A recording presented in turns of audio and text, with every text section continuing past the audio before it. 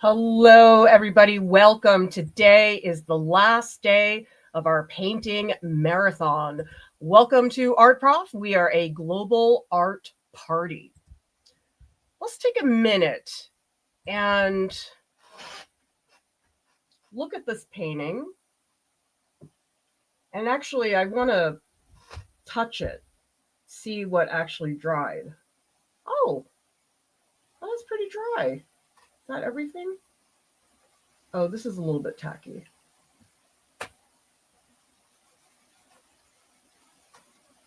The Gamblin paints were the quickest to dry out of the ones that I tried. Then Michael Harding, which was still pretty tacky. This is like dry in a couple of these spots. And the Geneva paints didn't dry at all. They were extremely wet. Most of this is dry. It's really just a couple spots where the white is a little bit thicker. Actually, let me check the... Okay, the teal is a little bit wet. It is dry in a couple spots.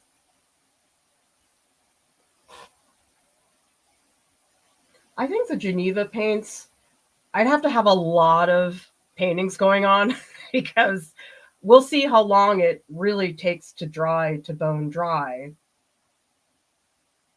I think I do prefer a paint that will err on drying just a little bit faster, just because I'm impatient.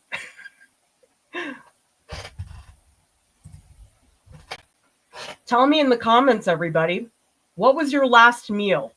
Because I just stocked up yogurt with some of the bread fairies, blueberry sauce. I had a cereal bar. Actually, I had two. Yes, Happy New Year to everybody. Hope you are having a good start to the year so far. A good reminder, Lisa. Yes, I need to do that. I'm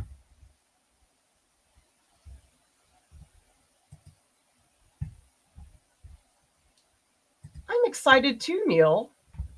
I have a couple ideas. We'll share those later. Angela says, last day, so sad. I loved watching and seeing everyone's work. Great humor in this group. Appreciate everybody. Me too. Remember, everybody, that you can hang out in the Discord in the Art Marathons channel. And a lot of people are, like me, finishing up some work. We already have Rats with Shivs. Oh, you finished it. Ooh, I really like that lower right-hand corner with some of that blue and orange. And you know something? One of the funnest parts, in addition to seeing your work, is everybody sharing all of the different art supplies. Lisa is going to be using pan pastels. Who here has used pan pastels? I tried them once. They're okay, but I definitely would use them with another material. I found them impossible to use entirely on their own because they're just really, really smudgy, and they were not good for when I wanted to get details. Yeah, here's some more pan pastels.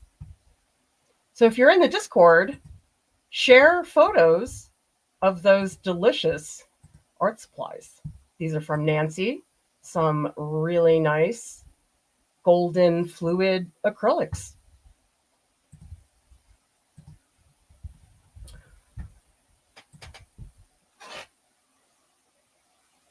I'm going to go for the neck.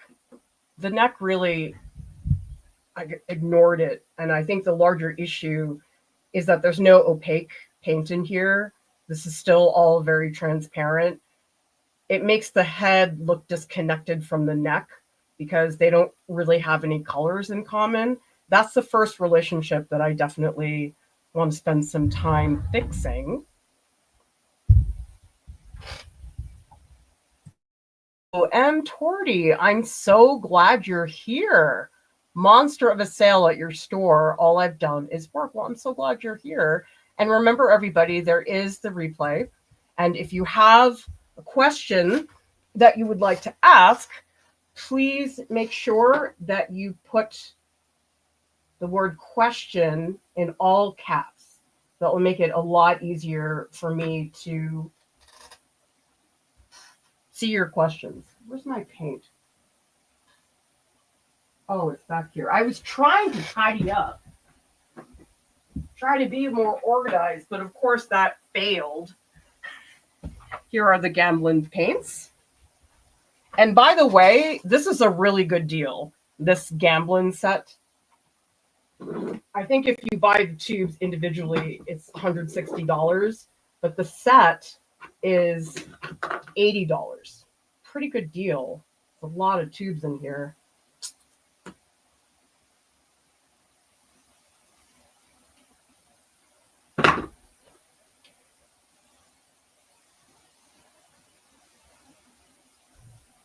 Oh, I shouldn't mix blue. Okay, I do need to get this color. Okay, I was going to mix the blue, but I think that is not a good idea. Let's start over. So let's do, actually, let me try a little bit of yellow ochre. Usually I like to do cadmium yellow, but I think this time, maybe because it's the neck, I want something that's a little bit more mild than what I had earlier.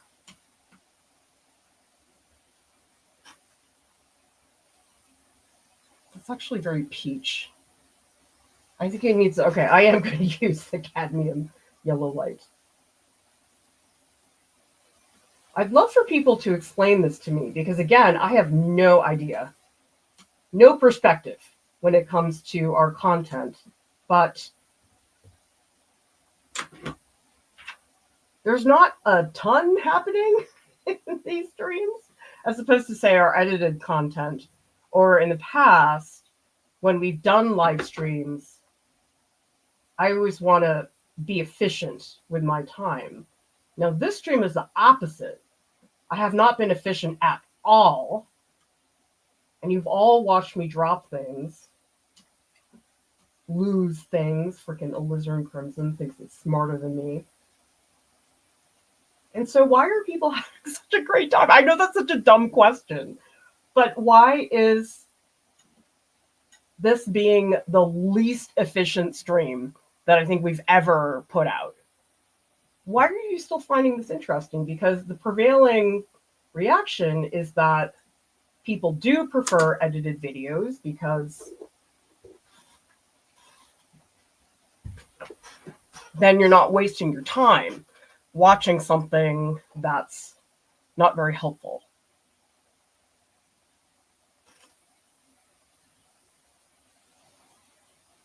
I was going to do this, but you know something, the value of the neck, everything is darker than in the face. So actually, let me make this one, I think it needs to be a little bit darker.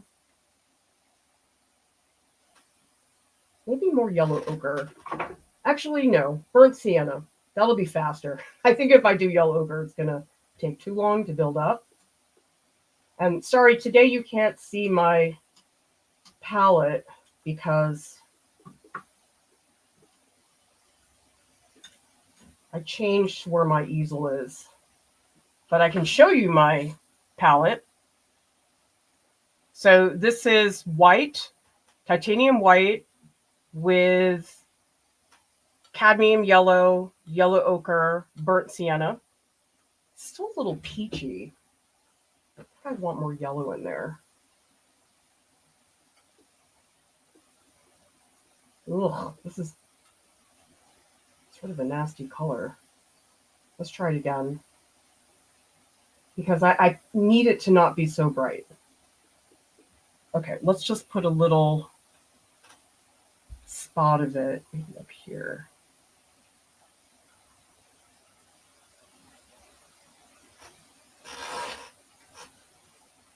Ugh, I don't like that. This is really muddy. Yuck. Okay, I'm going to add some cadmium yellow. It's a really gross color that I just mixed. I guess because I am going to start adding a lot of reds. It's okay if it is more pink than what's happening in the face.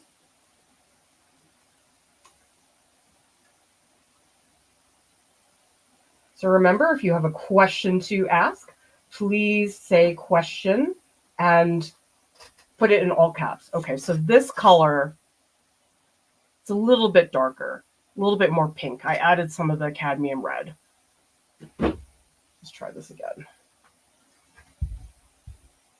Maybe over here.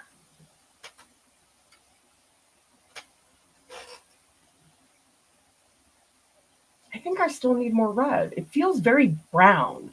That's the thing I don't like about it.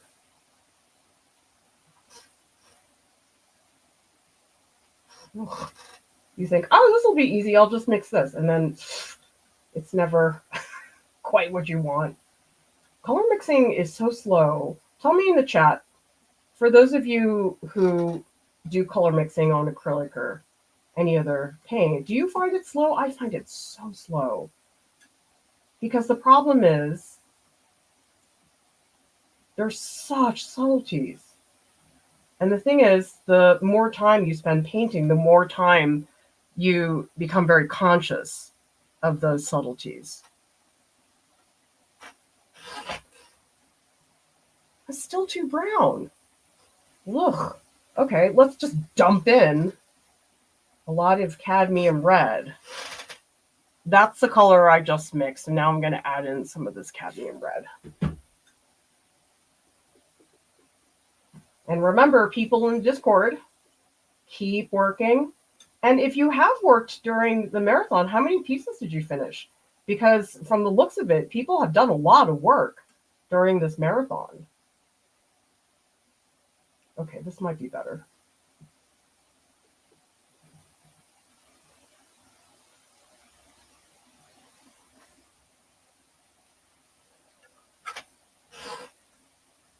It's still really brown. What the heck? All right, I guess we need even more cadmium red.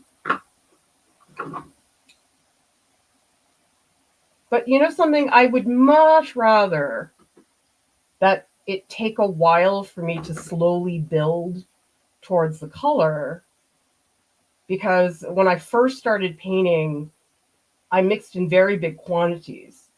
But the thing is, if a color pushes too far in one direction and you have a giant blob of paint, it's a lot of work to push it in another direction. And that's why you'll see I don't mix gigantic quantities, unless there's an area and I'm like, I know I'm going to use a ton of it. But usually mixing paint is more efficient when you add things in small increments. Okay, this is the color I have now right here. See if this is less brown. Ugh.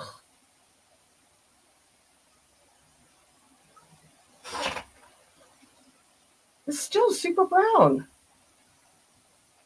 You know what? I'm going to take a little bit of this up here, and I'm going to mix some cadmium red into it, because I think I have such a big blob right now that it's hard to tint it. So I'm going to try another mixture. This has a lot of red in it, because clearly this one's taking a while to mix. Maybe it's one of those things, like on my palette, it looks more red than it does in the painting. This red that I have here feels ridiculously red to me, but let's see, maybe it'll look better on the page.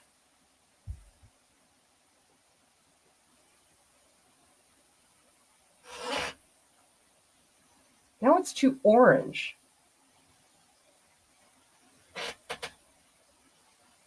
I need alizarin crimson. Maybe alizarin crimson will fix it. Alizarin crimson fixes everything. You know what I just noticed about the alizarin crimson in the Gamblin? It's a little bit like super, super fine. I'm not saying it's grainy, but it's not as silky smooth as some of the other colors. I noticed I had a photo of it, and you could see the way the light bounced, and I could see it's not super smooth, but it's not bad. Like, it's not bothering me. I'm just noticing that. Aren't you proud? I know where the alizarin crimson is.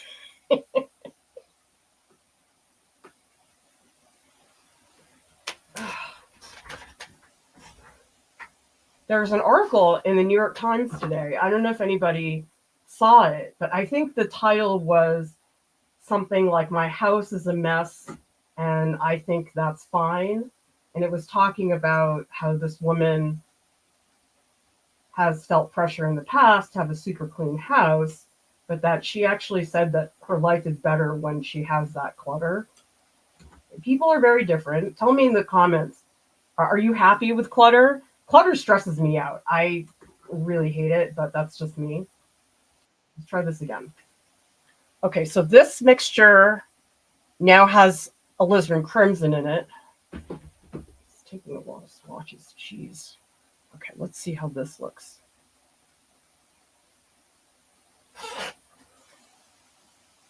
It's better. It still feels brown. Okay, I'm gonna dump alizarin crimson. Maybe the alizarin crimson just isn't that strong. I don't know. I mean, alizarin crimson typically is not one of the strongest colors. It is quite transparent.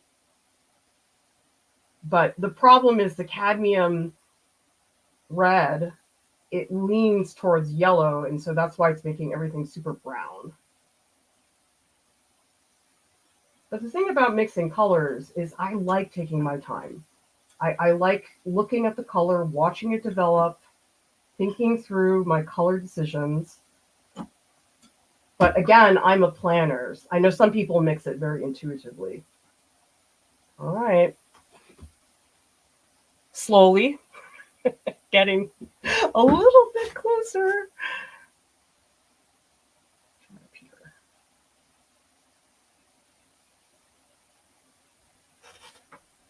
A little bit more. Sorry, I know this is really absurd. But you always want to know if you can do more. And I don't mind mixing a lot of this color because I am going to pump up a lot of red today. All right, we're just going to blast this with alizarin crimson. So you can see here how the alizarin crimson really is this like deep blood color. It's very different. I mean, I suppose I can blame it on the magenta underpainting, but I feel like in this painting, the colors are so different when I put them on the painting, which is why the swatching is very helpful. Okay, let's try that again. How about over here?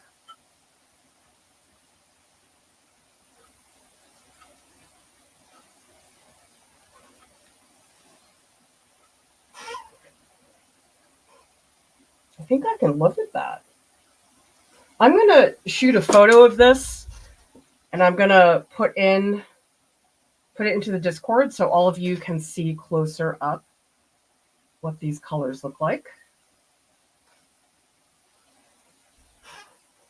And then let's take a look at what's in the chat. Oh my gosh, the first one whoa, this one over here, it looks super green compared to what I had earlier.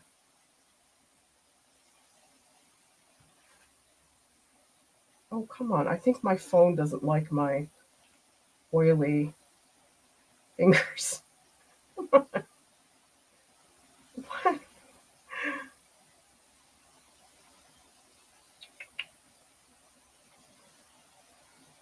Maybe I have to restart my phone. Okay, I'm going to start that.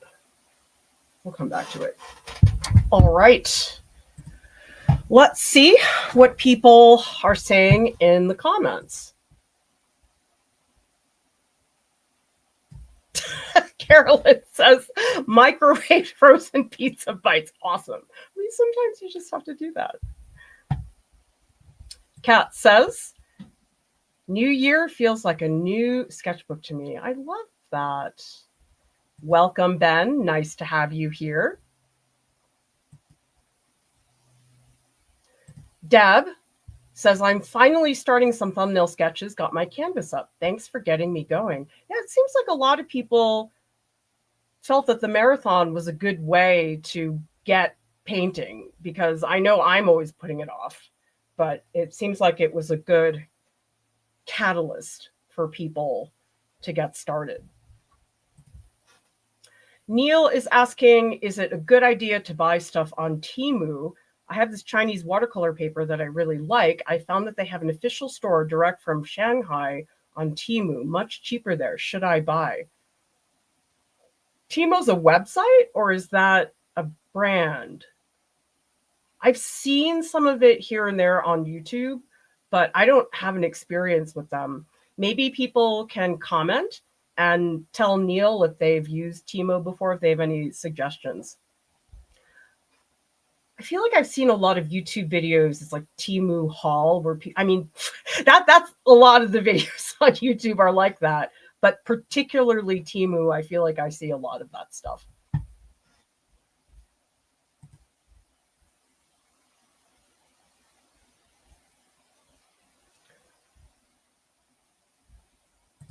Thank you so much, Renee, for the super chat. Started painting early. I love how you guys are such overachievers. Because whenever I do the workshops, it's so cool how nobody's getting credit or grade or anything in any of the workshops, but people do so much work in advance and are early. I'm like, wow, I think college should not have any grades or credits, and maybe people would show up on time. I spent so much time. Sorry, I'm getting a hair elastic. I spent so much time when I was teaching college just chasing people over attendance, and it's such a relief to teach without having to deal with all that stuff. But thank you so much, Renee, for the super chat. And if you would like more art marathons, send us a super chat or sticker, because maybe that'll convince me to do more marathons. We'll have to see. We are going to have to sit down and really take stock of how the event went. I have to look at revenue and stuff like that, because in the past, the live streams have not brought us very much revenue, but they're very time consuming. So I have to look at the numbers afterwards. But if you send me a super chat, I might lean towards doing some marathons in the future. Sun and Moon says it's very peaceful, almost like unintentional ASMR. That's why I have liked the marathon. Oh, really? Because I don't feel peaceful? I mean, this is the most chill version of me you're ever going to get. Oh, Ness says, I like it. I'm not really watching you the whole time. Most of the time, I'm working on my own work with you and the Discord keeping me company. Oh, I really like that. I do that as well when I'm working just on my own. I like having something on. I'll just watch Doctor Strange for the 100th time or listen to a podcast or something like that. But I think it is different because we're all here together. We're from all over the world. We're all doing art projects. It's a very different vibe than if you're number one by yourself or if you're just hanging out with people. The difference is that we're artists and we get each other. We get the agony and the ecstasy. We understand that. Has anybody read that book, The Agony and the Ecstasy? It's about Michelangelo. I never read it.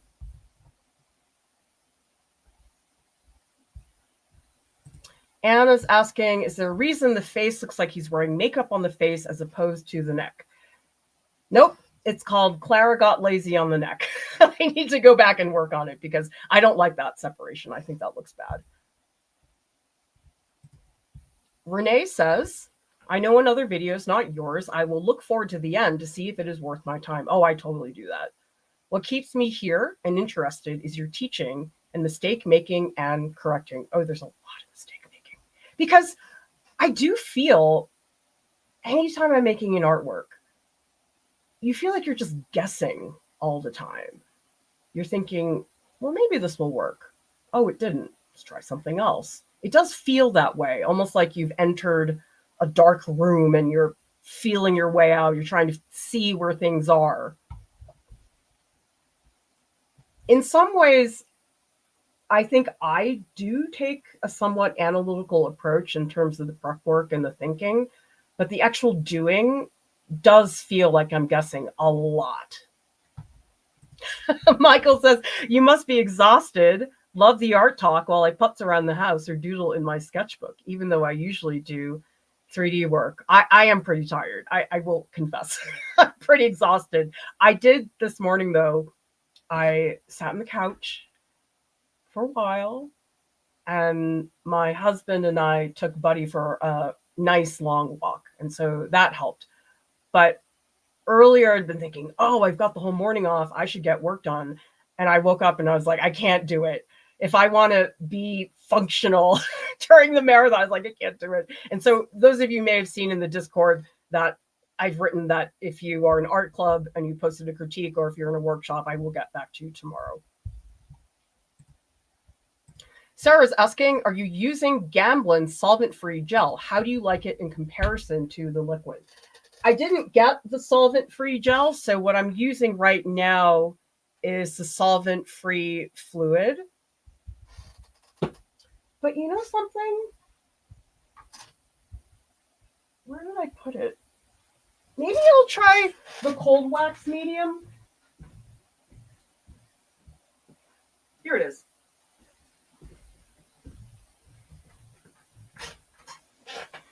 This is the cold wax medium that a family member sent me. And I guess I always associate this with like impasto and big buttery strokes, but maybe I could use it in a smaller quantity and see. I have to say I do miss liquid, because what I'm doing is solvent-free oils. Liquid is really stinky. That's the only thing. And I will say I do miss Gamsol for cleaning my brushes, because the safflower oil, it's just more viscous, and so it's harder to wash things out. Oh, actually, those of you who have done solvent-free oils, I have a question for you. So right now I'm using safflower oil to get the oil out of the brush, and then I'm squeezing out as much as I can, and I'm using Murphy's oil soap to clean the brushes. But wouldn't it be okay for cleaning only to use Gamsol, the solvent, and then squeeze it all out, and then use hand cleaner, brush cleaner? Like, wouldn't that be okay? Isn't it just that you don't want the solvent in the medium? Because the medium is what you're like really spending time with. Because I really would prefer to mix my brushes with Gamsol. I feel like the safflower oil is frustrating to mix things with. So maybe somebody here knows.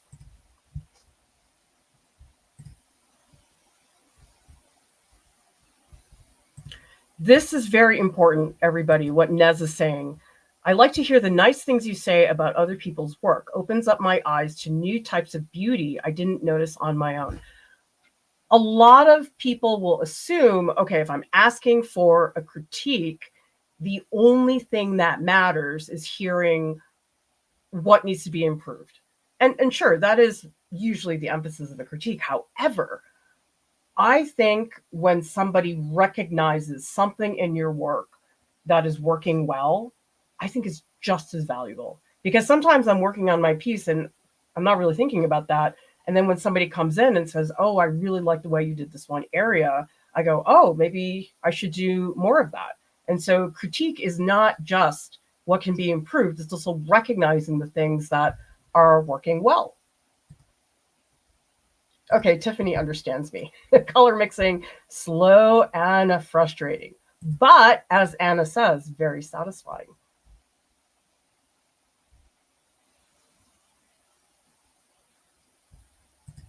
Fom says, preparing for my Art Academy application following the marathon is very motivating to keep up my endurance. Also, I'm learning so much painting along since my approach is very different. And Starving Artist says, it's the immediacy and group involvement of a live stream and integration of Discord. spontaneous and unprepared. Popularity and engagement of the marathon proves it's a good format. I so agree with that. The thing is, I need all of you to like deconstruct and break it down because otherwise I feel like I still don't understand. I know it sounds weird.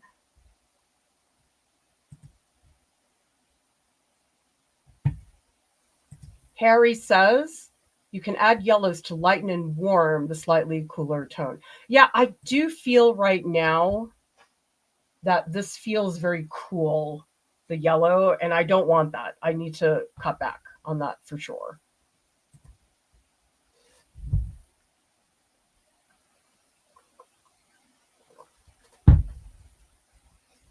Organized chaos.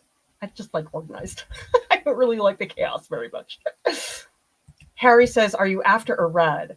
I guess in retrospect, what I was looking for was, yes, more red because I wanted to really pump up the warmth. Right now it's very purple, which I don't think is what I want long term. I don't know what I'm mixing, Neil. I don't think it's the shadow. The shadows, I think, can stay as a dark purple. I guess I'm looking to replace all of the magenta because in the tree painting, I decided that I wanted to keep a lot of the underpainting showing. Now today, I think I am going to cover up all of the magenta.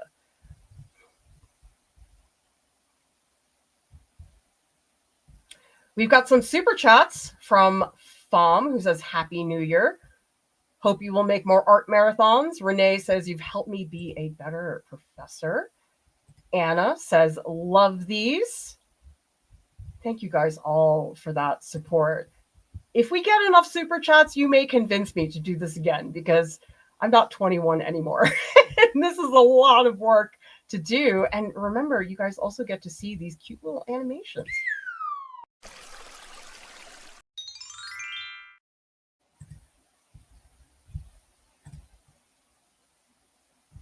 Okay, so Amanda's saying, if not coming back to painting, yes, Gamsol and cleaning soap will be better. Okay, Anna's saying also, fine to clean with Gamsol as long as you wear gloves and dry them thoroughly. But I'm a big fan of keeping your brushes in a vat of vegetable oil and just wiping them off.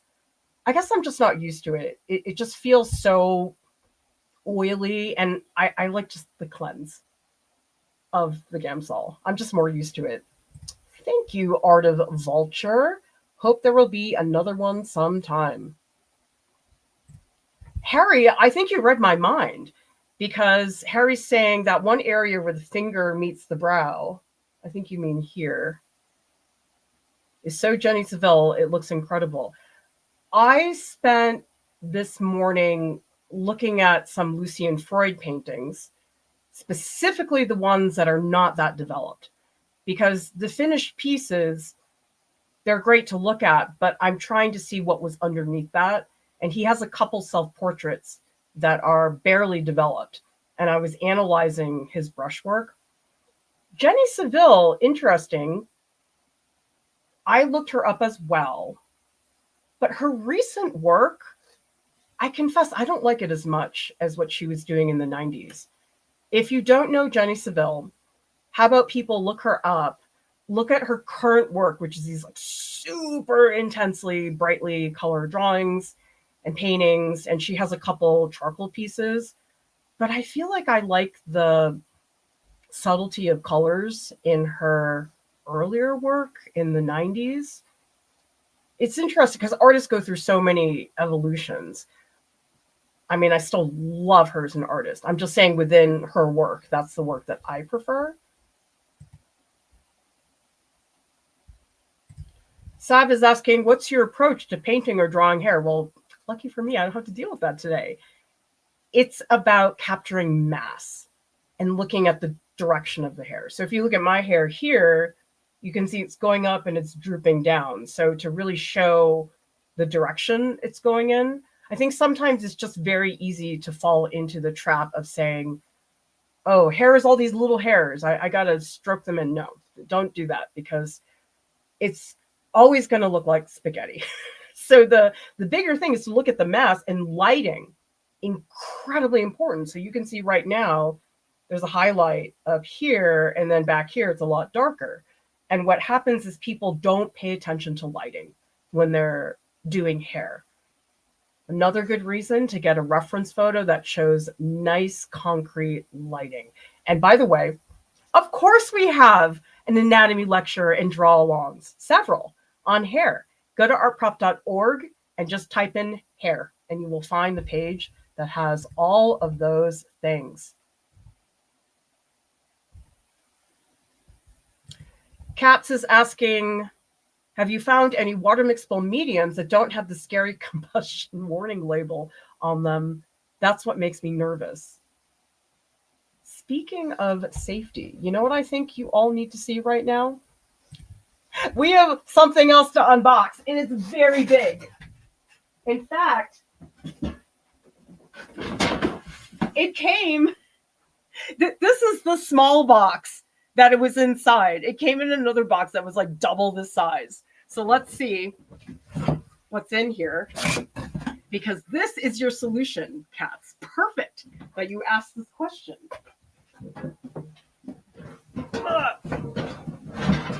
Look, it's my oily waste can. Look, a family member got this for me, and this is a fire safe can. And so what you do is you open it and you just put your oily rags in here. So if you have rags that have Gamsol in them, that does make them unsafe to just have around. It's a big fire hazard. But if you put everything in here, you will be nice and safe. These are pricey, and I'm so grateful somebody got this for me. This one's like $80. But when I weigh that against a fire hazard, I'm like, sure, I'll spend that. Well, I made somebody else spend the money. But this is really good. And they also have ones where you can pour your old Gamsol into, and it keeps it safe. And then you can go to household hazardous waste. But this is where I will be keeping all of my oily rags. For those of you who use Gamsol, tell me, what's your disposal method? Because I think there's just so much confusion around how to dispose of oil paints. Fom is asking, is liquid dangerous using in a closed room? I'm using liquid fine detail and it does not smell.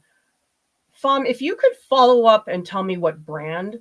The only brand of liquid I've ever used is Winsor & Newton, and I did find it stinky. Not overwhelmingly sticky, but it's like you can really notice when it's there. And for anyone else, if you've used liquid, what brand, and has it been stinky for you?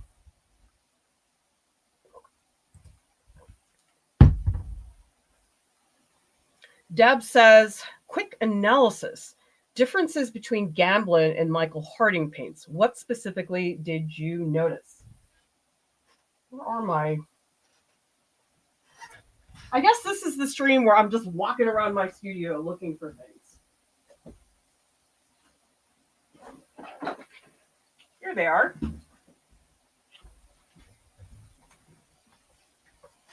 Okay, this is the Michael Harding set that I think MT sent this to me.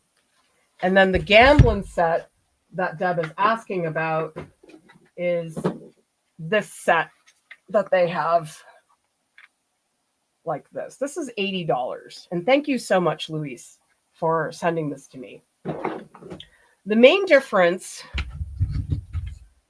the Michael Harding oil paints, they took longer to dry because I used the cherry painting for these.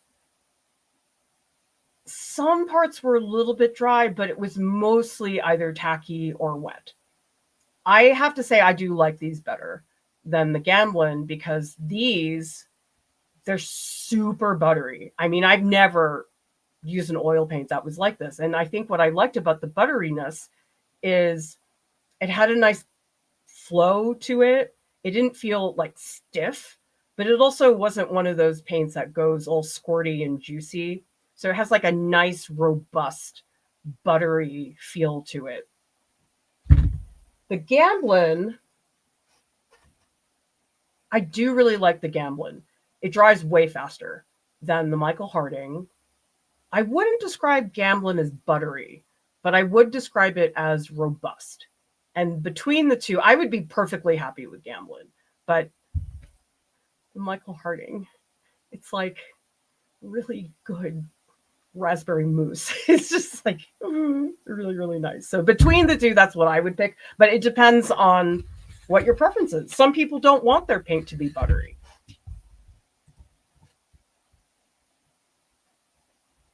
Oh, Trent says, I haven't read Agony in the SSC, but I did read the Pope Sealing about the Sistine Chapel, which was really good. Is that a imagined nonfiction book, or is that nonfiction? I had no idea about that book.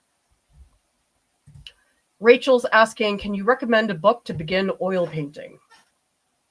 I bet you anything someone in the chat knows. I don't have anything that comes to mind, but now that I've done a lot of oil painting recently, tell me in the comments, do you have ideas for oil painting videos I could make? Not ones where it's like step-by-step tutorial, but one that is, say, 5 things that are the most important to buy for oil painting, or 5 things that are the most important to know about starting oil painting. So tell me in the comments if you guys would like a question like that, or multiples, or any other format, and use the clickbait thing where it's like 5 things you need to know about oil painting or the world is going to end. Those type of comments.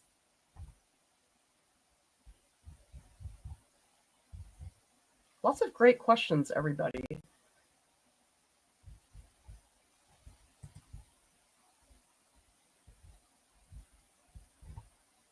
Oh. Christina says Langridge Solvent 75 is amazing, non-toxic and safe enough to carry on a plane.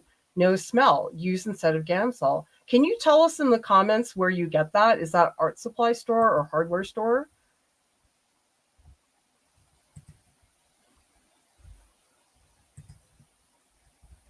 I know. He's watching over me. Actually, I was watching Rick and Morty with my kid yesterday, and we were watching the episode, and Hugh Jackman was on the episode. I was like, oh my God, perfect timing.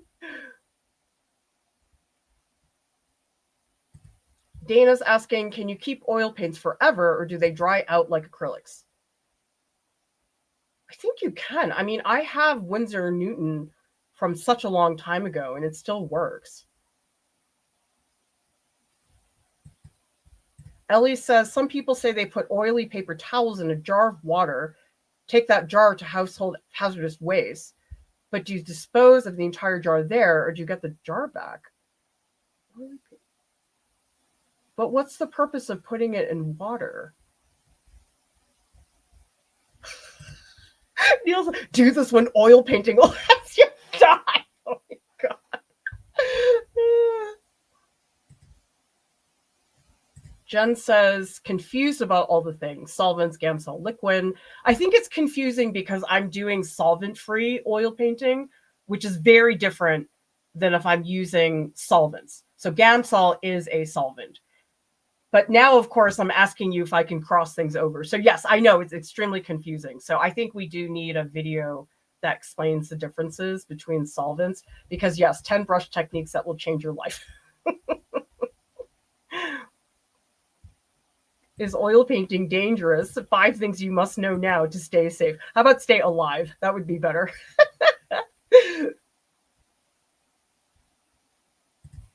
Okay. Let's get into this. And then we'll look at what people are saying in the Discord, or doing in the Discord. Oh, shoot. I've restarted my phone. Okay, we got to get it back. I'll take another comment while that's happening. Ellie says putting it in water is to avoid spontaneous combustion for the extra cautious. So they put it in a jar of water. But if you have that cute little can, you don't need the jar of water. I've never heard of that before.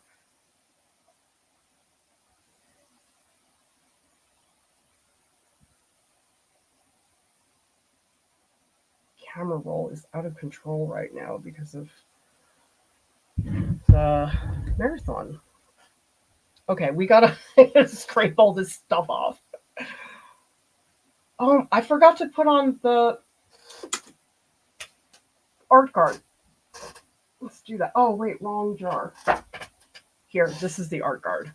This is the barrier cream that I've been using, and you should put it on before you start painting.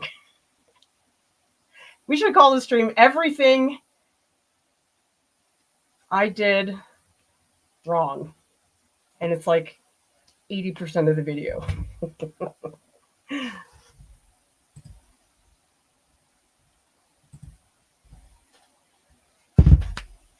Okay, so we're going to scrape this down with a palette knife.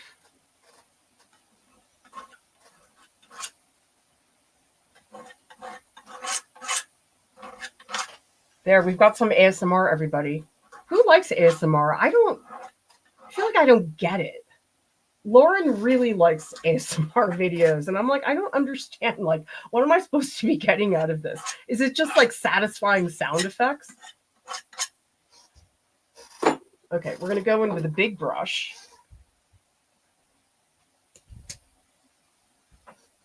No solvent. Actually, no, I should add solvent because this is Gamblin. Gamblin's pretty thick. I think it actually will need a solvent.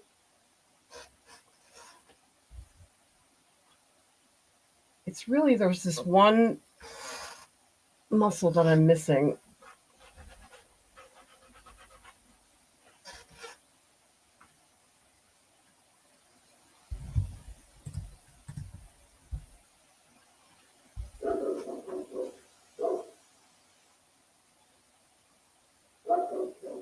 This is a saggy sternocleidomastoid.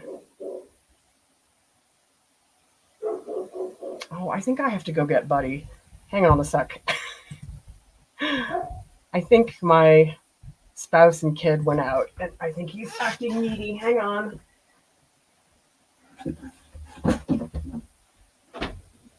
Buddy, come here. Hey, come here, honey. Yeah. You want to come say hi? Here.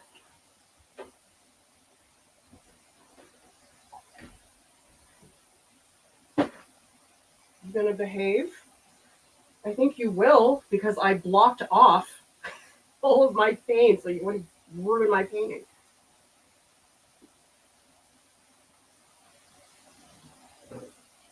Burp. Hang on, bud. I'm gonna take this. What's going on here? What's this stuff? Oh, here we go. All right, come here. Yeah, you're. I have a little moat here to keep you away from all my art supplies. Okay. Bud. There he is. Everybody see? He's going to keep me company. Okay.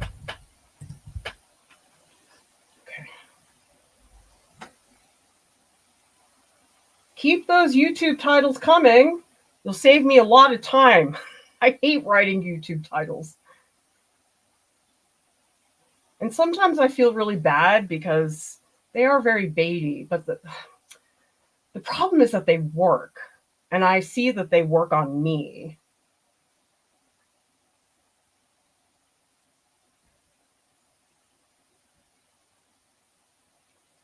I clicked on a video yesterday. I think it was content creators are lying to you. It's an annoying title, but I clicked on it.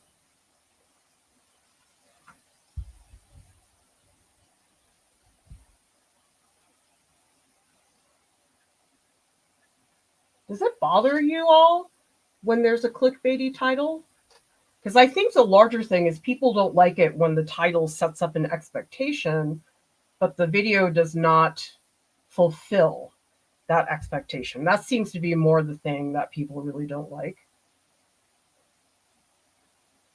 And I've certainly gotten in trouble where I've titled something and then people are like, this video doesn't talk about that. I'm like, sorry. It takes time figuring out YouTube and what works. I mean, we're still figuring it out. I feel like I'm better at it than I used to be, but it's always a challenge.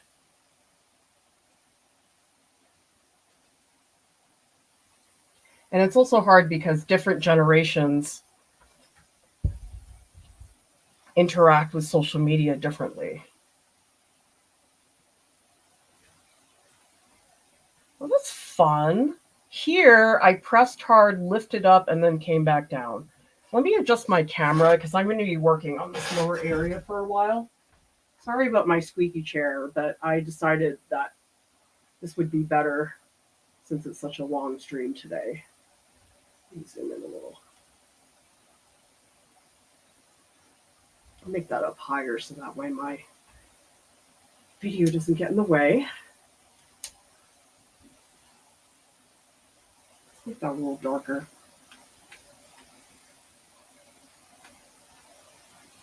Oh, it's a little too dark. Okay, let's try that.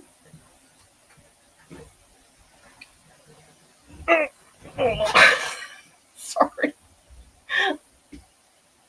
All right, that looks better.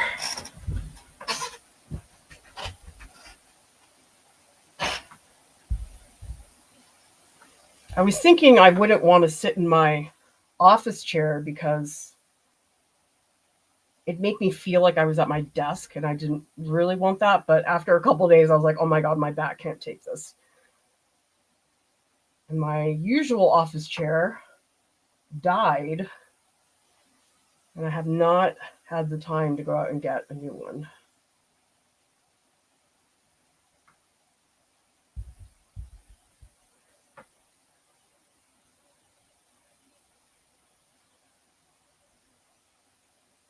Maybe I should mix up another red, because down here I did want to get it really red.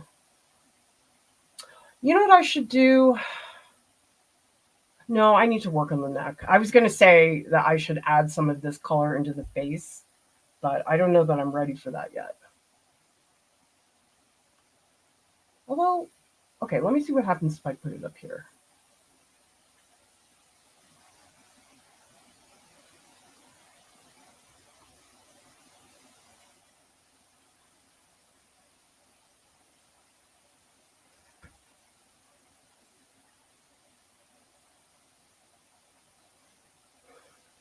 No, I don't like that. Let's get back to the neck.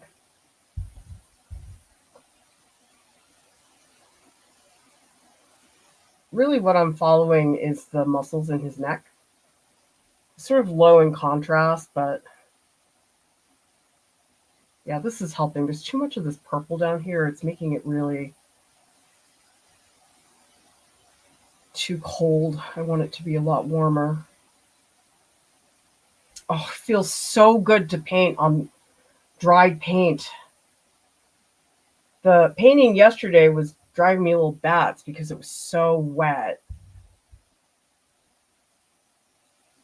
And it's just getting so muddy so fast.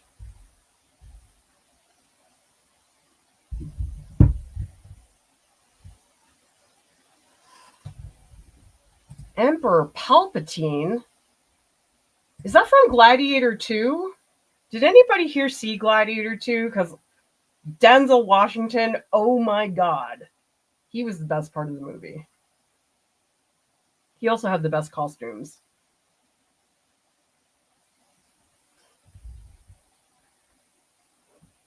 I feel like I chickened out over here.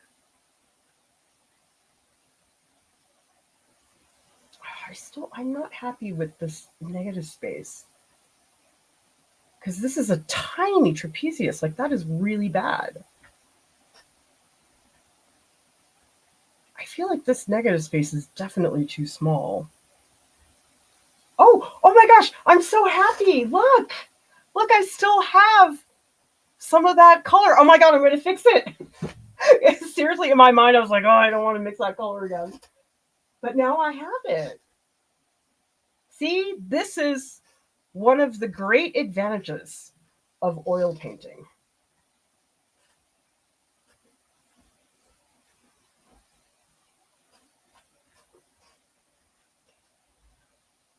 Yeah, I think this has to come all the way up here. So I don't want the neck to be that wide. Gosh, is it all the way up there?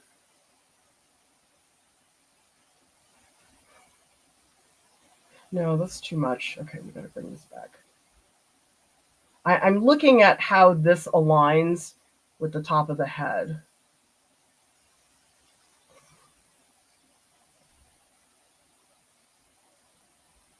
It's like not even close to the shape that's in the photo, but whatever.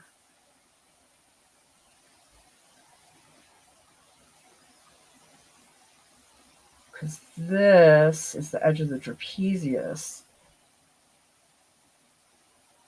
Okay, let's wipe this down so there's more space to extend that green in the background. It's really, I need the trapezius. This is the trapezius. That is going to make a big difference.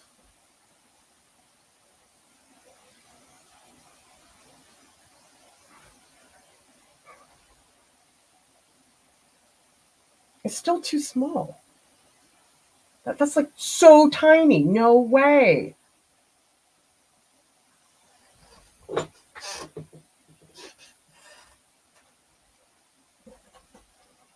Should be like all the way down here. Oh, I think I made the arm a little bit too low.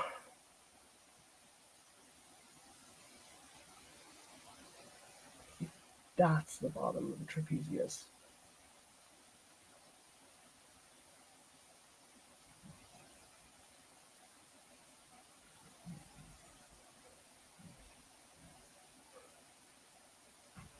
I think that's better.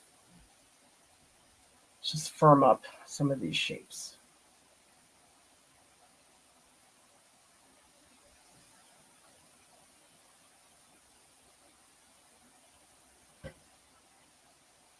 Actually, I think the whole thing is a freaking. This is the problem when you're really into anatomy. It's really hard to let this stuff go. So we're just going to remove a lot of that. And I'm just going to let the trapezius go like all the way underneath the arm, like this.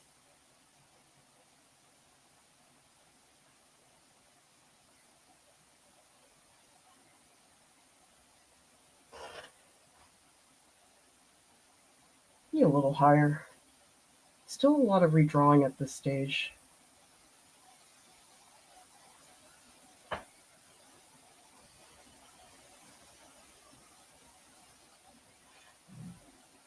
Yeah, that's better. Okay. I think I'm going to mix up a dark red because I do have the other red, but that's more like a mid-tone, and I feel like well, no.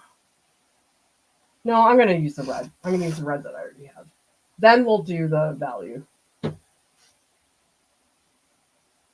By the way, I'm curious.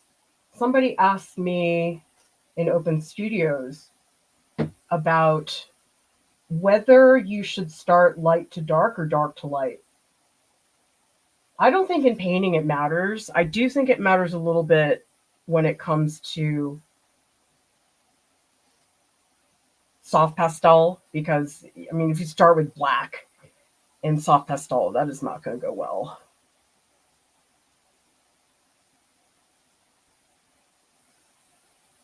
You know what? I'm going to mix up another one that's very, very cadmium red because I want something super intense. Oh, it's cadmium red light. Perfect. That's my favorite cadmium red. Do people like, in their cadmiums, do you prefer light, medium, or deep? For some reason, I always like the light colors. Cadmium red medium is a little bit much for me.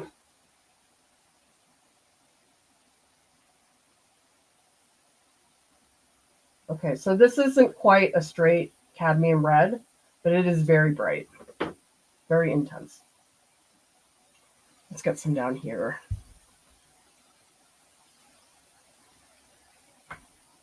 Oh, maybe I need a new brush. The brush is really wet. Okay, now we're gonna get in some like red. And this is a very stiff brush.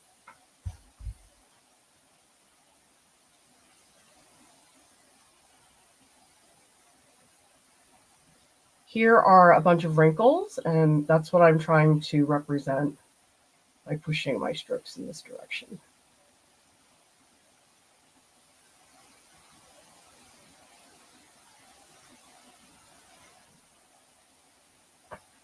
Yeah, that's good. I like that. Okay.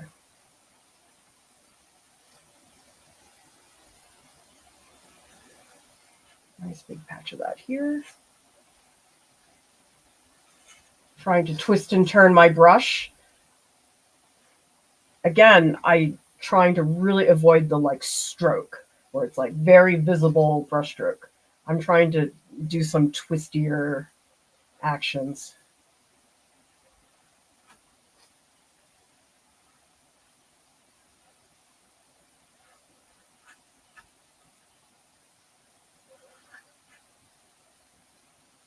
Yeah, I gotta get rid of the pink. I think the pink is really a problem. It was a nice beginning, but I think out of all the underpainting colors that I tried, definitely that teal with the acrylic ink was my favorite.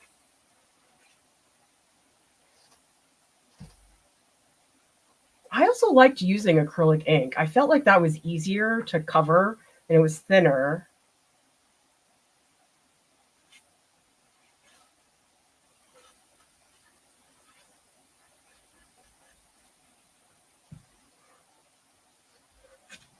Yeah, the fluorescent is really not helping me right now. It's making things a lot harder.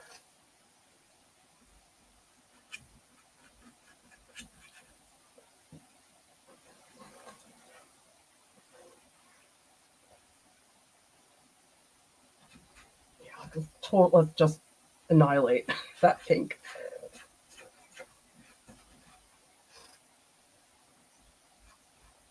I mean, it could be that a lot of the stuff I'm painting was a warm color, so that could be why maybe I liked that more. Oh my god, I'm so lost with the anatomy here. I have to come back to it once I get some value in here. Tell me in the comments, what do you want to know about brush technique? Because somebody had brought that up earlier as something that you wanted to improve upon. Because I know my personal goal is to not be so strokey and to be able to put down strokes and leave them and not feel like I need to blend them like crazy.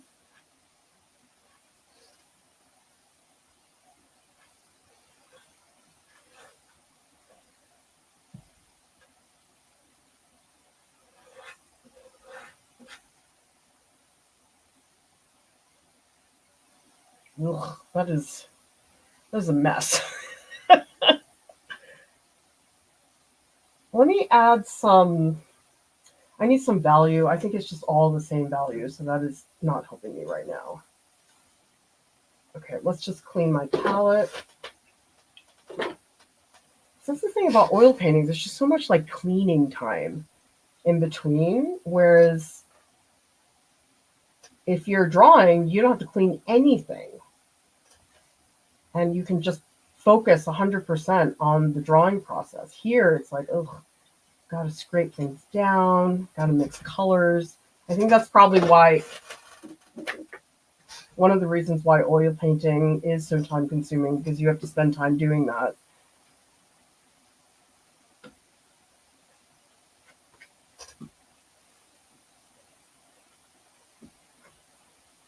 Ugh, I put too much. I think the lesson I'm learning is that I think in general, I put on too much medium because it just seems like adding the medium is getting me into trouble. Although I feel like the reason it's getting me into trouble is that so far I haven't had a bone dry layer yet. If I had a bone dry layer, I would feel better about it. But because there are still some tacky spots, I don't really want to do that.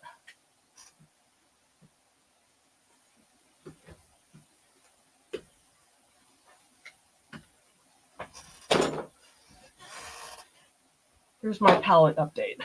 That's what it looks like right now. Okay, we're going to mix a really deep red. I'm thinking alizarin crimson with a touch of ultramarine. So a shadow that really leans red. The blue that I'm going to add is really just there to cut back on the intensity. So this is what I'm mixing. This is alizarin crimson, a little touch of the French ultramarine, or the ultramarine blue, whichever it is.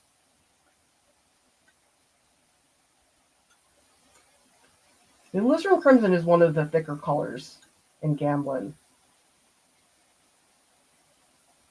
So you can see here, when it's nice and thick, it really looks black. But you can see over here how it really is a dark purple.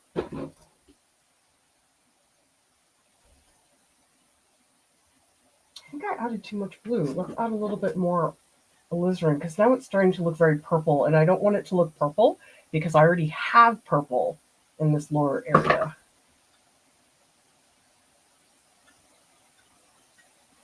Oh, that's better. Okay. So does everybody see how that's just a little bit more red than what I had before?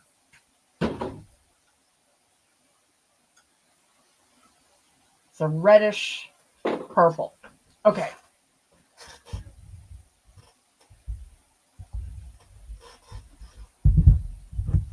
I think we need a big brush.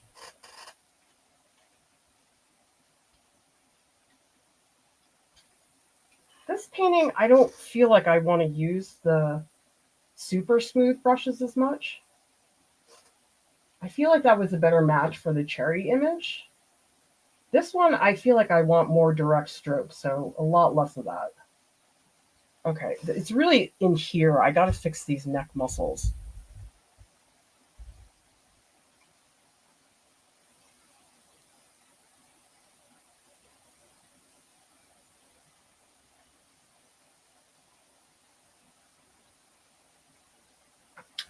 That's not good.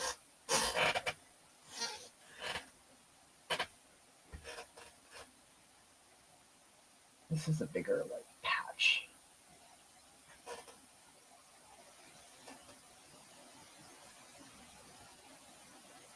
It's a pretty big spot here.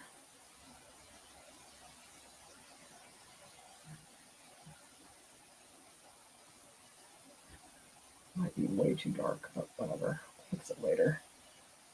We'll fix it later. That always works.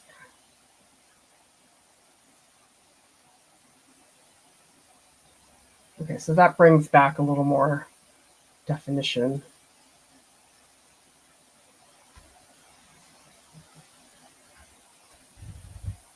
Okay, and there's one vein back here that is quite dark.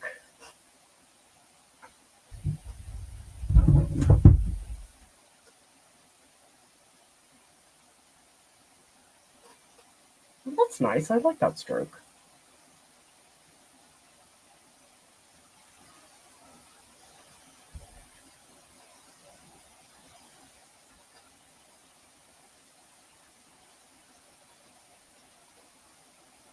See, I want the stroke to really sink in. We talked a little bit about that yesterday, about trying to get strokes to feel like they're in the figure as opposed to it looking like somebody painted paint on the figure.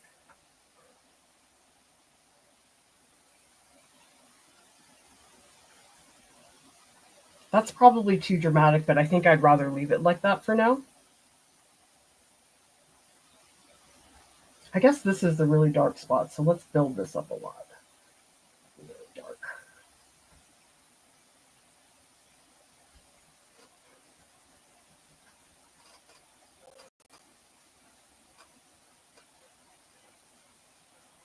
There's a little more flow here.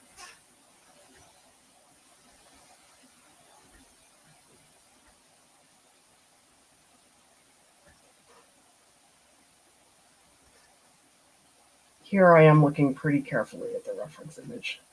I just really want that anatomy to be working.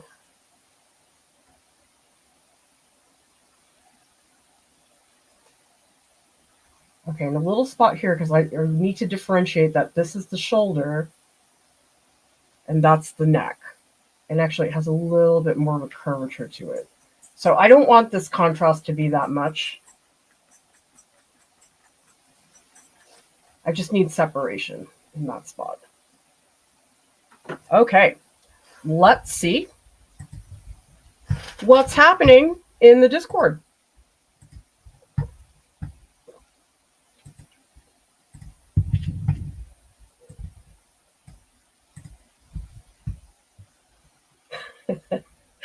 We've got a kitty asking for dinner. Why, how can you turn down those eyes, DB? Oh, Nandy made a lot of progress on this. Yeah, that's the thing about cross-hatching is that you have to have so many layers for it to start to have any amount of depth. But you're getting there, and these are super active. I like how these are sort of squishy, and then these are a lot more rigid. You're doing a great job. Hatching is so hard. What I like about it, Nandy, is that the cross hatching changes depending on the part it is, because down here this looks very fuzzy, and up here the strokes are a lot harsher. They're also higher in contrast. I love cross hatching, but yes, it does take forever. Nancy says she has definitely reached the ugly stage, for real, so gross. I don't know what you're talking about. I really like the value here. This very stark greenish blue. I mean, it makes these highlights look very luminous. I think the figure is greatly improved from what I saw yesterday. I might consider this horizon line. I think oftentimes horizon lines are meant to differentiate, say, a table from the wall or sky from the ocean.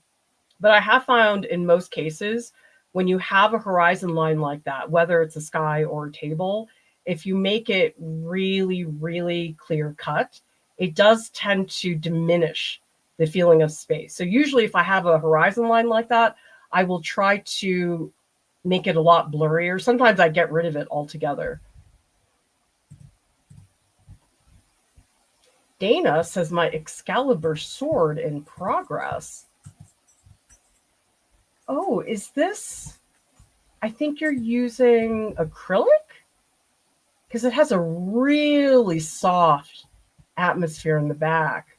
And I love this blob of super intense red because then you come up here and the colors get very muddy. And that's what makes this really shine. Yeah, I'd love to know if you want to tell us, Dana, what paint you're using. All right, Marta is creating some context for the bridge.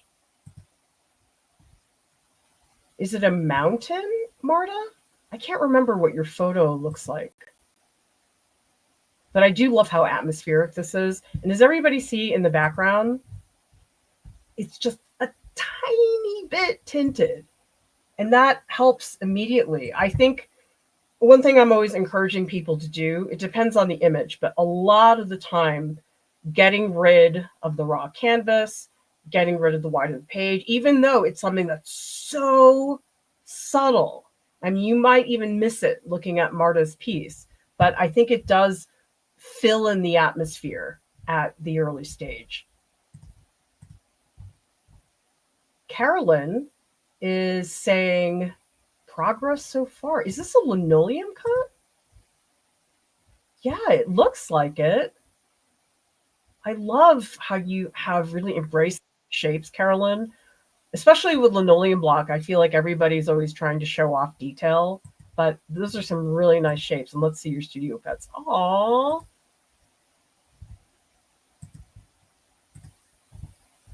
This is Neil painting cats with acrylics, quinacridone gold underpainting.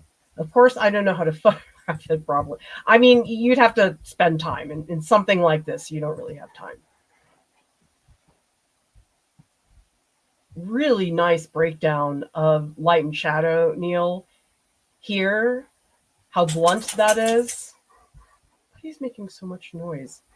Do you want to go out? What is it, honey? Whoops. I think he wants to go out. Do you want to go out? I think he wants to go out. Okay. Give me a second. I'll be right back. Come on. Yeah, you can go out. There you go, sweetie. Bye. That's funny. He usually sticks around longer than that. But I guess not today.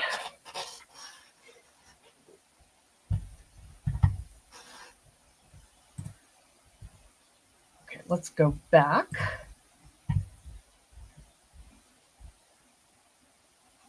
Yeah, this is great, Neil. You can see already, you can feel the volume of the cats, but it's still very blobby. But paints have to start that way. Nice job. Okay, we also have coffee, getting a bit closer to what I envisioned with the trees. Yeah. Well, so I've been watching various iterations of this coffee. I like the blues and the purples, how they alternate.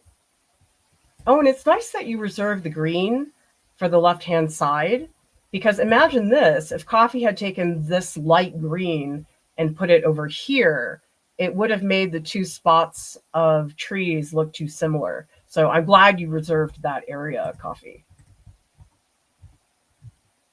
DB continuing to work on the head. Oh, I like how you added the green in the eye. And you can feel the tension. Does everybody see these really intense lines up here? I mean, you can feel that finger just like dragging that skin down. Very palpable in this area too. Like you can really feel the finger digging into the skin. Sarah has been working on the piece more, needs some more brushes. Ah, who doesn't need more brushes? Terrific progress, Sarah. I mean, you have to be so patient to paint like this. And you know what's interesting is this, I'm guessing, is probably like a gray, but does everybody see how blue it looks? And that's largely because of the burnt sienna underpainting. So there's a feeling of color without having a super dramatic blue in there. Mari says, oh, you got a DIY glass palette. Fantastic. Haven't sat down to paint with oils in so long. Painted a clicker from The Last of Us. Taking a break now while watching the stream. Oh, you're the mice. Okay, fun. Let's see the development. Who's excited? Season 2 of The Last of Us is coming up sometime this year. Love this intense richness. And you're doing great with those soft edges. For me, soft edges don't come naturally, so I really have to think about it. And such subtle differences. And the muted colors are fantastic. If you all look at this image and try to skip the bright colors and you look at the muted colors, if you have a muted area and you have a lot of color range, that's great. Here it's leaning a little more pink, it's a little more blue here, a little bit more green. And muddy colors is a real art to them because they're not the type of thing that sticks out that much, but do take quite a bit of work. Okay. Another butt chair says, my brother rode a pig 1983 while visiting grandma in old Mexico. I love that narrative. And it's fun how he's so tiny. I think oftentimes when we assume that a painting has a person in it, that the person has to be the main deal. But also there's another person up here. And these tiny little spokes. And he's so off kilter. You can feel the hectic quality of that. All right, let's see what people are saying in the chat.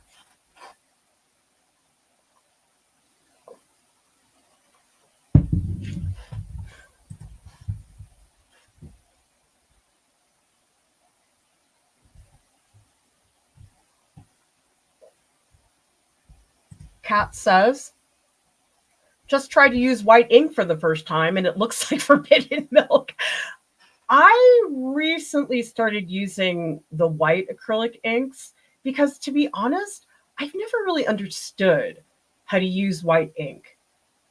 I had these Winsor & Newton drawing inks a long time ago, and it came with a jar of white, but it was so thin. I mean, I felt like it didn't make any difference at all. And the acrylic ink that was white was a little more robust, but it still had that thin, transparent feeling. For any of you who are looking to use white ink, that was the one that worked for me the best. The drawing inks are not good. I much prefer acrylic ink because I had those Winsor Newton drawing inks and they just, I don't know, they don't pack a big punch in terms of feeling like a robust ink. Acrylic inks are way better for me, although they're not great for a dip pen because they're going to dry. Dana's asking, what brushes are best to make a very smooth transition from colors? I think I have the answer for you. So this brush here, this is actually, it's not a painting brush. It's a makeup brush. I have no idea why I have this, but it's from the Body Shop. But these are called mop brushes. Some of you guys informed that. And then this is a brush I got. This is a Princeton Select brush, oval mop. All right, it's similar to the other one, but you can see this one's really round. But if I do this, this one's not like that. But this one's crazy soft. Almost to the point where I think it's too soft. I think I would much prefer... Well, this one's pretty good. This is a synthetic Princeton. This one is called a Blick Mega Brush, white nylon filbert, and it's a size 30. I haven't used this one yet. I'll try to get into it today. But basically, if you just go to the art store and you pick the brushes that are like silky smooth, that's probably what will help you get those transitions.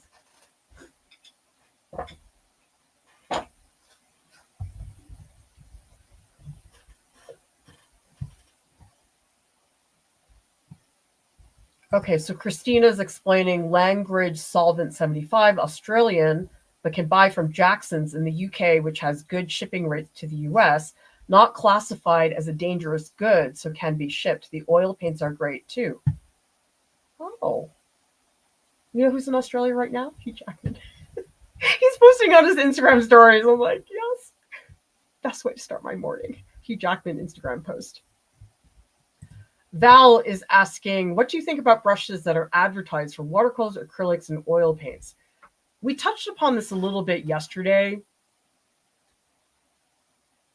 It depends on how you shop, because there's certain things I just won't buy online. Brushes are one of them, unless somebody has recommended a brush to me and I'll try it. But I don't generally... I wouldn't go to Jackson's and just search and then order. I feel like I'd want a recommendation or have already bought it in person so I know what it's like. I think it's okay separations. And it's true, a lot of watercolor paints are so soft that they don't do well with oils. It's like they can't pick up the oil so much. But they are interchangeable. I mean, you use whatever you want, basically. My means of shopping is going to the store and touching everything. Or again, if somebody sends me a recommendation. So tell me in the comments, how many of you here buy your brushes in person or online or a combination? Sketch Pause is asking, how do you feel about bravado impasto brushwork like in Sargent and Rembrandt? Oh, I love it. There's a beautiful Sargent painting that, let me see if I can find it, because I think you should all know about this painting. Too many things on my counter.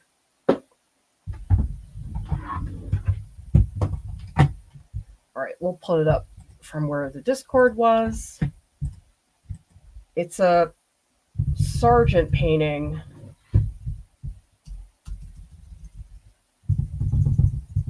And it's Venice.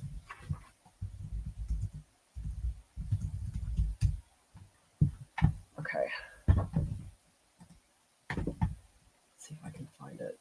It's an oil painting. Ah, this is it. Oh my God. Okay. Let me save it. Oh, wait. This particular painting has something I really like about it.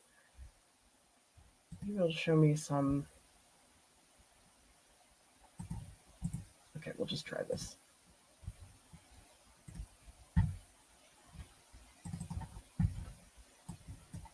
Okay. Does everybody see this Sargent painting? I don't know that I've seen it in person, but if you really investigate, look at this. The paint back here, you can see it's very thin. It's very washy. It's very thick here. This is a lot of dry brushing. This is sort of built up, but look at that! Look at that one just buttery stroke of thickness. This is why I want to see it in person, because I want to see how thick this ray of light actually is. And I suspect that back here it's also built up a little bit. But I don't know if that's exactly what you're asking, Sketch Pause. But oh, loves this painting. Oh. John Singer Sargent, he's one of those artists. I don't want to be. I'm so glad I was never in an art class with him. Wouldn't you just die if he was one of the students? Just be like, well, I might as well just give up. There's no point in me pursuing painting anymore.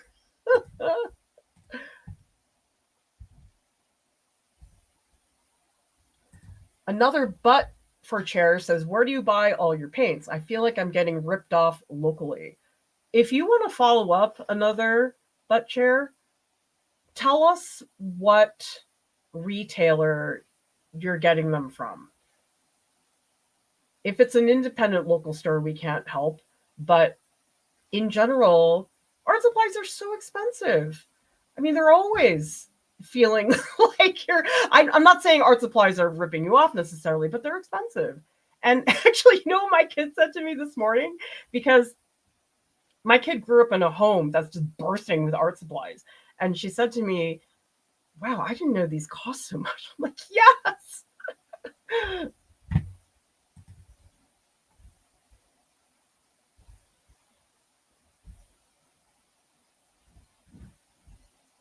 So Brian likes the normal cadmium red medium. I have a red habit. And another butt is asking, what kind of cloth do you use? This is just an old t-shirt that I cut up. I'm not kidding. I will look at shirts that are falling apart. I'm like, okay, when do these become oil painting rags? I have a couple shirts in the other room that I think are getting there.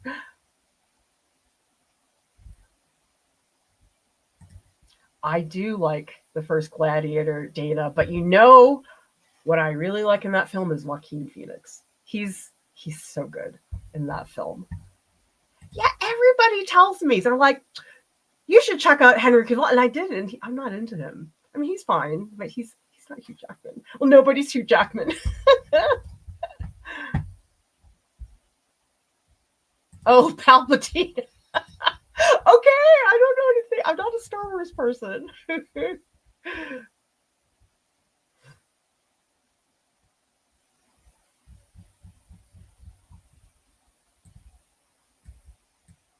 Because I think in general for art supplies, let's take Blick. Blick is a huge art supply chain. I guess the trade-off is you'll go to a place like Gara Paint and Pigment, which is a amazing independent paint shop in New York City. And yeah, they cost more than Blick. But for me, it's a trade-off because I could support the independent shop that still gets me great supplies, or I could go to Blick. And I would much rather, anytime I can, to support the independent supplier because a lot of them are working really, really hard. They're not raking in the dough, those independent sellers. And actually, I had a graduate school professor. He used to call, so there's a sculpture store in Manhattan. It's called The Complete Sculptor. And I went there. I shot a whole bunch of reels there. They're fantastic store. The staff is super knowledgeable. And he used to call it the complete ripoff. And I was like, it's a specialty sculpture store. Like, there's no stores like that anywhere that I can think of. I mean, maybe there are, but I just feel like that's sort of the trade-off between the independent sellers and a big chain. And of course, I know people can afford different things, but I think that's sort of the reality of the big chain versus the smaller stores. Val, I know what you mean. There was a classmate in my drawing class who was absolutely amazing. Deep in my brain, I was like, why even bother trying? One thing I can remind everybody, skill is not everything. It's part of being an artist, but it's not as important as people think it is. Tell me in the comments, because a very common thing I hear is people are very worried that their skills in whatever art field are not up to snuff, and it bothers them a lot. If you just do technical stuff, you're missing a whole other side of making art, which is the expression and the thing that you want to say. Because ultimately, a lot of people can paint well. There are people out there who paint way better than me. And granted, I don't have a really serious painting practice, but there's so many other parts to making work that are not the technique. And that's something you have to remind yourself, because I think none of us have the skill to do the things to the degree that we want to. But I just see that out of all the various parts of being an artist, people put all their eggs in one basket when it comes to technique. Tell me in the comments if you felt that way, because I certainly did. I think I did a bad job of it because I was so into my technique that my ideation skills were really bad. They were not, they were like muscles that were atrophied. That was what happened with my conceptual part. Hello, Karina. Welcome from Panama. Lurkers, nice time to say hello. I love it. Yeah, like Dana T says, art supplies are just very expensive.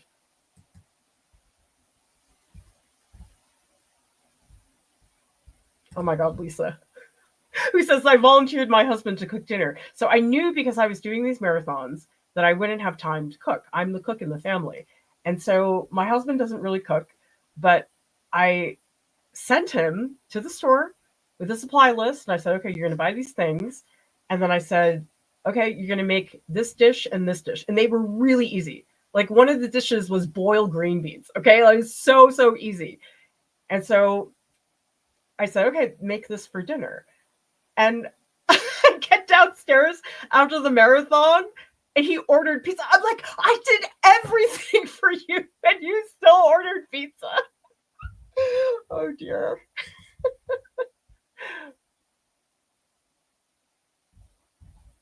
This is a good point from Harry about how Sargent makes painting perfection look so easy. I think a big part of it is it just looks effortless.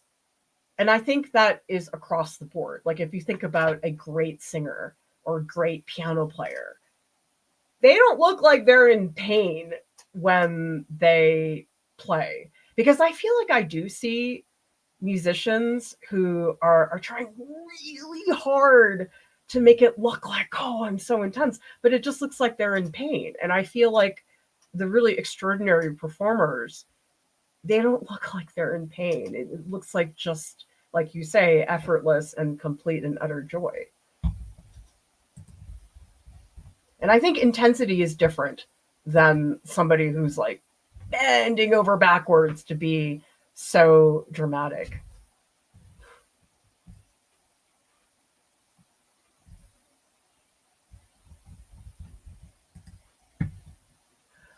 All right, let's get back into this.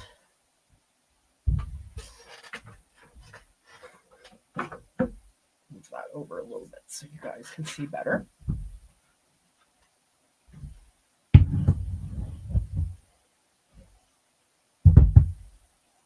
I'm going to get a little bit more detailed with some of these dark areas.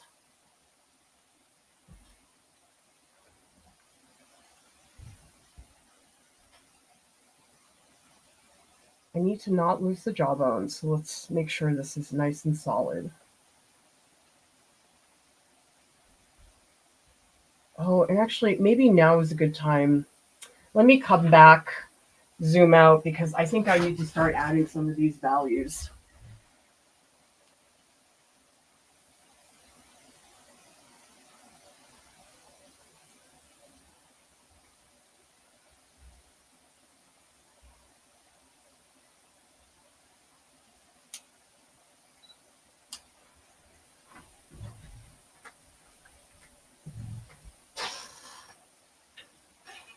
I'm going to get a smaller brush. I think I'm ready for that.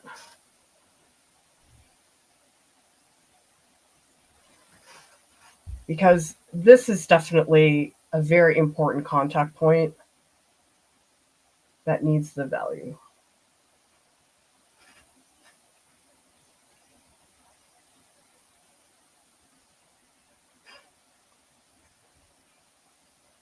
Let's go back to that topic. Who do you not want to be in your art class with you? I would not like to be in a class with Durer. That if I was in an Intelliu printmaking class with Durer, I would give up. Oh, this finger is way too. Oh my god, how did I do that? Okay, let's just cut it off here so we make a mark for where that happens. And actually, that brings this knuckle down. So let's do a little bit of redrawing.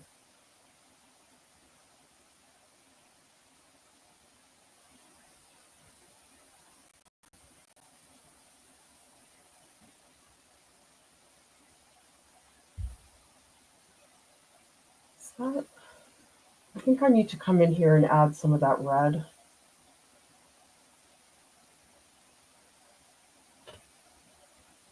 Because there's this like gigantic red shape. Let's just get a big one there. So remember, everybody, if you would like to see more art marathons, convince me with a super chat. Because a lot of this is about moving around revenue. And if the marathons turn out to help us with revenue, then I'm able to do it. That's the issue with a lot of this stuff, is like, how long does it take? Does it help us with revenue? I hate to be so business oriented, but we have to be, because oh boy, there's a lot of hidden fees. Has anybody here ever run a small business? Somebody described to me a small business is like having a bucket with a hole in it, and you have to just keep pouring things in. I was like, yep, that is my life. And I would like to do the fun stuff. But has anybody here noticed that when it comes to creativity, that the fun stuff doesn't pay? It's always the stuff that's like much more tedious to do that does pay. I mean, not always, it depends, but most of the time it's the stuff that I love doing never pays. And so oftentimes I have to prioritize that stuff and I can't do the like fun stuff. So if you send a super chat, maybe you can convince me this will be worth our time.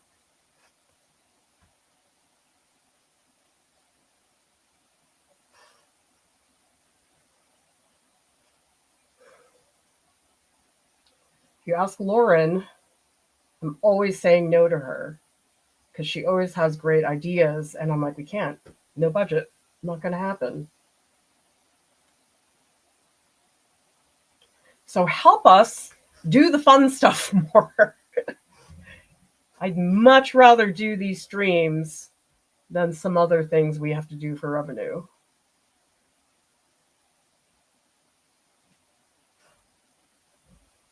But I do need the numbers to convince me. That's the thing that I do need.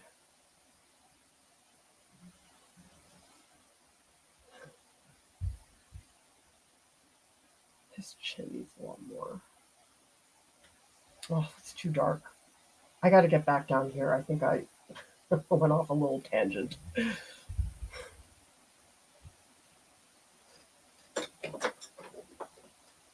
And I understand not everybody can contribute in that way, but there's other ways to help us. For example, those of you who are in the Discord and who are being kind and supportive to each other, that's incredibly valuable to us. Because I do get people oftentimes get in touch with me who want to intern or help out in some way. And my answer is always help us in the Discord. Be a kind, supportive community member. Give us a shout out on social media. Tell friends or family. Who here has done that? Who here has told friends or family? Because sometimes none of your friends are artists, so it doesn't make sense to tell them about us. But I don't know if Manette is here, but I know Manette had got her sister to enter the art dare, and that was really cool.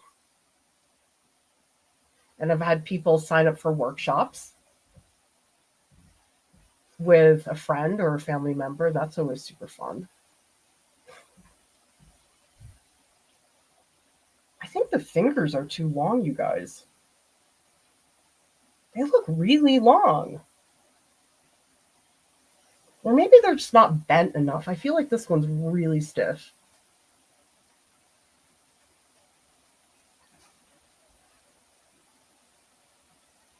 I mean, yeah, that one needs a ton of work, but whatever, we'll come back to it. Let's just try to pop in a lot of value right now.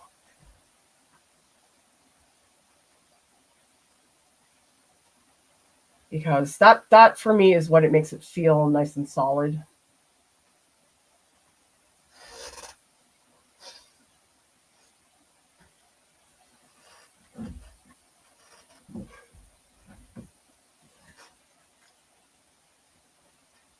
Oh, Manette is here. I tell everyone about Art Prof. A good number of my clients like art, so I'm grateful you guys keep things clean because I work with families. So some clients are minors. Yes, we always work hard on that. And to be honest, it's hard for me because in my regular I curse a lot, you guys. Like, I know you never hear me do it, but that's part that was like, oh geez, I gotta curb that. Yes, we are definitely G-rated. And that's also important for accessibility. I mean, it's the same thing. Like when I was in the classroom teaching, I didn't swear.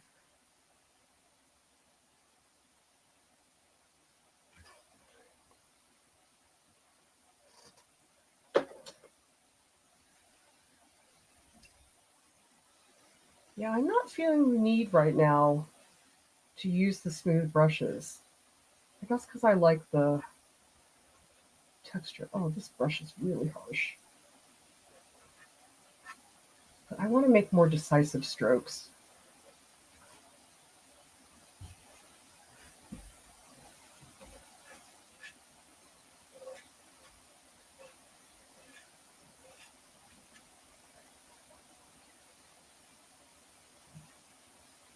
I keep getting sidetracked. I need to work on the neck.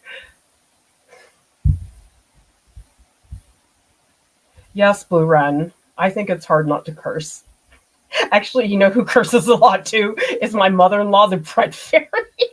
I mean, she makes such beautiful stuff, but literally we'll hear her in the kitchen just like shouting out total F bombs.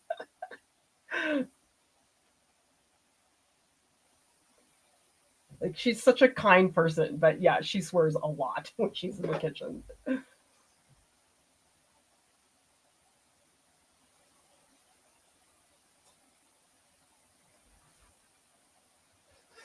Okay, let's get back into down here.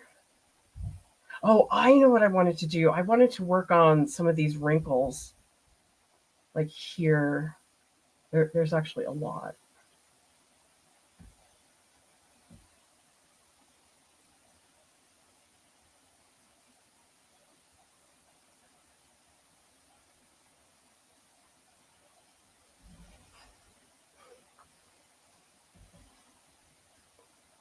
I do think we have an amazing demographic in that way. Like I've gotten emails from parents who will say, "Oh, my 7-year-old loves your videos," and I never thought that would be our audience. I just always assumed it would be more middle school and up where that would be the case.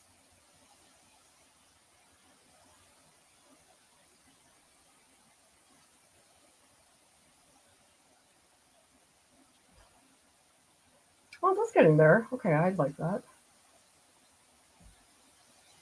I see people are giving super chats. Thank you so much. Again, convinced me that this is something that's worthwhile. I mean, I think it's worthwhile. It's just the numbers are the numbers adding up. By the way, speaking of business, how many people here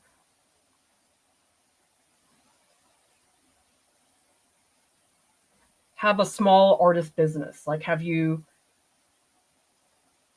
done any business in terms of your art? I'm not talking about other business, like selling or art fairs.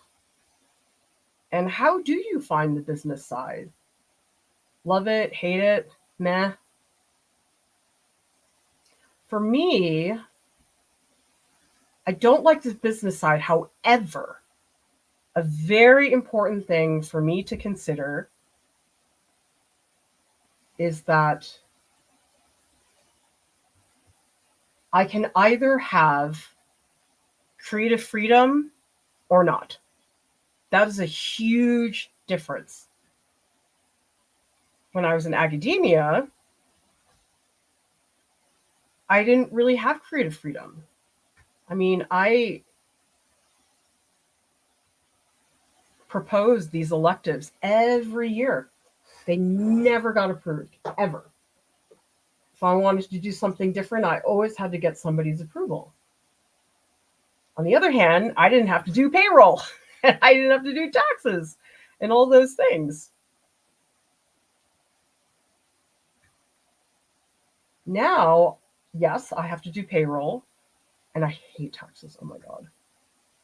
I'm always super paranoid that I'm going to do something wrong. And actually, I've had dreams about that where my accountant says to me, "Oh, Clara, you're in deep trouble." Something bad like that.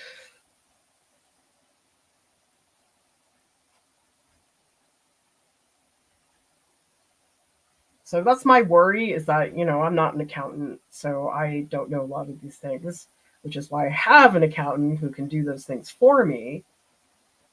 But the difference, okay, so yes, I have to do all these things. However, I have complete creative freedom. If I feel like doing something, I can do it the next day. And that is incredibly valuable to me, because the longer I'm an artist, the more I realize just how valuable that is.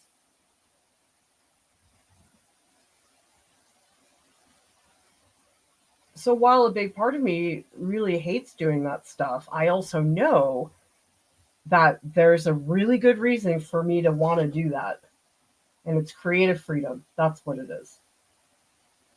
Tell me in the comments, do you feel you have creative freedom? Because it depends on the situation. Some people, it's like, oh, yeah, I don't have to worry about that. And other people, it's like you got your hands tied behind your back. But that only happens in a professional situation. If you're painting and you're not a professional, you don't have to worry about it.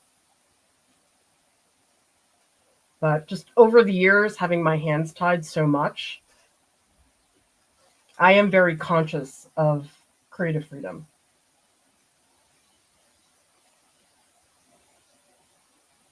And I guess that is also another reason why I never wanted to say be a gallery artist where the gallery I was with, and again, it depends on the gallery. Not all galleries are like this, but I never wanted a gallery to tell me what to do.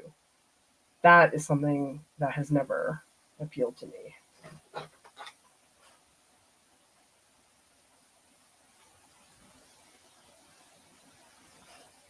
Oh, that's better. Okay, he's got a neck now.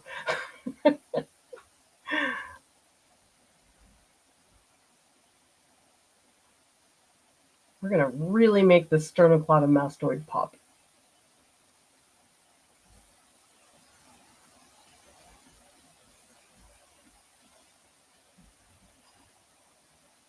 Oh, I want to get some cadmium red in there. Maybe I should I do it? Maybe I should do really, really intense cadmium red. It'll take forever to dry, but whatever. I don't have to worry about that.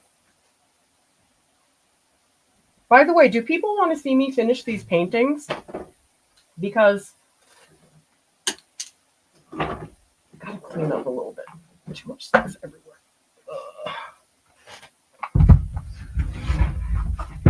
Because I certainly can, but all I can say is it's going to take a really long time. It's going to take a lot of streams. Because I would like to do it, but I don't know. I always worry when I spend a long time on something that people are going to be like, oh, she's working on that painting again.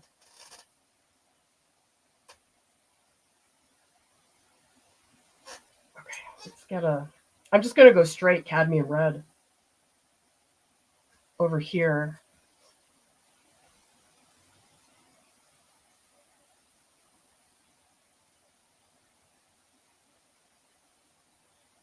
This is going to be like each individual wrinkle. I want these to like bulge more. Here, I'm really trying to emphasize wrinkles.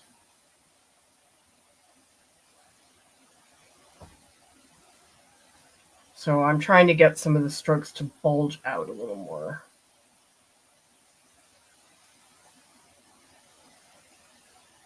Like that.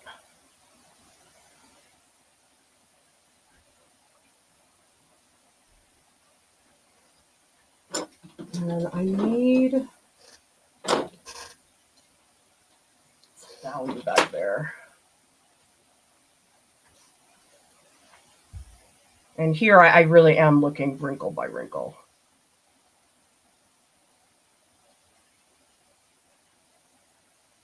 Because it's actually quite textured in this area.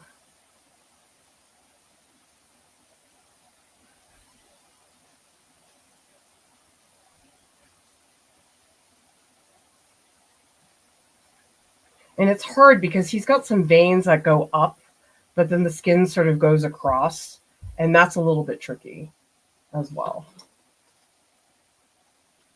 Because you need both to be present, but you don't want them to look like they're just over each other, like they have to be integrated somehow.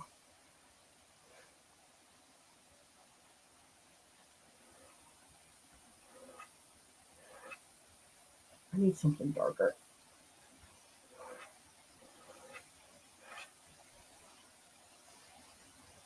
Yeah, we need this jawbone to really pop. I feel like I'm totally losing that jawbone.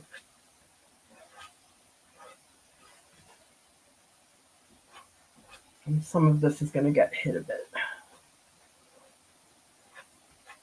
It's a bit muddy right now, but I think that's all right.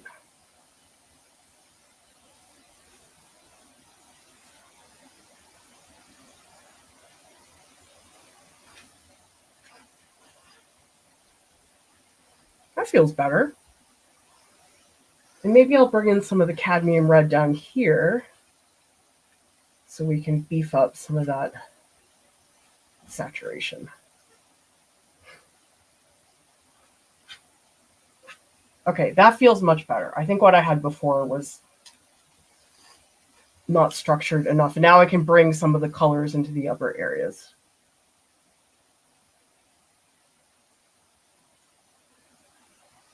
Okay, let's take a break, see what people are saying in the chat.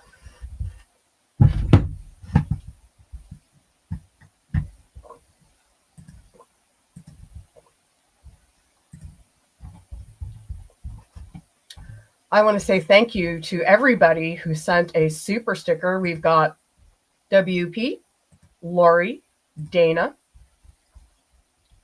Sonnet, Manette, who says, I really hope you do more marathons. Convince me. That's what I have to say. Thank you all for your support. So important to us.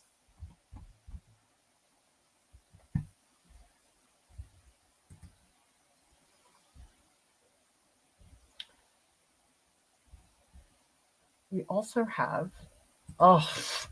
Ang. You know what's very interesting about his work is that his drawings are very loose. Let me show all of you what I'm talking about, because I think Ang is another artist who typically people just know his painting. So let me show you what that looks like. He did that very famous painting, Grand Odalisque. But his paintings, let me download this. A lot of people will tell me that his paintings look photorealistic, but see, I disagree. This is an Ang painting. And this face, that does not look like a photo.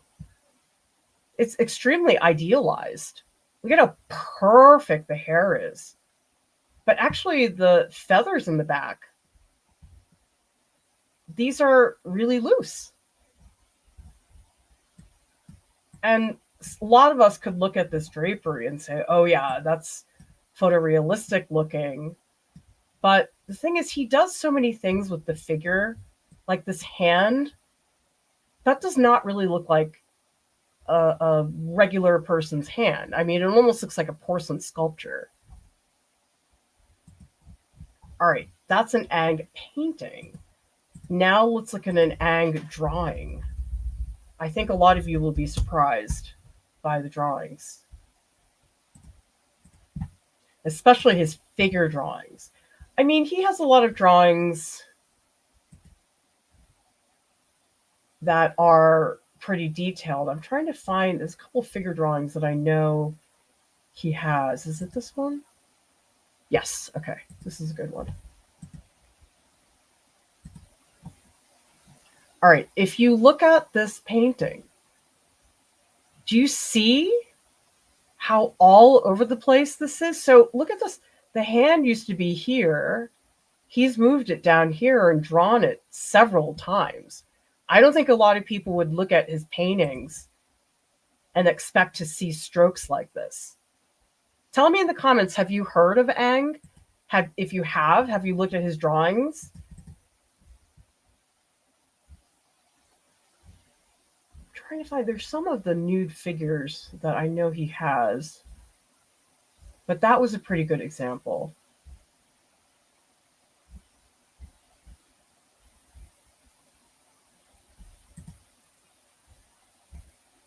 I guess they don't have it. I need to go get an Ang drawing book. But that's the thing, is I think calling Ang photorealistic to me is really not quite it. I'd say idealized. Rosa Bahur, who is that, Nandy? Dana is asking, is it better to start with larger brushes or smaller, or it doesn't really matter? I've always kind of struggled with that. I go back and forth. For me, I start with a small brush when I'm sketching. That's pretty important. Like when I was starting out the tree painting, I spent a long time with the thin brush trying to just map it out. But when I start blocking in color, absolutely, big brushes, your best friend. And then you incrementally get smaller and smaller because a lot of times people are much more comfortable with a smaller brush, but the big brush, not only is it way more efficient, but it gets you to see the big picture. I think that's one of the issues with painting is that the further along you get, the easier it is to just laser focus on one area, and then you're not keeping in mind the entire composition. And so that's one of the reasons why I step away a lot, is so I can keep that cohesion. Oh, yeah, I wouldn't want to be in a class with Picasso. It's interesting. You can have classes where one student can be very disruptive. I've had classes like that before, and I always felt really bad for these students because you can have a student who just sucks up all your time and you cannot deal with it. Oh, wait. Okay, good story. Have I told all of you the story where a student yelled at me at the top of their lungs during group critique? I can't remember, but anyway, I'll tell it because some of you probably haven't heard it. I said something to a student during group critique that they didn't like, and he yelled at the top of his lungs and said, "Clara, that is the most insulting thing you could ever say to me." You know what he did? It made him even madder that I did this. So I said to him in a very calm voice, I said, "You and I will have a conversation later. Let's move on." You should have seen his face. It was like the steam was like, he was so mad because I think he wanted me to yell back, but I didn't. And I also stopped his critique because we could have kept talking about his piece, but I was like, anything I say to him at this point is not going to be helpful. And so I talked to him afterwards, and he was much more reasonable. He was like, "Oh, okay, yeah, I guess I could see that." I mean, I didn't think I had him totally on board yet, but I have found that what can really exert control in a classroom is just that really steady, calm voice, even when things are feeling a little bit chaotic. Because there was another professor at RISD, and he would say to me, "Oh, when I have a class and they're really making me mad and I'm super frustrated," it's like, I talk to them very, very quietly, and we just sit together and I tell them what I need them to do. And I was like, oh my God, that sounds freaking scary. Like if your professor is like whispering things to you, all the things that you're not doing. I thought that was really, really funny. But the other thing I've also done, if I have a class and, sometimes people are like chattering, and I hate that. It makes me so mad. And so if they're chattering while I'm like clearly talking to the class, I'll talk to them. Like I'll be talking like this, and then I'll just go totally silent. And I'll sit there in silence until the people who are talking realize I've stopped talking. And then they stop talking, and then I just start talking. It works anytime you have a class like that. I mean, in college, I'm not saying this would work with kindergartners, but I found it very helpful.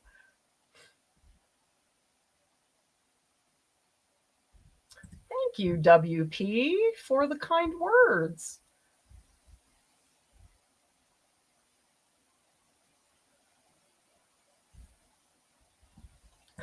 Sonnet wants to know, what are some of Lauren's ideas?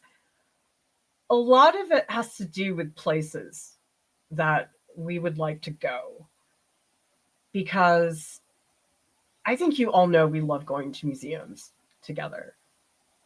Lauren and I haven't really done a lot of museums together. I mean, I would love to just go to a museum and talk to her about color.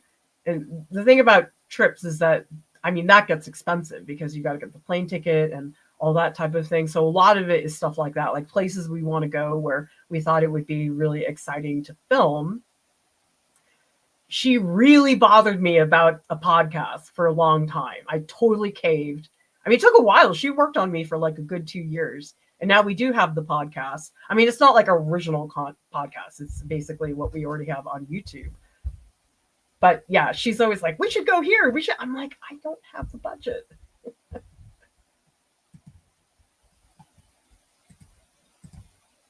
Well, Lauren, somebody told me that it was a panel because actually the reason I didn't know is because I didn't take all of these out of the box.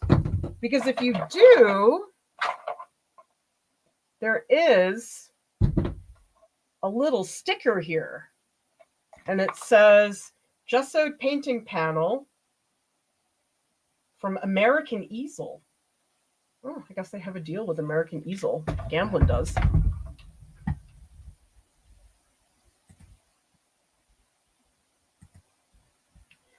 You know something? Selena's here says, I have an Etsy and I make my own stickers. I don't mind it. Get to do art, not worry about the business side too much. Stickers are actually really great for advertising because so many people put stickers on their water bottles or on their laptops.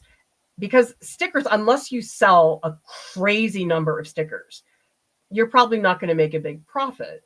But they're really great because people like handing them out and they're cute. That's a good way to advertise. Val says, well, I haven't done anything professionally. I felt insecurity about creative freedom as someone who likes to interact with fandoms. I'd love to hear more about that, Val, because I only just discovered the fandom people. They're intense, some of them. It's great, though. I love following the accounts because I don't have to do anything. I know that they're going to post about it.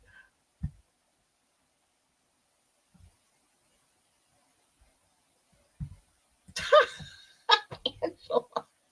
But we are just any old people. We want to see process. I know it's very funny because there's so many things I have to do when I release a video. And I always try to get the supply list in there, but sometimes I forget. And there's always one of you who's like, Clara, what's the... I'm like, oh yeah, I forgot. I always know you guys are going to ask.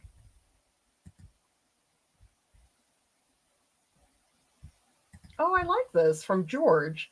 Fascinating to see how very small changes make a huge difference in the image. Would really like to see it finished. Oh, it's incredible. You add one color and it's a totally different thing.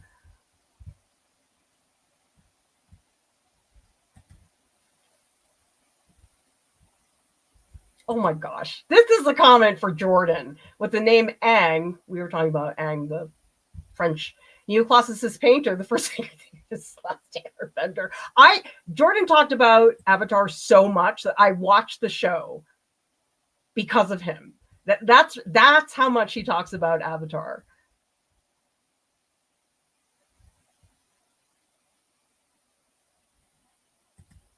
Yes, Val. My other pet peeve. Who else has this pet peeve? I've been to concerts. Like concerts. I'm not talking Taylor Swift where everybody's loud and whatever. I mean, that's what a rock concert is. But I've been to concerts where there's like an orchestra performing or there's a singer performing. And I sat next to these two girls. The second the music got loud, they started talking. I was so furious. Like, I actually yelled at them in a very nasty voice, which I don't do. And I just said to them, I said, this is so disrespectful. Please stop it. They were very scared of me. After that, I was like, oh man, I should just carry a sign in my purse that says, please respect the musicians and don't talk. I just am floored that people would go to a concert like that and think it's okay to talk. I find that so awful. Or when I went to see Moulin Rouge, those tickets are not cheap. Broadway, two ladies behind me talked so much. I don't understand. Steffi says, thank you for the marathon streams. You really help motivate me, not just the marathons, the videos and the tutorials too. Thank you so much, Steffi. Because I am not going to lie, it's a lot of work to put this together. But when you all tell me how much it impacts your life, I'm like, I'll do it. By the way, tell me in the comments, what's one of your favorite videos that we've made? Because I have the YouTube analytics, but it is really nice to hear from all of you. Because some of you have seen a lot of our videos, some of you less so, and that's fine. I know. It's only so much time in a day.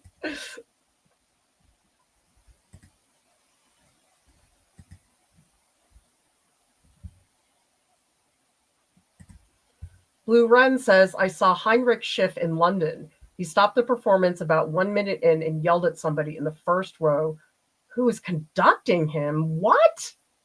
Oh, that's really obnoxious. Okay, we're going to get back into this.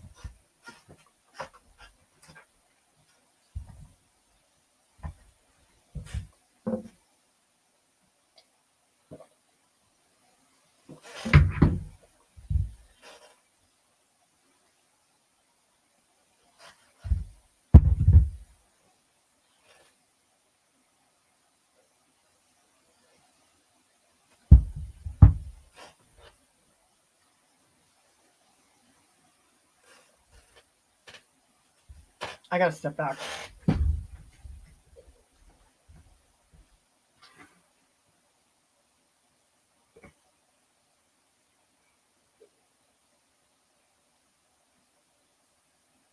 I don't like the neck is really mushy right now, but I think I can't ignore the face any longer. I think I have to get up there.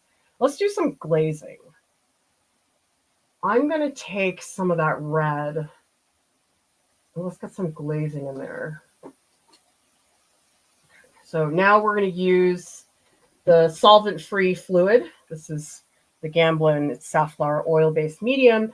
And I did remember to put things in the video description below. So the full supply list is on there. And it's also on the website. This time I announced all of the videos in advance, so I did have time to put that together. Well, that's not really a glaze.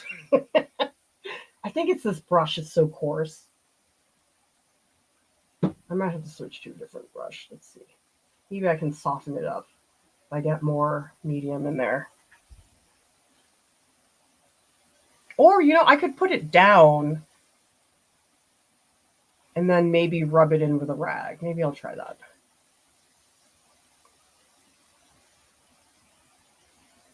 I feel like this spot isn't significant enough. Really, I'm just trying to get the face and the neck for the colors to match a little bit more.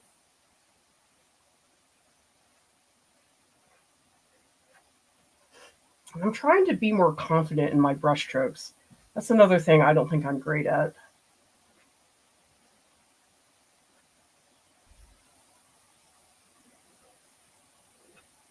Oh, this brush is bad. I need a better brush.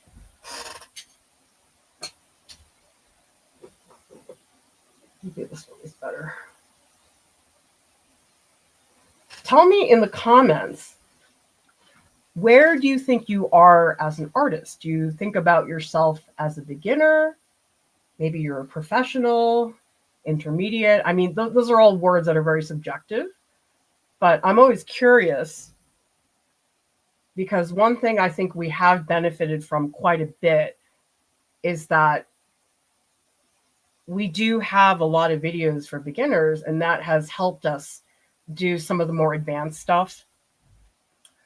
Although sometimes I've realized people will watch a video knowing, oh, I'm never going to do dry point, but I still want to watch this video. Oh, I should take a photo. Hang on.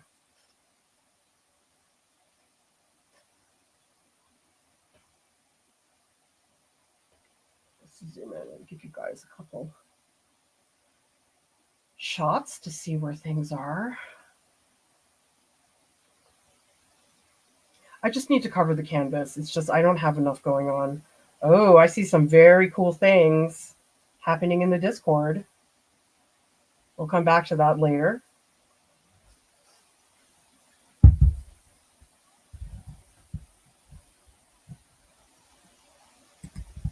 Oh, actually, I'd love feedback on this, everybody. Courtney says, I enjoyed the videos where you collaborate with other artists and share how they teach and what tools they use. The jewelry making video was very enjoyable, seeing her teaching index cards. Oh, I know. Annalise is so cool.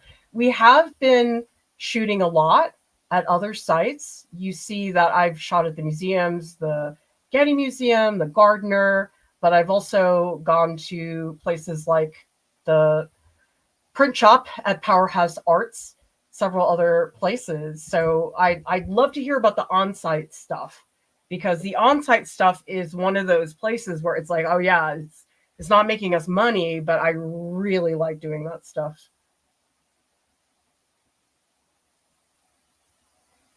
That's an example of something that makes no money, but that I just adore.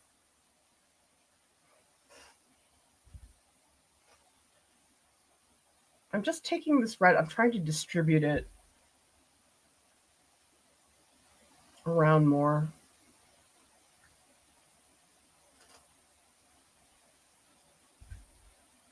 Because I want the colors to be congruent. If I don't do that, the hand's going to look like a glove. It's going to look like it's not really part of the piece.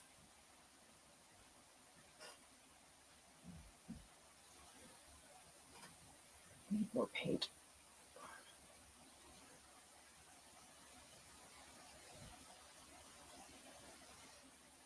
Yeah, I feel like I really don't like the color scheme that I made.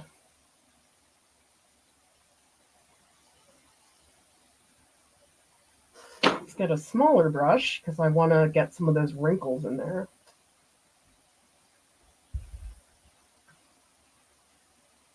Now this I really exaggerated. So to a certain degree, some of these lines that I'm making are going to be improvised.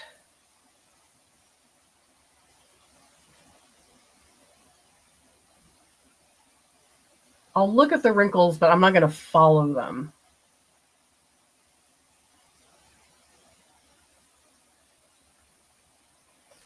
Oh, and I can't forget about this hand.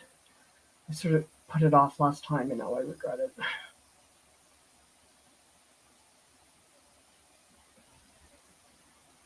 Okay, that's better. So now I have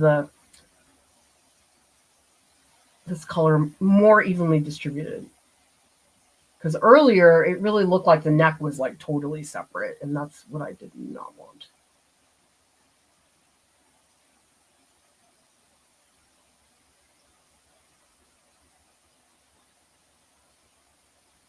There's so many videos we shot on site, and I just haven't had time to edit them. Oh, and we've also done those conservation lab videos. And I was surprised. I thought those were going to be more popular, but I can always blame it on my own video production, because you do need to have, you could have great content, but if you don't package it the right way, people will not watch it. Especially shorts. It's like people will just swipe away so fast. They used to say, oh, you got 7 seconds to hook people in a video. And I think it's 1 second, literally. If I discover that the video is not going to be helpful, I'm gone. So I think our attention span is now shorter than a goldfish, whatever that study was.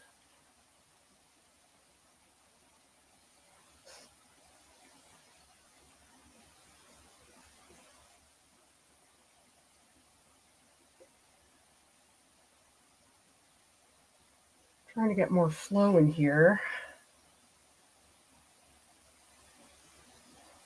I feel like I should be painting thicker.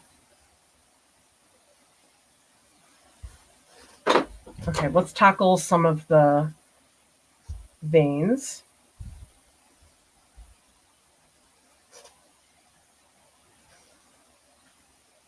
And by the way, if you want more art school stories, just let me know. I'm happy to dish.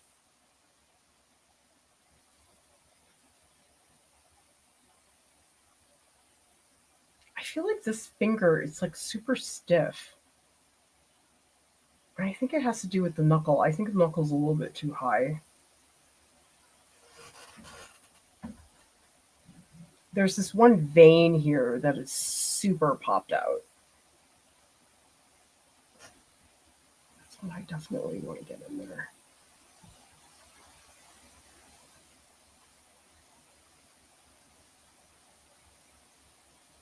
And I do have many more videos for the gardener that I have not released yet.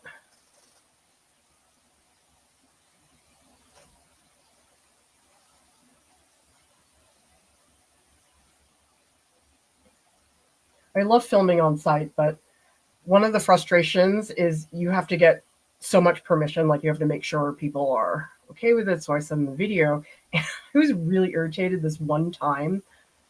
I sent them this video and they were like, oh, we decided we don't want that technique to be public. I was like, why didn't you tell me when I was there?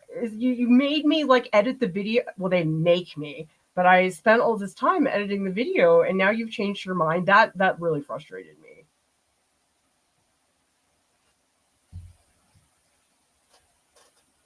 Because you spend time on stuff and I'm like, it would have been very easy for you to have made that decision when I was there. Like, why does it have to be after I put in all the work to edit that video?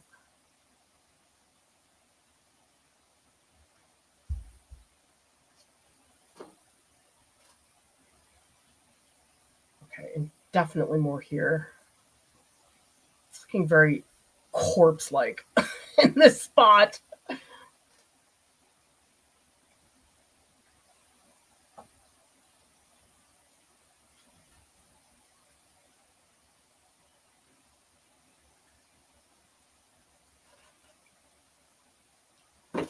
All right, let's see what people are doing in the Discord.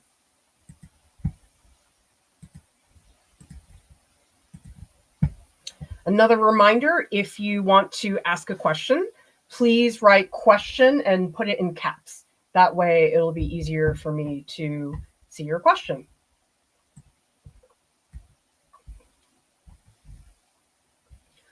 Feng says, finally I can bring myself to work on this painting. It's entered the ugly. Should I give up faces for me? I would love to see how you'd finish these paintings. It's amazed me every time. Yeah, there's a lot of psychology in the faces. One thing I would note, Feng, is that if we look at the way you've built the structure of the arm, you can see this is very assertive. The contrast is very good. Now in the face, you don't have a lot of contrast. The shadow is pretty light. And I can see here you've also emphasized this beautiful highlight. I mean, I know you're not done yet, but basically you need to paint the face the same way you painted the shoulder. I think the difference is when we get to the face, a lot of us freeze up a little bit. But if you think about it, that's exactly what it is. The face ultimately is a form, the way the shoulder is the form. It's just that there's a little bit of extra pressure because it's a face. Oh, wait, that's the earlier version. Whoops. Sorry, Feng. Okay, let's come back to here. Oh, I see. You put the hair over the face. That's fine. But I would say in the future, if that's something you're concerned about, absolutely, you can rely on your painting chops. You've got them. It's just we freeze up on the face. How many people, is that the case for you? Drawing a figure, you're painting a person that you have no problem painting that shirt, but that face drives you bats. I mean, I'm sort of surprised if it doesn't drive you bats. Selena says, I'm learning. I don't know what I'm doing with water. Well, let's take a look.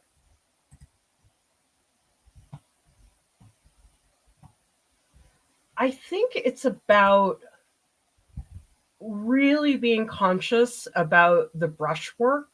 I mean, I have to see the photo to be able to tell, but if you can make the water have more variation, For example, here you have these beautiful white glazes, but color-wise, they're all very similar. And same thing here. And the thing is, this part of the water is quite different than up here. So let's say maybe at the bottom, because it's more yellow, maybe the white has a little bit more of a tint. So it feels like it's too much of the same white all over the place. Lisa says the mustache is gone. I think this is a soft pastel that you started with pan pastel, Lisa. This is beautiful depth. Look at that. You did a much better job on the neck than I did.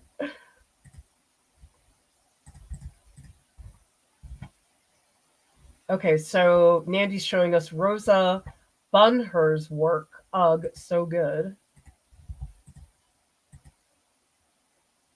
Oh man, look at those freaking shadows at the bottom. Well, that's a logistical nightmare to paint.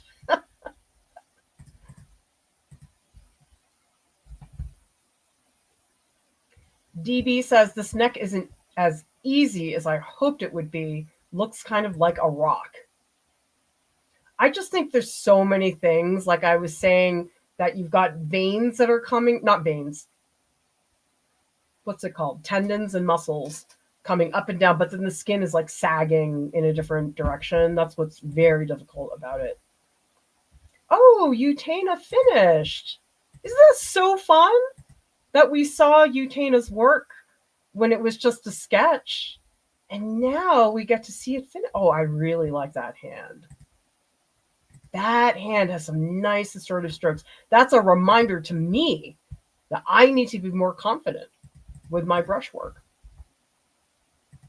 Nancy says, I changed her, but it's okay. I'm going to just keep going with it. I think it's more cohesive now, Nancy. I think before it felt like there were different sections, but this is coming together, and I do prefer the lines back here more. I think the diagonal's helping you quite a bit.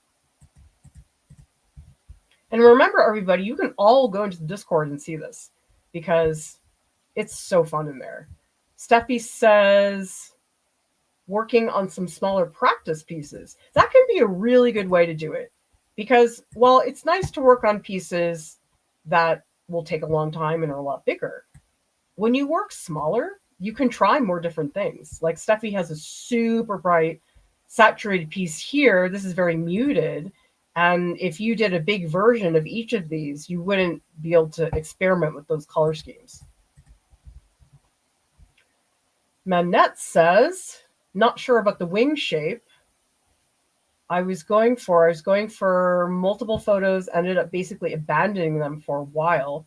Just can't help feeling like there's something off about the wings. Let's see. I think what I would clarify is what this dark shape is. Is this the underside of the wing? Because I imagine over here, this is like the body part. I think it's these two dark shapes, Manette. See if you can work that through. Oh, Neil. You did that so fast. And I know I've worked with you in the past, Neil, in Art Club, and we've talked quite a bit about not getting picky. This is not picky at all. It has a really fresh feeling to it, Neil. All right. Let's take a look at the chat.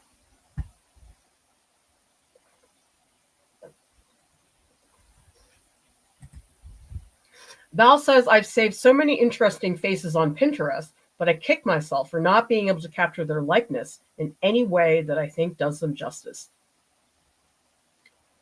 I think the only time likeness really is important is if you're doing a high-profile commission of somebody who's famous.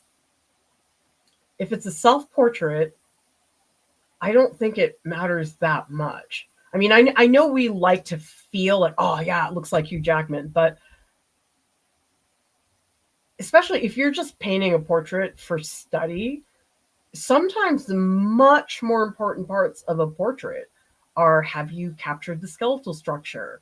How are the colors in the flesh tones? Likeness is a whole other thing. And I think that out of all the skills that it takes to paint a portrait, people get super fixated on likeness at the expense of other things.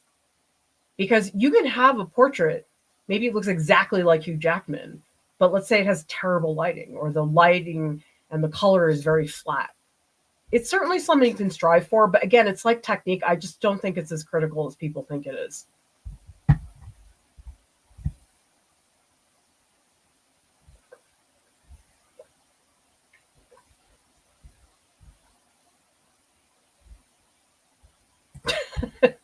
Angela says, I'm intermediate, work with a few different mediums. I just can't make up my mind, but do I have to? I don't think so. Look at me. I'm like 1 second I'm oil painting, then I'm like doing sculpture. I'd rather live that way as an artist. Arash says, beginner intermediate. I haven't painted for a long time, but now and then I draw. But I do miss painting a lot. That's why I like watching your video whenever I can. You might try painting some smaller paintings, because when you're painting a smaller painting, it just doesn't feel like as big of a deal. Painting a painting like this feels like, oh, okay, I'm doing a painting. But those little studies, I forget who it was in the Discord. Was it Steffi that was doing it? I think that's a great way to do painting in a way that's not such high maintenance. Guess what, Sketch Pause? I did do a video at the MFA Boston, not on Hyman Bloom, who is very underrated. Everybody look up Hyman Bloom. If you don't know Hyman Bloom, look him up right now, because he's an extraordinary painter. But what I did do at the Boston MFA was I was able to meet with the jewelry curator, because they have a brand new jewelry gallery that's at the MFA. So if you want to find that, just type in Art Prof MFA jewelry and you'll find it. Oh, good, JJ. I'm glad you like the on-site videos, because I love them. They're difficult to film though, because you have to adapt really quickly to a person, which can be hard because people are very different on camera. Like, I interviewed this one person who was extremely formal. I mean, they were sort of talking like it was a lecture, but I didn't want that. I wanted something that was more conversational. And I remember at that interview, I had to work really hard to ask them the right things that would get them out of lecture mode, because I knew the lecture stuff would not be as engaging on video.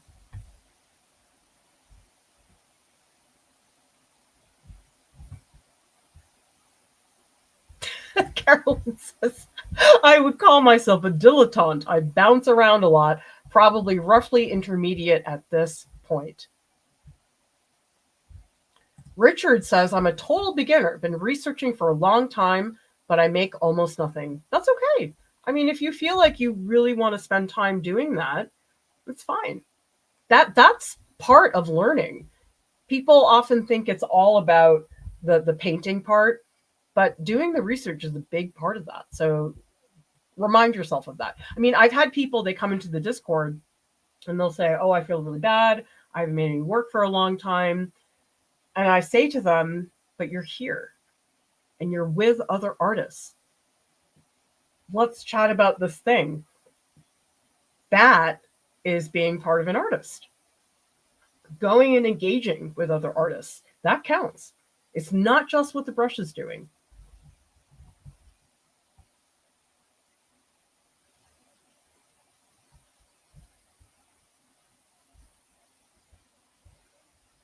Kat says, I agree, the anatomy videos are my favorite.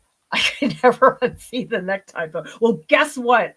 I'm very excited about this because I have not done the unboxing yet. However, I think you guys all know that somebody sent me a life-size skeleton, which, oh my God, I'm so grateful for. Somebody just sent me a whiteboard, like a bona fide whiteboard. And what I'm going to do, if people think this is a good way to do it, I'm going to do it exactly how I did it in my RISD classes, which I had a whiteboard and I had a life-size skeleton.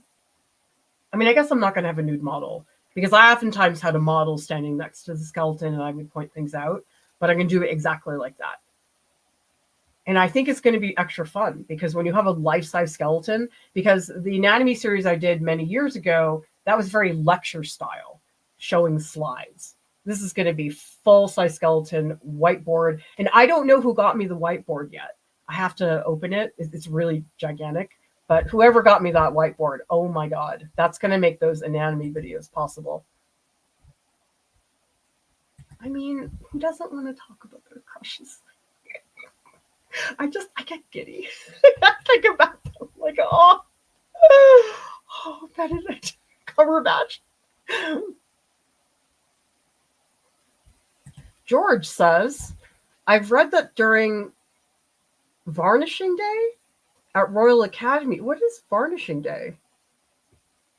Exhibits, Turner would walk around, look at what the other artists had done, and then go to his painting and add a small dab of paint. Wow, where did you hear about that, George? I really like hearing about that.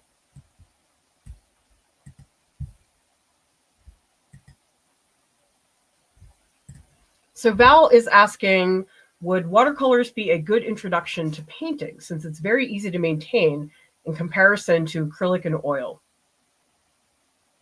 This is my scandalous opinion. And I know a lot of people are going to disagree with me on this. I think, at least for me, watercolor I find far more difficult than acrylic and oil because it's a very just delicate paint media.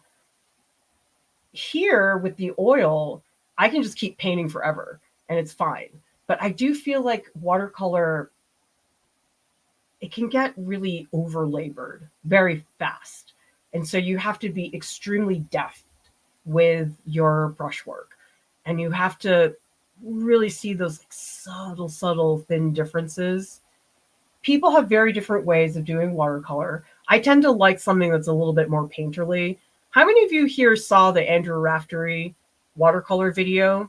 I mean, that's a total opposite from the way that I paint, but I just think it requires a real sensitivity that I'm not saying it's not, see, I'm not trying to knock acrylic or oils, but I just know that out of all the paint media that I've used, the one that really stumped me for a long time was watercolor.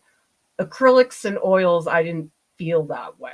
But again, I'm sharing my point of view. I know people feel very differently about that. Oh, okay. George says just before the exhibit opens to the public. Got it. Sarah Tan is asking, what are the legalities of painting a celebrity, especially from a photograph? The photograph is what will get you in trouble because the photographers, I have a friend who is a copyright lawyer, and he said they are incredibly aggressive about that. And they're totally should be. It's their work. An example would be, did people see the Shepard Fairey lawsuit? Well, people sued him. It was an AP photographer, and he shot this photo of Obama. And Shepard Fairey created a silkscreen, I think it was, of Obama from that AP photo, and it said hope. And that was a big part of that campaign. But the photographer who shot that sued Shepard Fairey and won. Depends on the situation.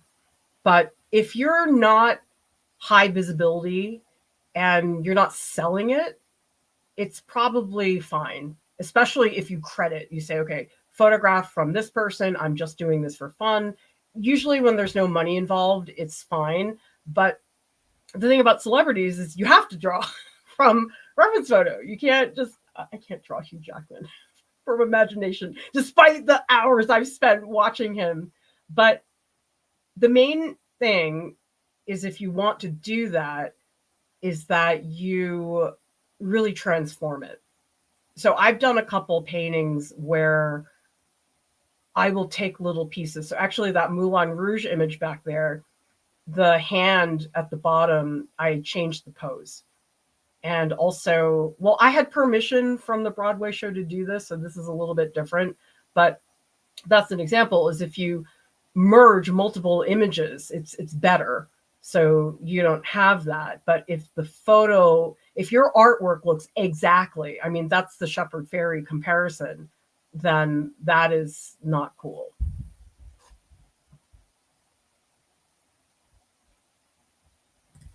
Butter says, I want to go back and read the whole Discord thread later. I've been working on my pieces every night, have missed a bunch. Well, that's a really nice thing about the Discord. That channel is going to be there, and you can look at it anytime. That's one of the things I really like about it.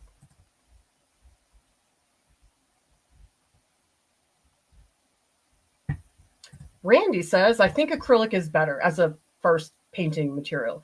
It's extremely easy to fix mistakes because you can just paint right over it. What you do thanks to its opaqueness. Watercolor requires you to plan ahead. Yes, it does. Absolutely.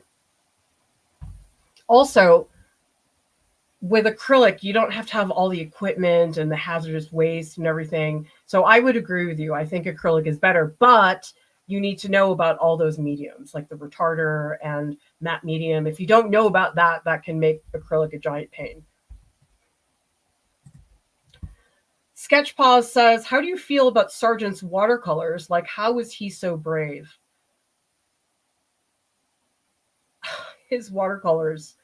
I mean, I feel weird saying this, but I like his watercolors more than his oil paintings in some situations, because there was a huge John Singer Sargent show in the 90s.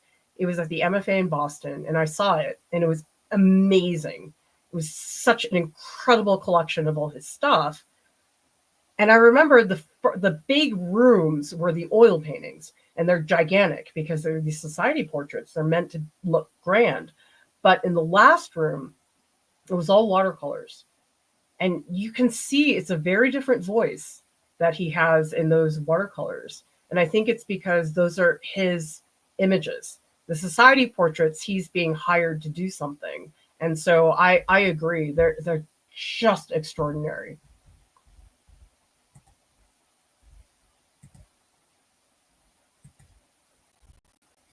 Yeah, that's a good point. Watercolor, Deb Lee says, it's harder once you put down the color. That's it. It's there to stay. You can lift with, say, a wet paper towel, but it's never back to that fresh paper situation. Fom says, do you ship the bread fairy prints internationally? I love how vibrant they are. I'm pretty sure it does ship internationally. Printify is where I have them right now. The link is in the description below, but I'm pretty sure it does do international. Val says, do you think it'll be fine to simply post a painting alongside the reference photo online? I think it's the credit part that is the most important. So if the photographer is on Instagram, tag them and say, this is their work. I'm not selling it. This is for my own use. That's usually okay. Butter says, saving the whites in watercolor is also tricky, like thinking backwards. Who here uses that masking fluid? Because that's a way to do it. I can't, in my head, plan like that for some reason. Once I start painting, I'll go, oh, okay, that's the spot I don't want to paint on top of. But the masking fluid, I don't know. I have a lot of trouble processing that. Okay, let's get back into this. All right, I said I was gonna. Where are my rags? Hang on, I gotta go find my rags. I cut so many earlier. Where did they go? Did I put them away? Maybe I should just cut new ones. Oh, these are all messy. Yuck.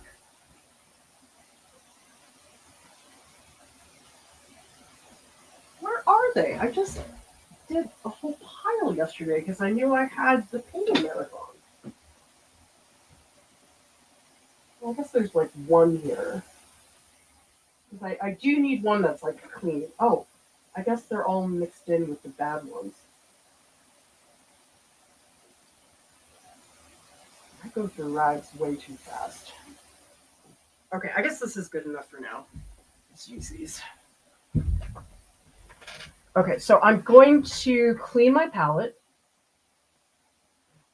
put some medium on the rag. But first, in case you didn't all know, I'm using a window scraper. And this makes it very easy for me to clean off my palette.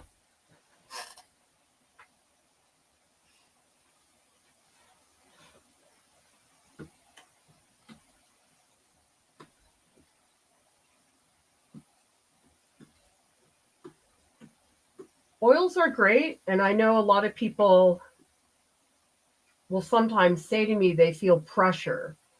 They feel like they've been told that acrylic is not a legit painting media. I don't think that's the case at all. But I also think you have to ask yourself if you really have the time to learn oils. Because although I think watercolor is very difficult, oil painting was definitely the material that took me the longest to feel comfortable with. Tell me in the chat if that was the case for you, because I think I severely underestimated how difficult it was as a paint medium. And one of the toughest things about it is it's so hard to not get muddy. I think getting muddy is very easy with oils. It really wants to go muddy. I don't think acrylic is like that at all. I think acrylic can get muddy, obviously, but it's not the same thing as oil, which just like wants to turn to mud all the time. Okay, so I've cleaned off my palette, and I'm gonna put some. I always put my medium in a squeeze bottle because now I can drip it onto my palette and it's totally clean.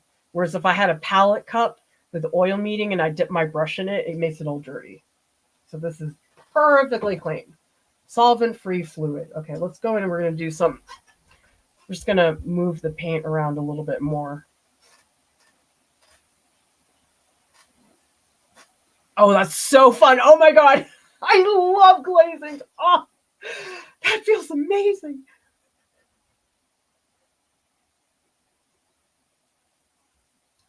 This is a way to soften some edges. Gosh, I need a lot more medium. I don't think I would need that much. I mean, I guess I could also dip my brush in the medium and move it around, but I'm going to just do the rag for a little bit.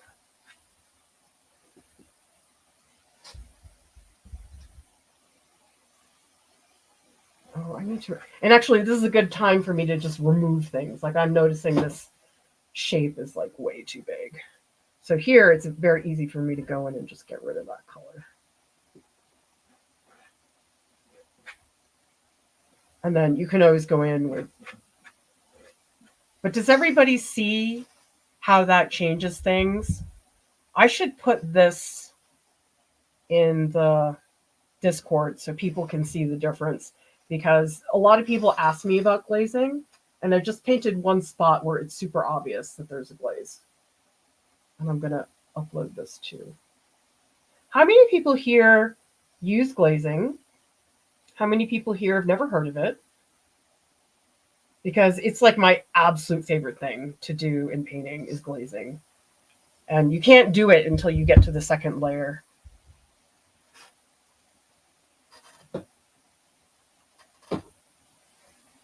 Okay, so dipping my rag into the squeeze bottle. Oh, I need to cut a small rag. Yesterday, I was like, the rag was getting into other parts of the painting, and that was very bad. So let's just cut up a spot.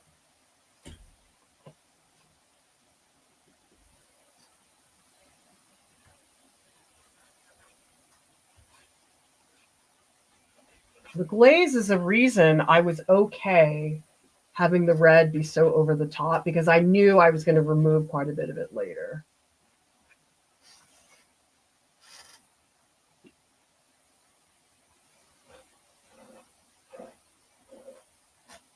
Oh, that's kind of cool. That was wet, but I sort of like that.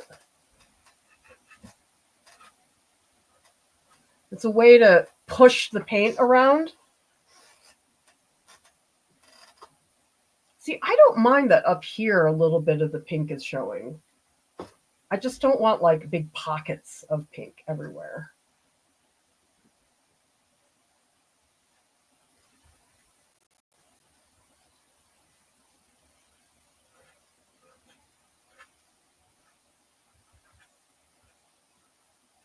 So this helps me also cut back on that Naples yellow. Well, it's not really Naples yellow. Oh, I think it's too light. Hang on, I gotta adjust my camera. I'm not really seeing the specifics. Oh yeah, that's better.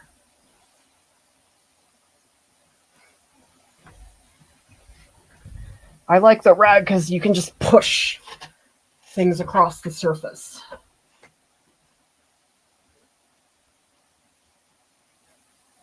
I mean, it literally feels like you're just sculpting.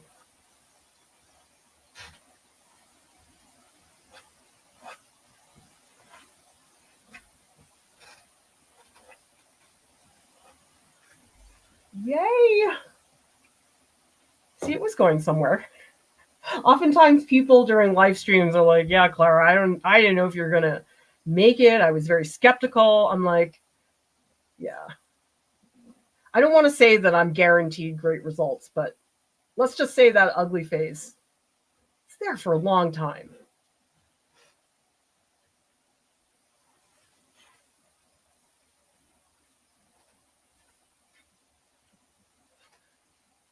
So by making the edges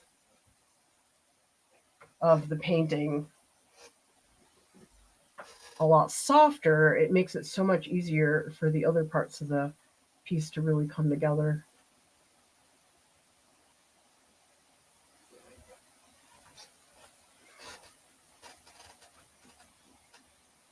Yeah, I like this. That was a good move, I think.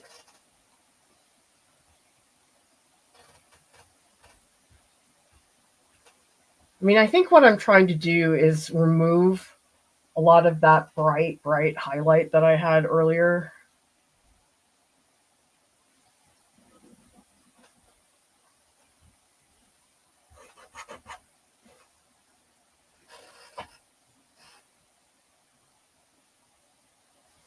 I still think that finger is too long.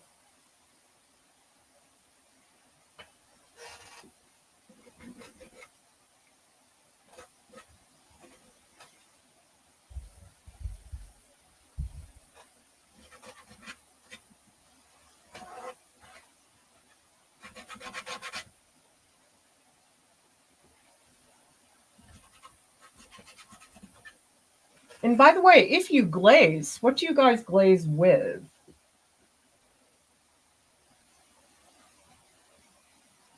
I actually did start doing a lot of glazing. And the thing is, the way I usually did it was I would have like a color that was opaque, and then the glaze would be like darker. But recently, I've been starting with dark colors and putting a light glaze over it. And I found that was one of the reasons I was using the white acrylic ink, was incredibly helpful.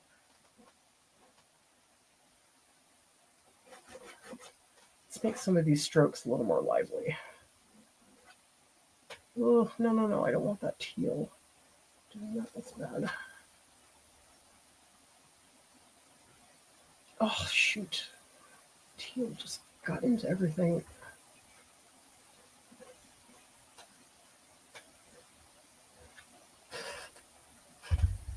Okay, I'm going to move stuff around here as well.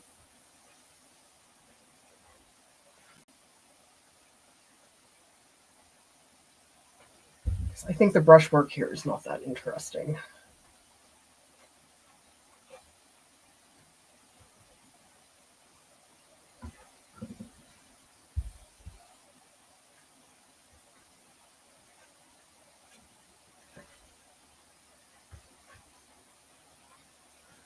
By the way, if people can share who's an artist you found recently? I mean, it doesn't have to be like last week, but just an artist you found recently who you're excited about.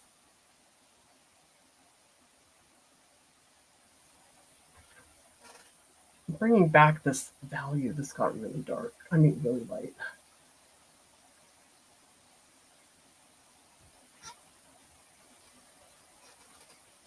It's like made me lose the finger.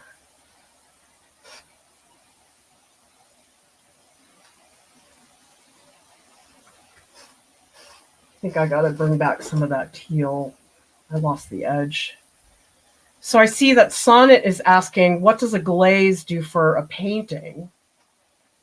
A glaze is if you have an opaque color, which is what I had up here, that yellow was very opaque. A glaze is where you thin down the paint. In my case, I'm using oil medium. If you're using acrylic, you could use matte medium or something like that. And when you put the glaze on top, you can still see the color underneath. And it's a great way to slightly adjust your color instead of having to remix a color. Because you can do that, but the glaze is so much faster. Like I'm moving this around, and now it looks like there are more colors in here. But really, that's just being achieved by the glazing.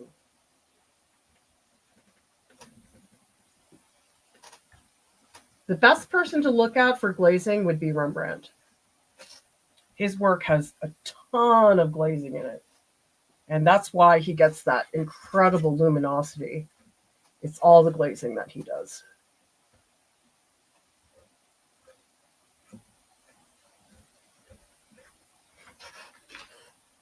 Oh my gosh, he looks really red. I didn't mean for him to get this red.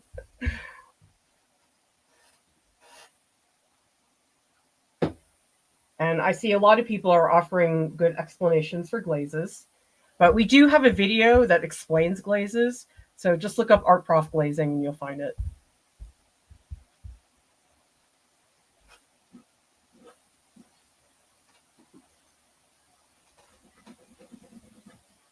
So you can see I'm rubbing away some of the glaze.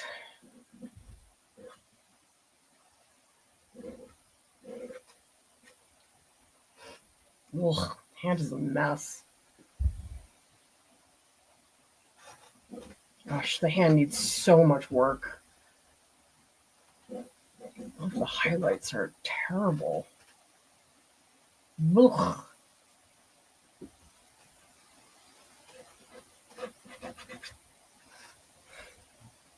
I'll get to it. It's just, yeah, not good right now. It's sort of turning into a big mess. But that's okay. Things have to go that way sometimes.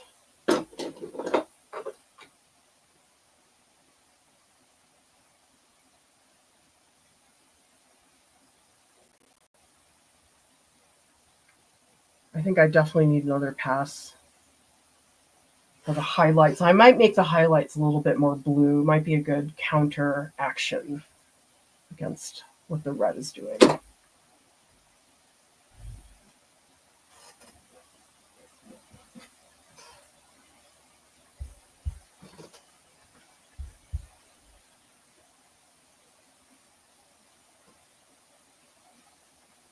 And by the way, if you're sharing an artist you recently found, how did you find them? A lot of times I find out about artists when I go to museums. So my most recent artist would be, oh God, don't tell me I forgot his name already. Charles Cordier.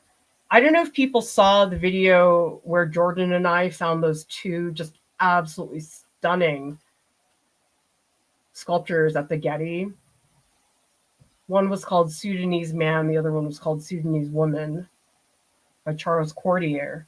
And I have never seen sculptures like that. I was floored. And a lot of times there's pieces in museums I've never seen before.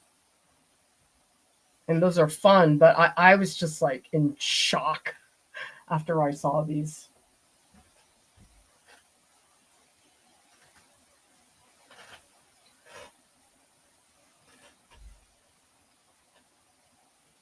better work on that eye. That eye looks terrible.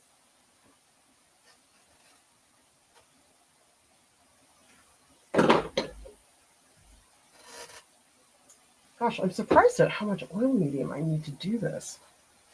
I thought it wouldn't be so much.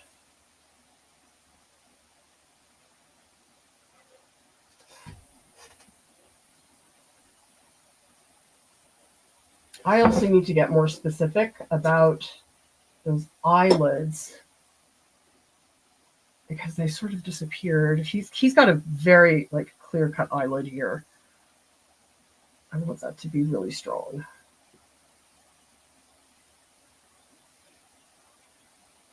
And it's weird, his eye is like super blue. So I'll come back in with that later.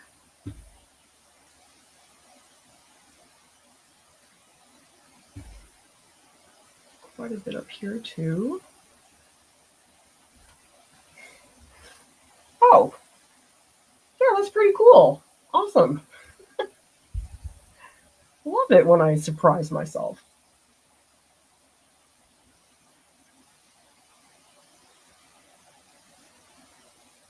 A lot of wrinkles in his head. Each wrinkle is going to be an individual brushstroke.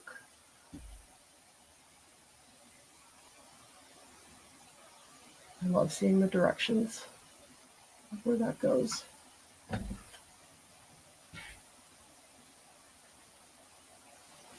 Okay, a little more dark back here.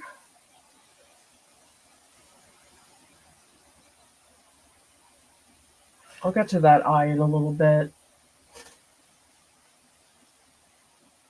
But I need major value up here because this really like sinks.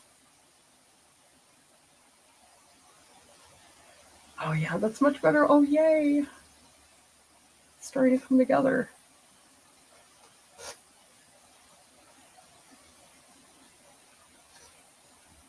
That means I need to do the same on. Oh geez, I totally lost this eye. Okay, we need to really punch in some dark over here. That eye just disappeared before.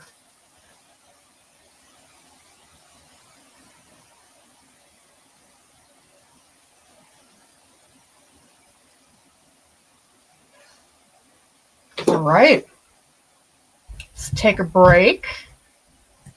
See what you guys are talking about.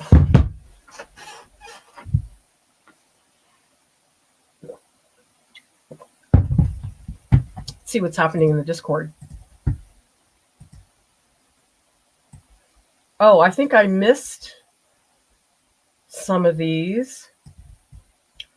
Deb says, I think it would be vertical to present the sunflowers. Still don't know if I want to tackle the close-up of her face or the body in more plant life.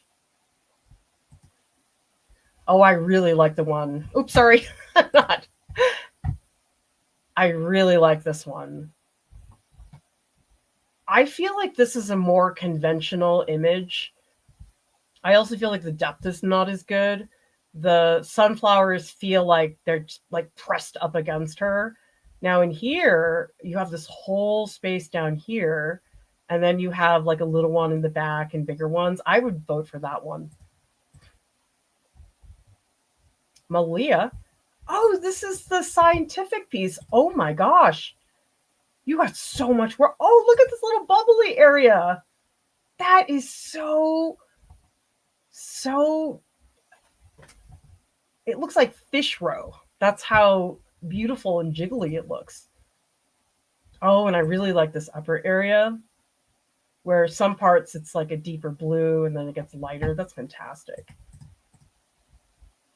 Anna says, finishing up this acrylic and oil study for a big painting I'm working on. Very cool. I really like this very solid coral color. And then these very dark muted greens. It's a good combination. Oh, I think I didn't go up before. Sorry, I think those were from way back.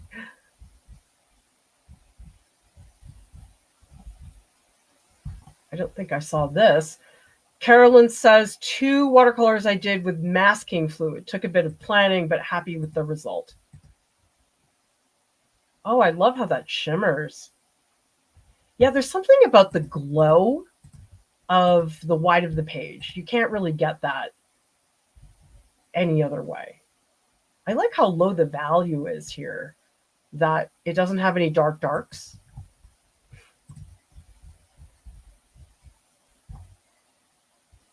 Okay, so Salinas took a break, taking it much slower than I usually would. That's what I'm doing. Not rushing at all. Oh, I do like some of the green you've introduced down here. And it looks like these are starting to get nice and full. I do really like this shape, Salinas. This shape, it's more diverse. Like it has a very distinctive personality. Oh, look at this. Okay, so DB is making... Oh, I like this patch of pink. Because you know something? It makes these other areas look more gray. Not gray, green, which is good. Lisa says I was being too timid. I redid the eyes and other changes for drama. Oh, I really like the eyes, Lisa. You can feel those eye sockets. Oh, I think that was a great move, Lisa. Okay, let's see what people are saying in the chat.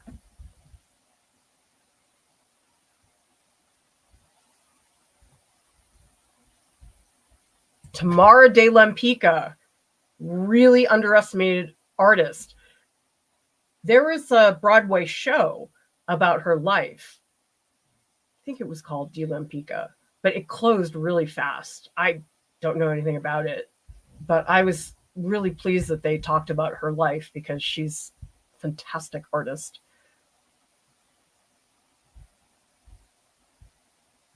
House Riot is asking, what is the reference for this painting? Let's pull that up so people can see. This is the initial reference. And by the way, the link to all the reference photos, they're in the video description below.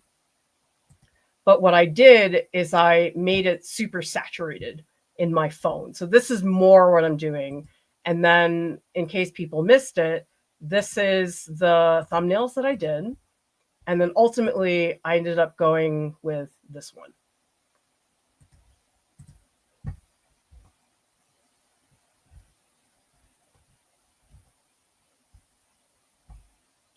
Great suggestions, everybody. Take some notes.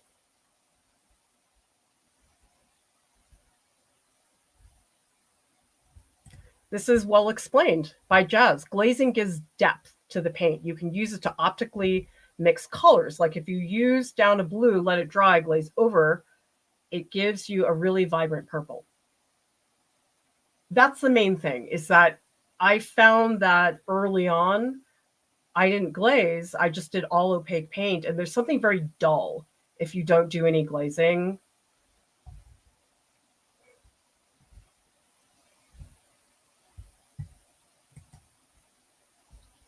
Angela's asking, where did you get the squeeze bottle? I think I got it at the Container Store, but the Container Store kind of makes me nuts because I love containers.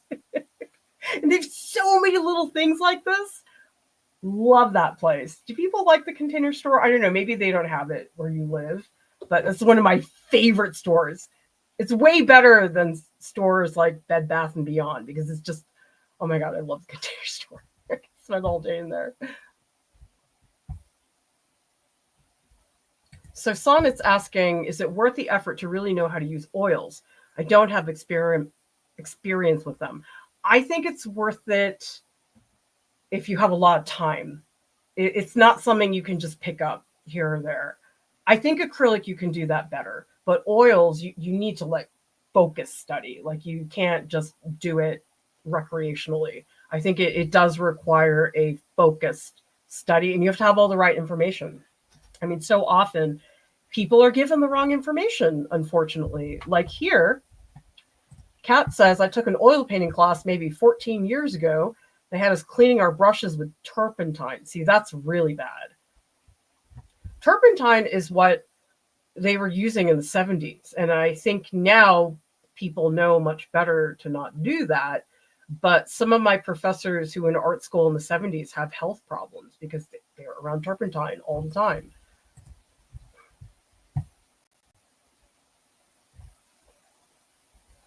Good point from Courtney. Masking fluid leaves a harsh line, so painting around the highlights works best for me.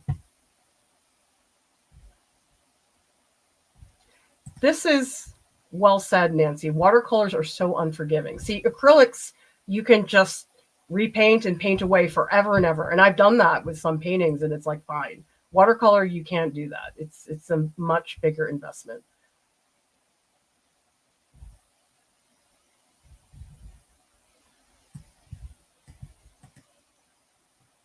Oh, true. Yeah, the Bathing Beyond is out of business. To my knowledge, the Container Store is still around. Sojourner says, it's reminding me of the creature from Pan's Labyrinth. I love that film. Oh my gosh, so magical. But that movie had incredible depth. And I think what made it so startling is things look dirty in that world. Have you noticed that anytime there's a fantasy world, if things look clean, it looks fake? And I felt that with Pan's Labyrinth, that you could just feel the grime on the walls. And I feel like that was a big part of it. A lot of the Star Wars movies, the later ones, a lot of the cities look so clean, like really slick. And it just felt very fake. If you think about the city in Blade Runner, I mean, that movie still looks incredible. And think about they had so little technology to work with. And I think a big part of it was that it had that chaos and atmosphere that you would expect to see in a very crowded city like that.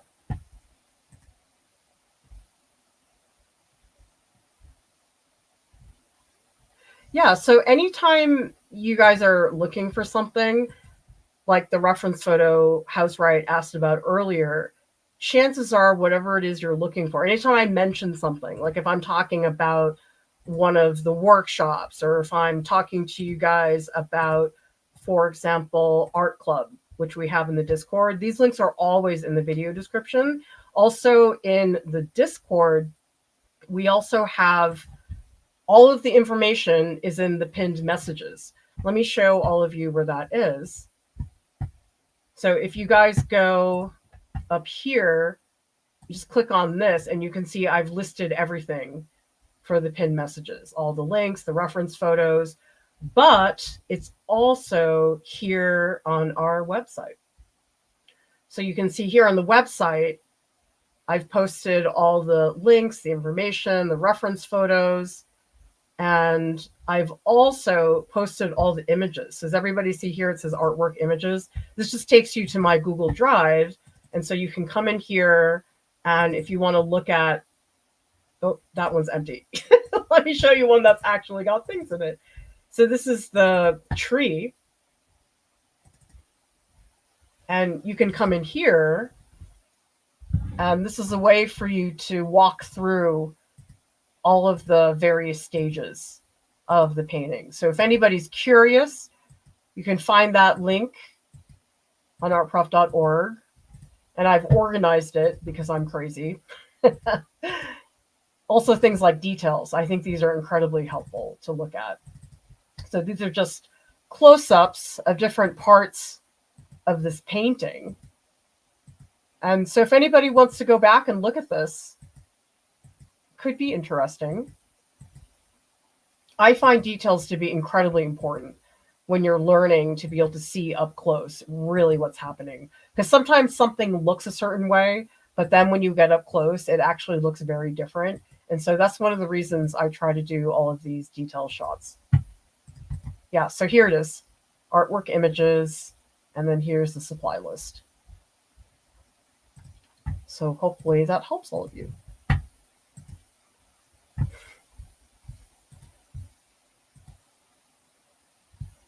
Wait, what? They filed for bankruptcy? I mean, maybe that's good because I won't go spend all my money there. Aww.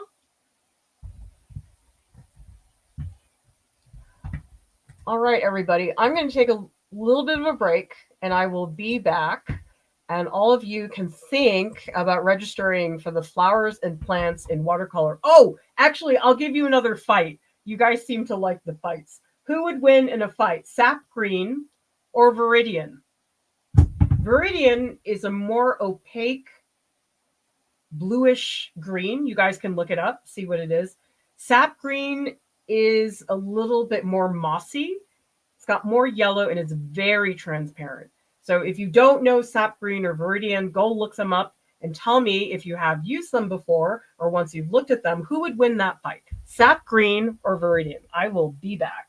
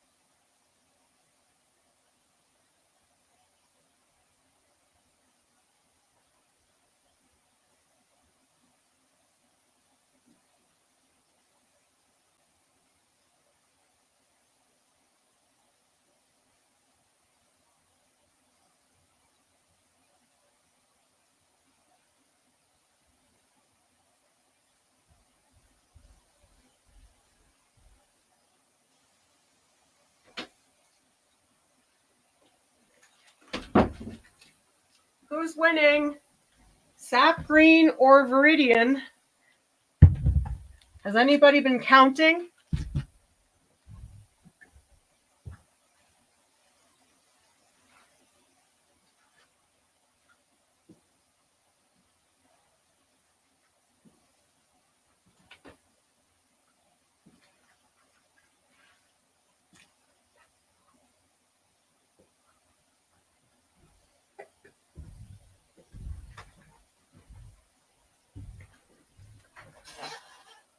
All right. I've decided that I need a snack. Nature's Bakery Fig Bar. I eat these so much. And yes, look at this. This is a thing if you're going to do oils is you can't eat it with your fingers. So you have to eat it out of the wrapper.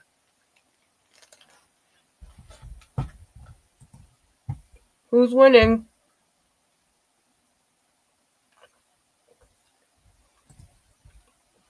Casey says 7 Viridian, 6 Sap Green. I thought Viridian would win in a landslide.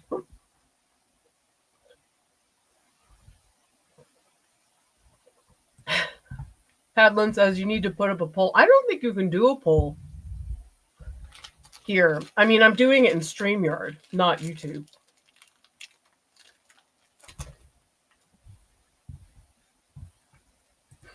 It is really good. They make a lot of cereal bars out there, but a lot of them, I know this sounds weird, but they're too floppy.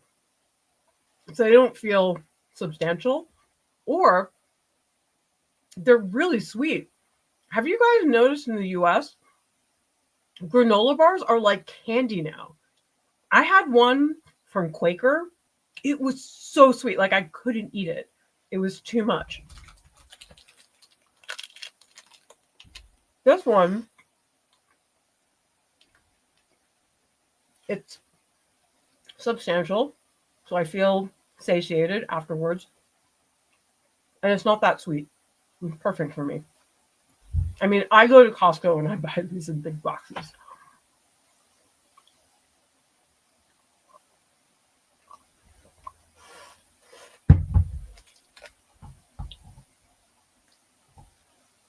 Like sap green, it's so thin and transparent.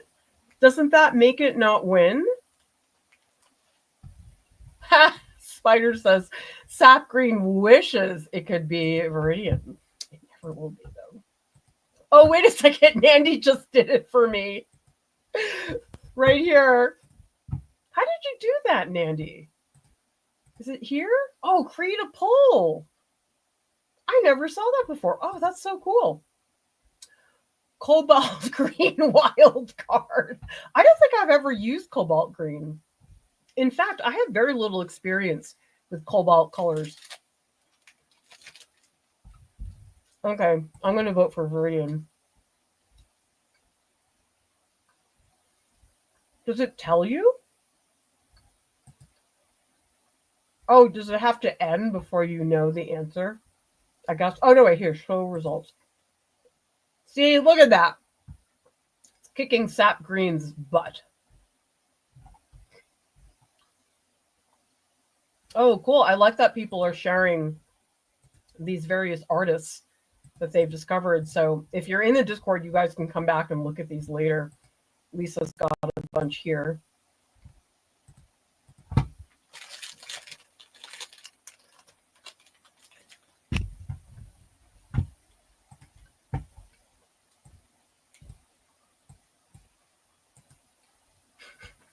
Yes. You can't get it in other places. It's sort of hard to find. The only place I've seen that sells it is Whole Foods. Do people call Whole Foods Whole Paycheck?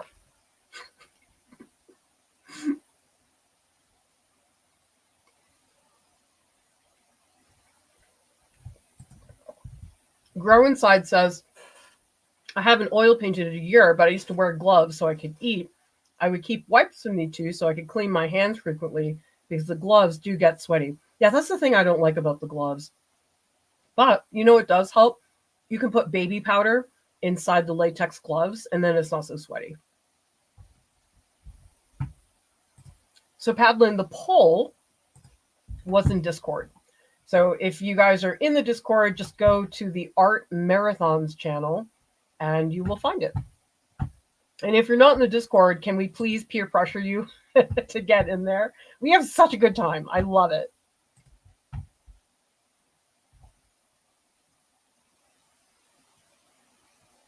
Nez says Viridian is the bigger opponent, but Sap Green secretly knows jujitsu, so it wins. KC says the only cobalt color I've seen you use is cerulean blue. How many people here use cobalt colors? Because I've used cobalt blue before, and I was like, it's okay. But maybe I didn't spend enough time with it. Actually, what I really want to do is get some phalos on my palette because I was so scared of them for so long. But after seeing how Lauren uses them, I really want to try it again. So if you like cobalt colors like Starving Artists, tell me why. Convince me that I should get some cobalt colors. That's it. The phthalo colors. They're like on a murdering spree. Oh, wait. Casey says both colors are transparent. Sap greens are generally a mix of other pigments, so most likely stronger, but Viridian has a really nice granulation in watercolor, so I think Viridian wins. So Jordan, you don't like sap green? Sap green is so good for glazes. Shannon feels very strongly about Viridian.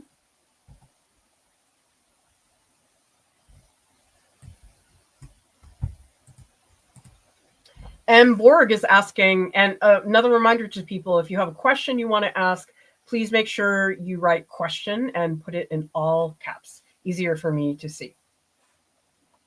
And Borg says, did you paint the Moulin Rouge on the wall behind you? Yes, I did. It's back there.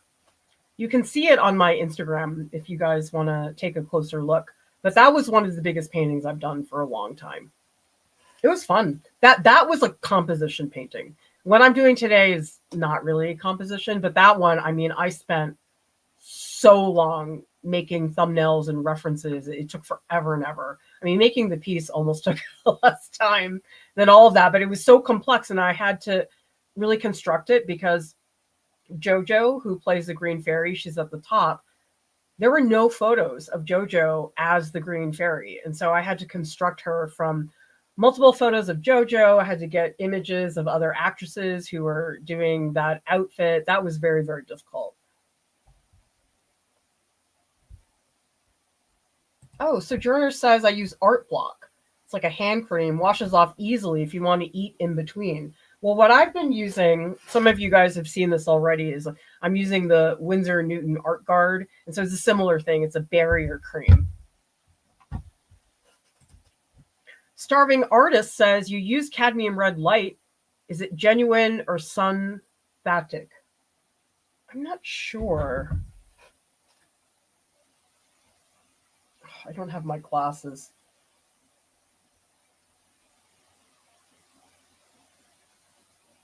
It says, I think it's genuine. PR 108. Oh, I can't read it. Sorry.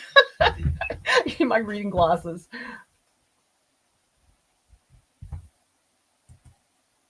Rachel is recommending cobalt for Atlantic water.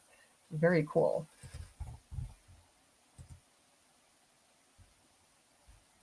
Me too, Brian. I feel like every time I go to Whole Foods, I'll buy like 5 things and it's like $45. It's always like that. Okay, let's get back into this. I gotta step back. And I gotta stretch. Was it Lisa? Ow. Who said to get up and walk around more? Ow.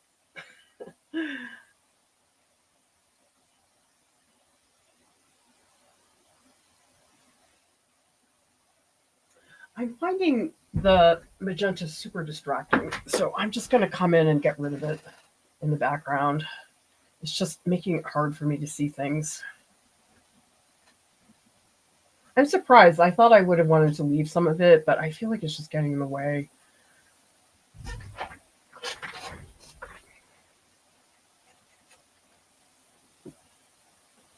By the way, everybody, we are 3.5 hours in, and I know these have been about 4 hours each, but it is the last day of the marathon. Should we go past 4 hours? I mean, it depends on what I can physically deal with, but I've had some long painting sessions in the past. Do people want me to go longer than 4 hours? You'll help me with YouTube watch time.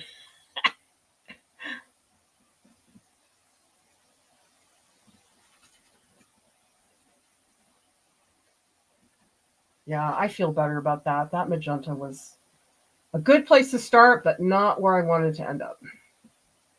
Sorry, Anna. I know you wanted me to keep it.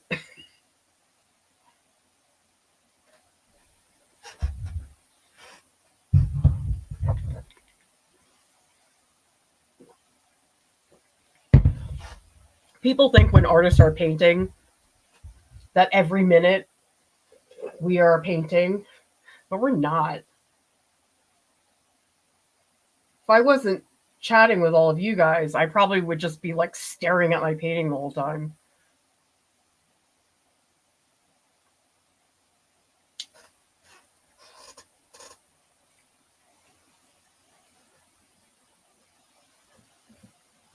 When all of you are working on stuff, do you feel like a lot of it is not in your brush? A lot of it is just doing other things.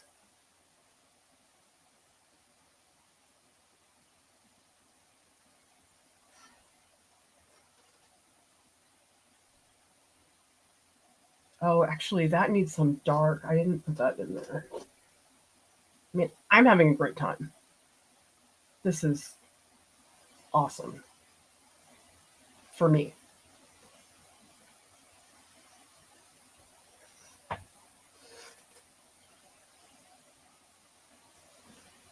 I still feel like I haven't gotten like into the brushwork. I feel like I've been fixing a lot of things, and I do want to get into that stuff much sooner.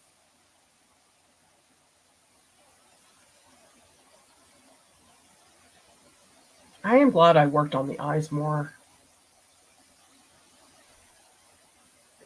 Oh, I need there's this little like pocket here because there's this dramatic shadow, but I think I better go in and add this so we can really see that opening. And then that way this can feel more dramatic. This little pocket back here.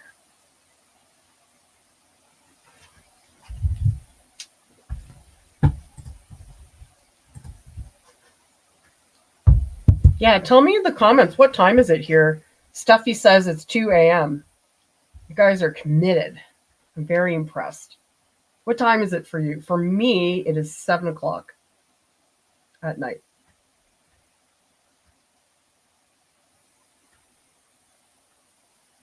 I got pretty good energy. I didn't work like crazy this morning. I just rested.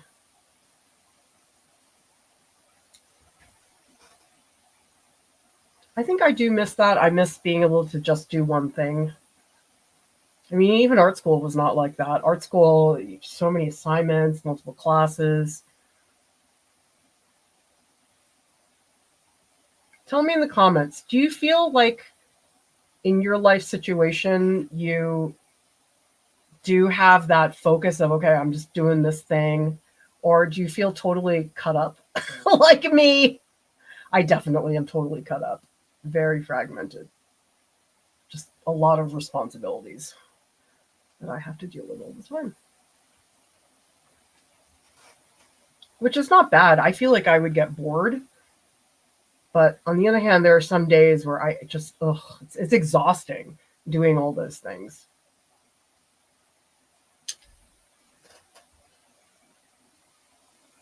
I want to get to the part where I can be more expressive with the brushwork. Right now, I'm not really feeling like I can do that because I'm trying to block in the value a lot more.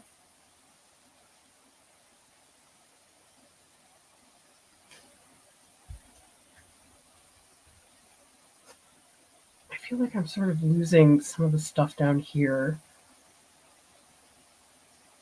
Maybe I need to remix some of the dark down here.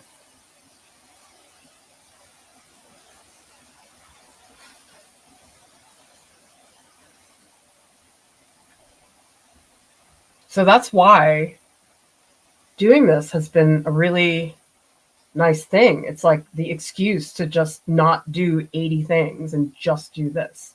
I mean, granted, that also means that there are a bunch of things I couldn't do.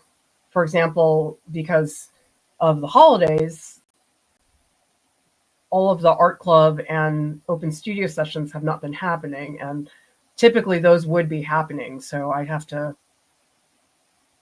that's why I was thinking, oh, the holidays would be perfect because we're off for that anyway.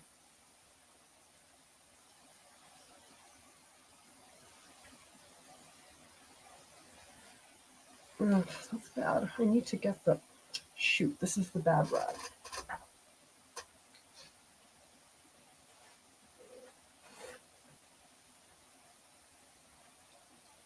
really accentuate this.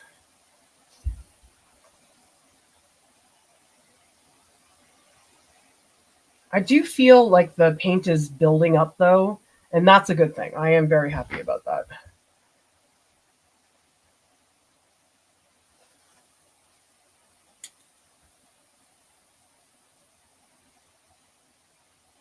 See, I love seeing all of the time zones.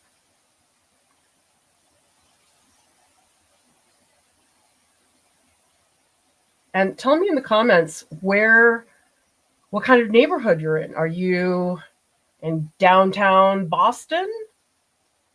Are you in a suburb, an apartment building?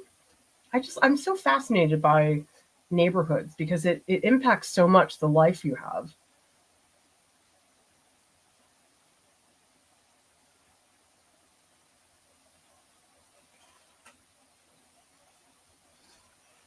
Okay, a little more rad work before I do anything else. And maybe the wrinkles should be darker. I might try to mix up a blue that's a little bit more cool. I do feel like that would help me. He does look awfully red, which I don't mind, but I need some cool colors in here to balance against that.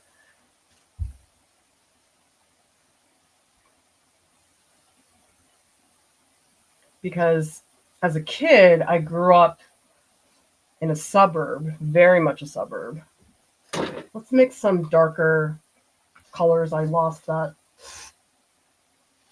Where's my scraper? Oh, here. Okay. Look, that only took a second.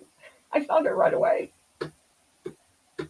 So this time I am going to mix up a dark that has more of a blue tint. Actually, maybe I should just try straight ultramarine. So often I really avoid doing straight colors because generally it doesn't, it always looks really literal and I don't really like that. But let's try some straight ultramarine because it's just so red right now. Like I can't keep living this color.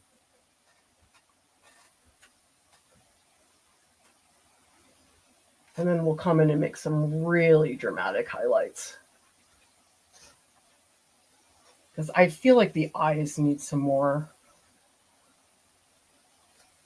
I'm going to try it. Let's just try straight ultramarine. Time to clean. This is the silica oil tank. Now this has the safflower oil. And I'm noticing, yeah, see the safflower oil, it doesn't sink as much. Usually with Gamsol, all the sludge comes down here, and then this is perfectly clear. I think this will do it over time because it did do that a couple of days ago, but it takes a while. Like Gamsol overnight is going to do that. So if you don't know how this works, you basically put it in here and you can see there's this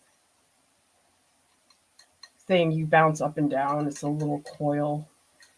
And so it makes it so it helps work the paint out of your brush because it has that nice bounce to it. Wipe this out. But the Gamsol I would use when I'm like done painting. Right now I'm just doing it so I can get some of my brushes looking less disgusting.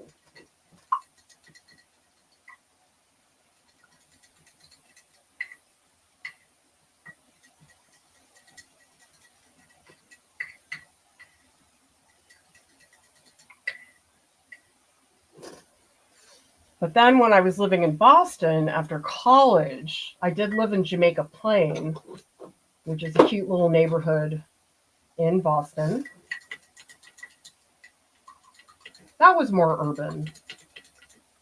Not quite like downtown, but that was very city. Like we could walk to a bunch of places. And then I lived in Cobble Hill in Brooklyn. Tell me in the comments, list a bunch of places you've lived, because I think it's really fun to see where people have lived. Okay, so I lived in Cobble Hill in Brooklyn. Obviously, I lived in Providence for the years I was at RISD. And then I lived in Rome for 9 months. That was the exchange program. Well, not exchange program. It was the European Honors Program at RISD. And where else did I live? I lived in Newton, Mass.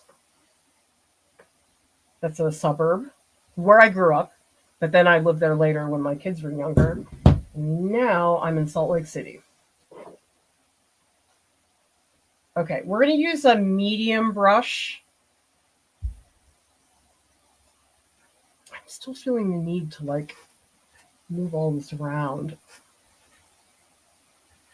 But I feel like it's a little fruitless because there's a lot of stuff that has to happen.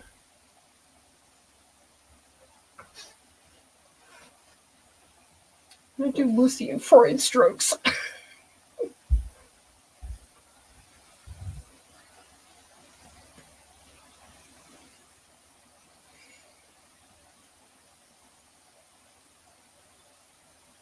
See, I'm missing, I had a like nice dark shadow down here and I really lost it. I think I need to bring that back. Okay, let's get a big thick brush. I'm going to just try ultramarine straight. I'm going to put a little bit of solvent because I don't think I want it to go on super thick, but who knows? Okay, so this is straight ultramarine blue. There's nothing else in it. Let me just see what it does if I put it here. Oh, I like that. Okay, let's do the straight ultramarine. Maybe it's too dark. Let me put a little medium in it. So if I show you all my palette, you can see the ultramarine. It's very dark, but it's also very saturated because I'm using it straight out of the tube. Not typically what I do. Because I think I lost the jawbone. I think the jawbone has to be more. I mean, that's probably too much.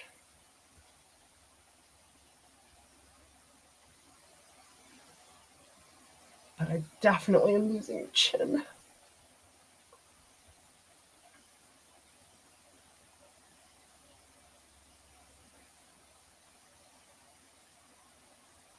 Okay, and we're going to follow up that question about where you lived. What are foreign countries you have been to? I have been to Portugal. That's when I went with Kat. That was super fun when we went together.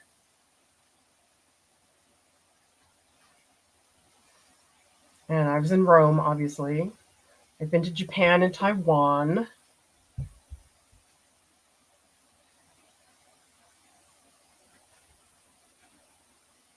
Is that it? I feel like they're...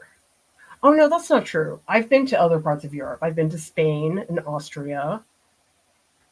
Is that really it? I thought I went to more places. Oh, I've been to Hungary. I forgot about that.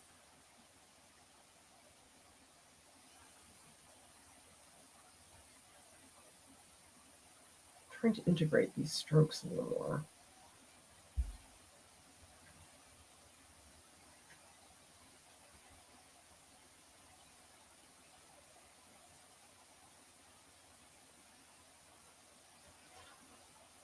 It's a little better. It still needs...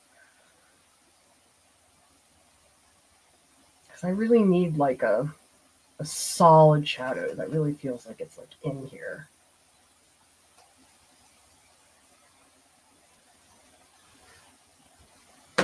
Okay, and let's get a very thin brush and let's bring back some of the things in here. These very pronounced shadows. Oh wait, I've been to China too. That's right.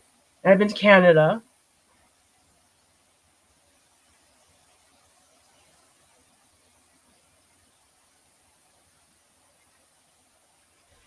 I want to go to Iceland. Has anybody here been to Iceland? I feel like that would be an incredible place to visit. Just the landscape is so extraordinary.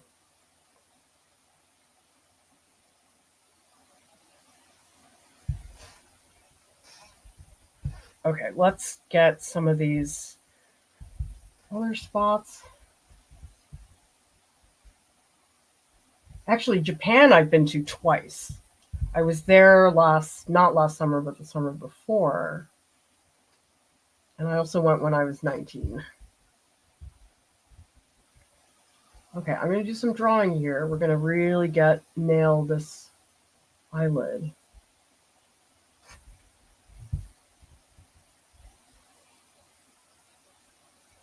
This eyelid needs so much work. Oh my god.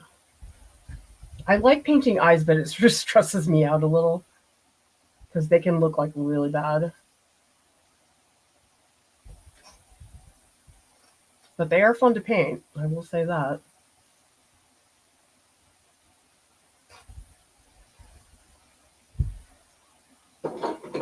Oh, I think I could put a little alizarin, cerulean blue glaze to make that eye not so ridiculous. So I'm gonna give it a glaze because it's like yellow right now, which is really wrong. I still can't get over this. What? Oh, that's green. Bad. No. What's that? How did that turn out so green? I guess I have some yellow in here. That's not good. And I'm just gonna add a small. Oh my god, that's really intense. What the heck? Okay, I think I need to glaze it in with a fresh brush. So this one, I'm going to take a clean brush. I'm going to dip it in some oil medium, and I'm going to move it around like that. Yeah, that's better. So that's more of a glaze. So here you can still see the strokes of the yellow underneath, but you can see I'm like tinting it blue.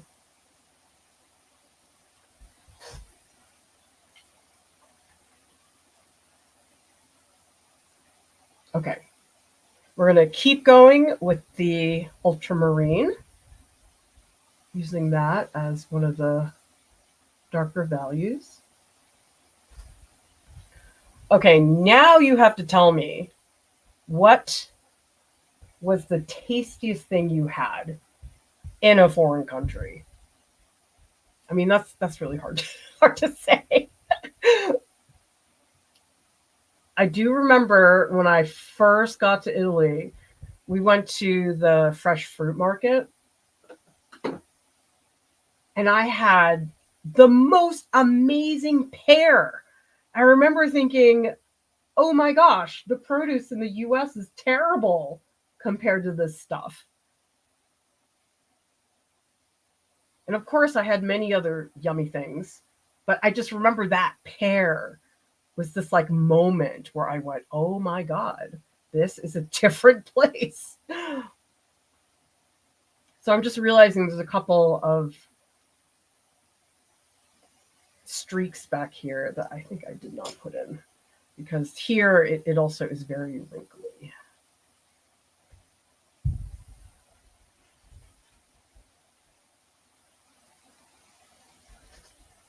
I feel like I've been very value driven right now, but I feel like I can't avoid that, because if I don't have that contrast, I feel like the painting's sort of out of control. I don't know how to describe it. Now here, I'm only going to use moments. I don't want it to be too dark everywhere, because I think sometimes with darker value, it almost feels like you're chopping up the image because it's so harsh.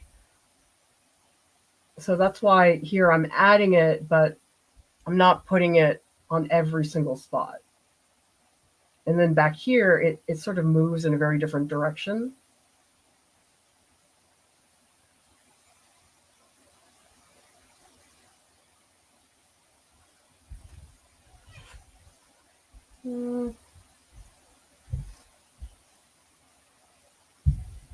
Oh, Sojourners talking about mangoes.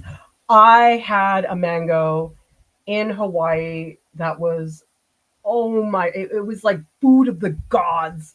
It was so good. I am like never going to eat mangoes again because every mango is going to be disappointment to that mango that I had in Hawaii. Oh my god, like that was extraordinary.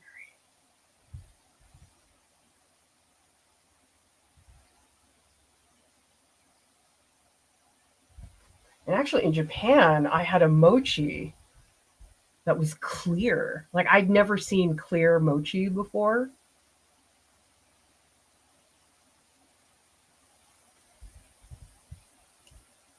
But to me, eating is like the best part of traveling. I'm like, I wish I could tell you it's the art. It is not the art. The art is not the best thing of traveling. I mean, I guess it could be, but most of the time I'm just like really excited about the food. I'm a real foodie. Okay, we got to go back to the arm because we're missing all of that stuff.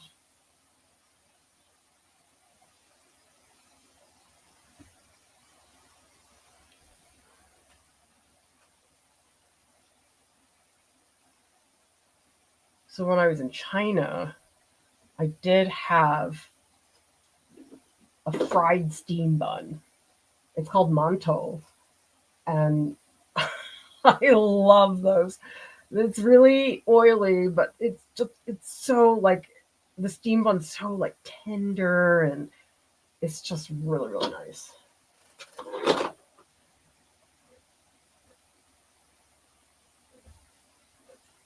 This hand is really still throwing me off. Oh, it's this finger. It's not wide enough. We got to get rid of this.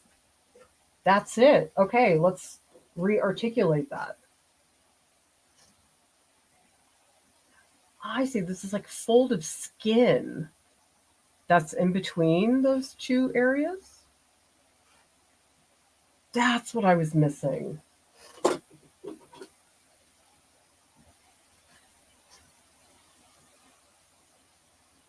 I think that fixed it. I mean, it's not done, but at least I don't feel totally clueless in there.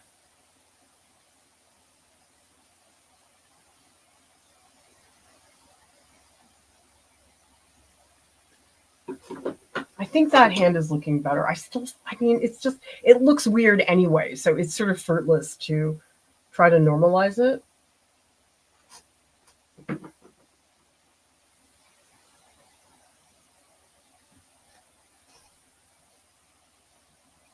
Hmm.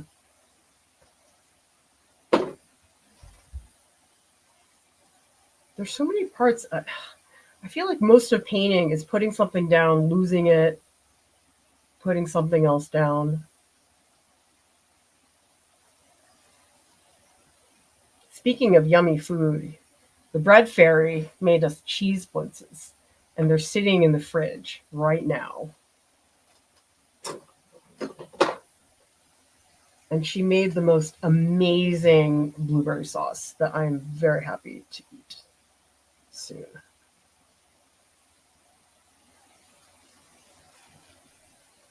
It's this knuckle. Like I have no knuckle there, but I think I got to get back in there with some highlights. Okay, let's move some of these darks with a rag. And you can see it's starting to push the portrait to be more blue, which is what I want. I think it was lacking some of those cool colors.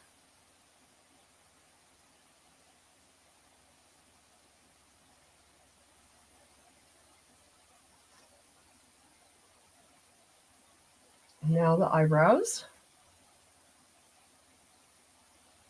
I'm sort of oversimplifying them, but I think that's okay. Later on, I'll add some more stuff. But I do like some of the blues that are starting to come out.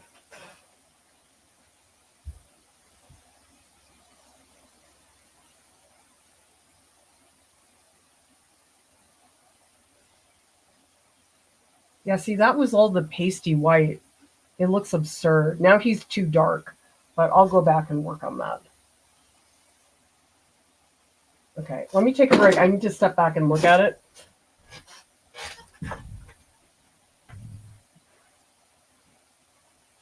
Oh my god, he's so red. Ugh. I need to get an, okay, next step is olive greens and also the highlight color, which is lost in a bunch of areas. Okay, let's see what people are saying in the comments.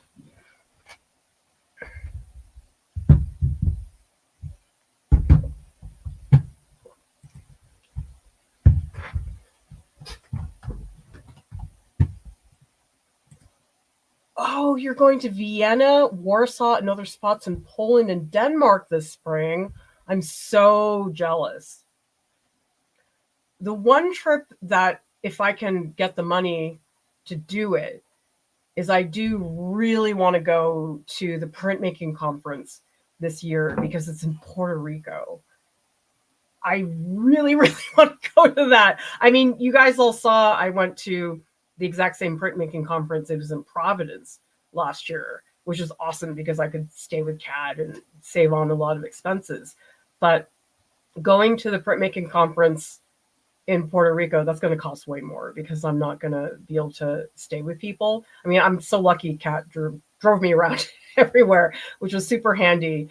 But that's the trip I really, really want to go to, is because I'll probably go to the conference, but then stay a couple extra days so I can take a look around. And it's especially cool because they're going to be having a lot of local printmakers and artists are going to be there. And I just really want to go to that trip, but I need to raise the funds to get there because that's not going to be a cheap trip.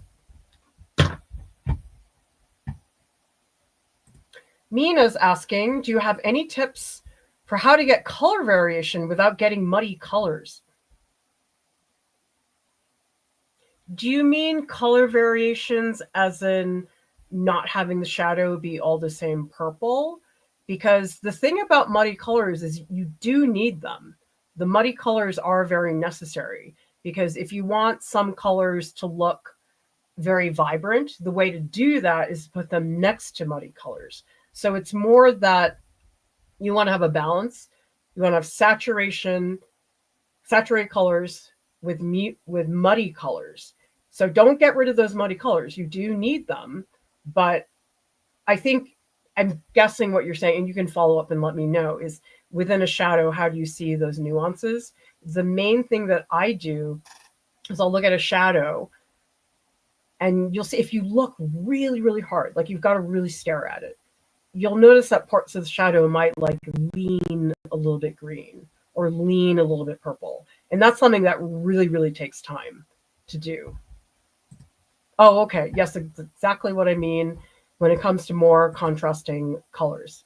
Yeah, you have to think about it as subdividing. Okay, so if I have a shadow, let's say there's a big shadow on the side of my face, you could start with just, oh, okay, one shade of purple. But then within that shape of purple, you can find a spot that leans a little bit more blue, leans a little bit more green. You have to really, really look. That's where your observational skills are extremely important. You have to see those differences. If you don't see those color differences, you can't paint them.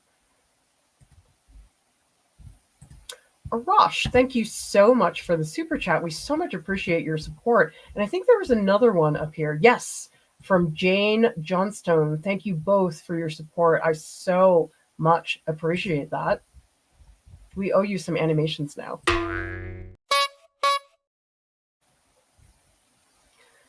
Thank you so much for that support. Because remember, everybody, if you want more art marathons, you got to convince me, send me some super chats so I can justify that we can put this time in. Because as I said earlier, there are certain things that we do to create revenue to make sure we exist, basically.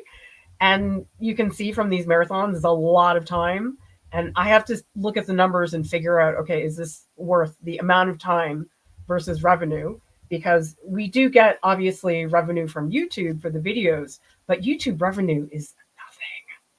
It's so like people look at our channel and they're like, oh, you're such a big channel, you must be raking it. I'm like, no, YouTube pays peanuts. So when people are like, oh, I want to have a YouTube channel so I can make extra cash, I'm like, like, first of all, it takes forever to get monetized. And second of all, when you do get monetized, you're not making a lot. Like, you have to have a lot of watch time and views for that to be the case. So if you want me to do more marathons, convince me with some super chats, because the numbers have to line up. I hate to be such a business person, but it's true. For us to do these types of events, we have to feel like we're not draining ourselves of money and time in order to do it.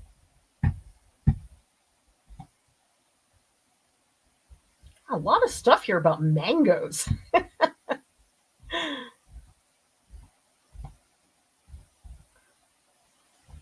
Oh, so many. I love seeing all the places that people have been to.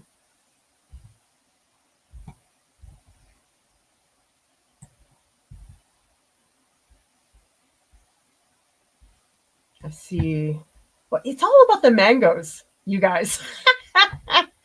Okay, so Jane says yes to more. Thank you so much. Well, thank you for supporting us. Send those super chats, and maybe we can do this again. Moroccan food. Oh, I really want to go to Morocco because I love local food markets. It's like one of my absolute favorite things to go to, and they have amazing outdoor markets in Morocco.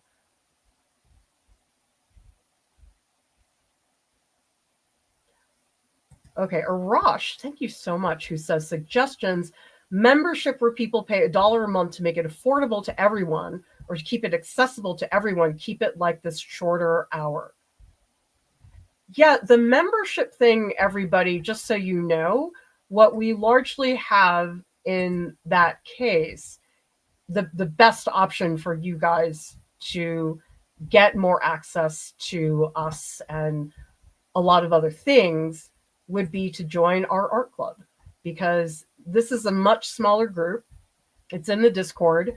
You get weekly voice sessions with staff and critiques with me.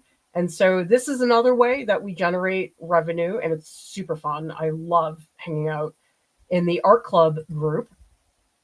But yeah, it's hard to explain the numbers. It's like, first of all, I'd have to sit down and review the numbers, but thank you for the suggestion.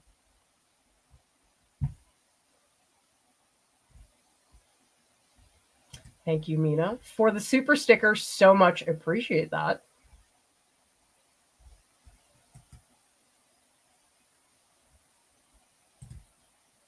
Yeah, this is a good point from Lisa. YouTube is how you reach people. You need something connected to earn a living. Yeah, and we get revenue from a number of different places. I think what's difficult is the revenue is never guaranteed.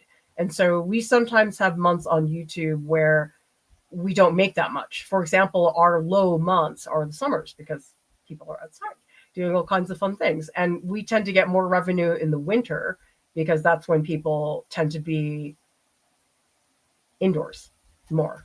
And so we have some months the YouTube revenue is very low because of the seasonal changes. Mina says, couldn't you start live streaming for the open studio sessions? So open studios is part of Art Club. It used to be separate, but now we've merged it, and I think it's way more fun. So open studios, if you don't know what I'm talking about, it's where we have a voice session and people are working on their projects, very much the way they are doing right now. But the difference is that you get to talk to me on voice. Like this live stream, it's just me. Like you're not hearing other people chat. And so I don't want to do live streaming for that, because then that would duplicate a program that we already have. But thanks for the thinking. I really appreciate that, you guys. Anna says yes to more art vlogs. Thank you so much for your support. Arash says, thank you. Learned so much. Your energy and excitement makes me want to go back to my happy place of painting. Yes, it's a happy place for many of us. Okay, let's see what's happening in the Discord.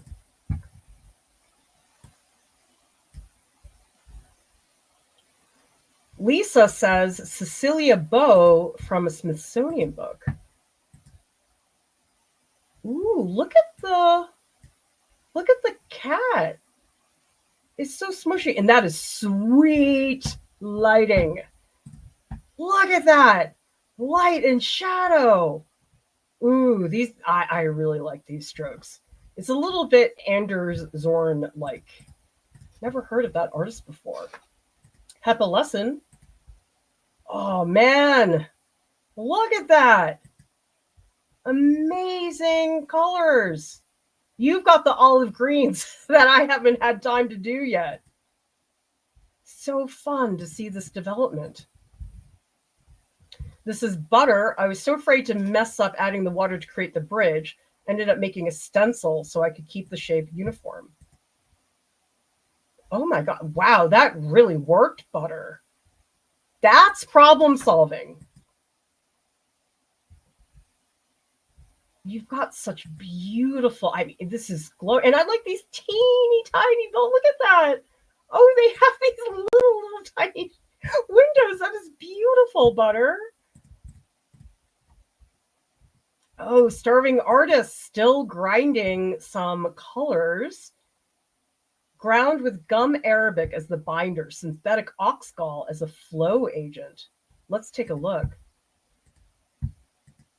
Oh, that is delicious. Thank you so much for sharing that, starving artist. I don't think I'll ever have time to really be knowledgeable about that type of thing, so I can live vicariously through the rest of you. Nandy says, color adding might be getting out of hand. Go big or go home. Let's see. Oh, I don't think that's out of hand at all. The tree is really coming together. Oh, totally. Go big, Nandy. This is amazing. Keep going. A lot of times people talk to me and they say, well, I think that's too much. I think it's extremely helpful to think about, what was I talking about? Give me a second. What was I talking about? I can't remember. Can somebody help me? I had a thought. Anyway, maybe I'll remember.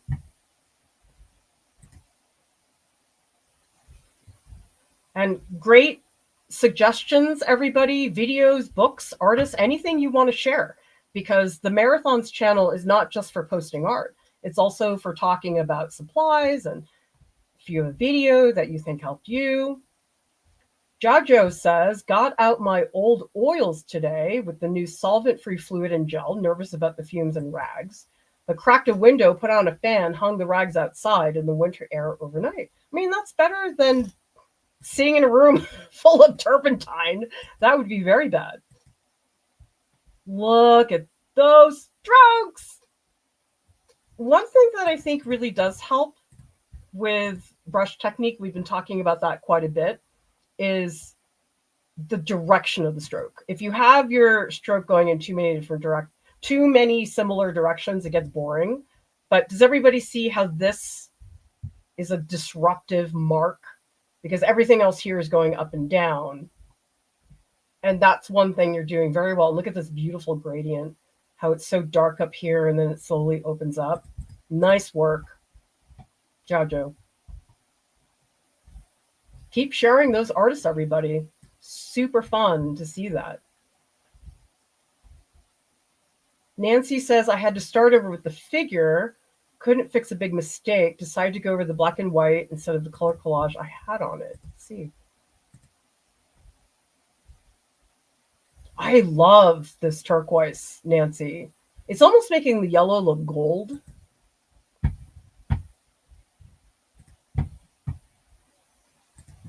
Oh, thank you, everybody.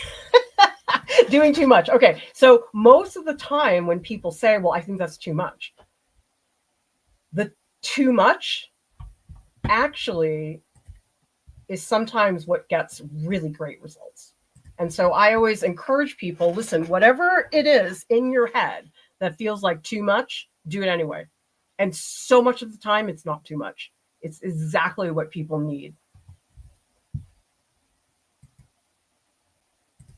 Jen says, can't send a super sticker.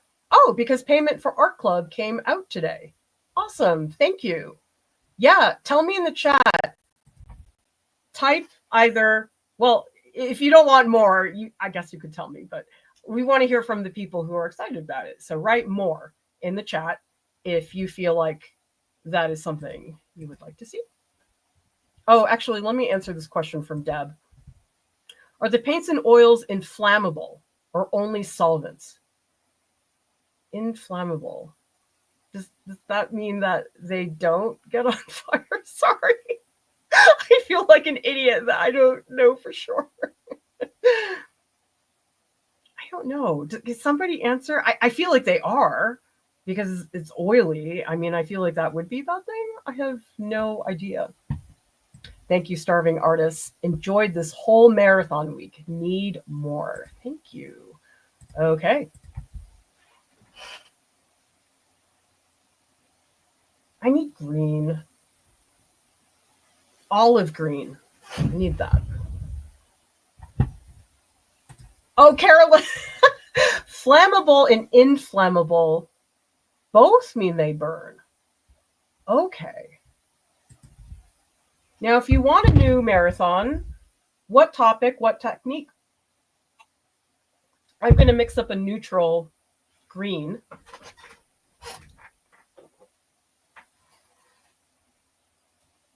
For the neutral green,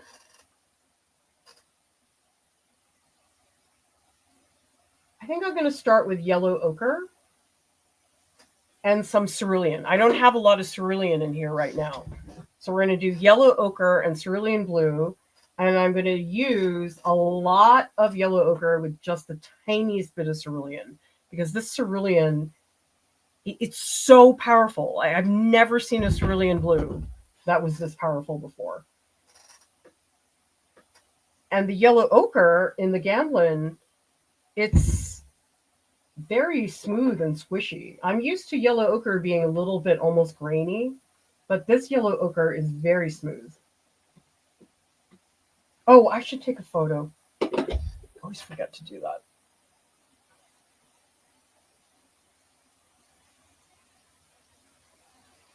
Let me get some close-ups of like the eye. A couple other spots where I'm messing around. Oh, actually, up here would be good.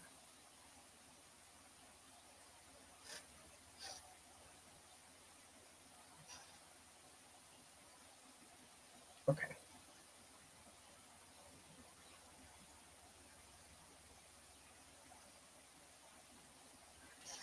So Jasmine is asking here, the marathon continues. It's definitely ending today. I can tell you guys that. But I'm asking everybody if you'd like to see another marathon at some point and with a different topic or material. Okay, so we're going to mix up a neutral green. We're starting with a big blob of yellow ochre, and we're adding the tiniest touch of cerulean blue. Okay, so I'll show you on my palette. This is what we've got. This is cerulean blue, and this is the yellow ochre. I also feel like this yellow ochre is a little bit lighter. I feel like some of the other yellow ochres I've used are a lot darker. This one's just a hair lighter.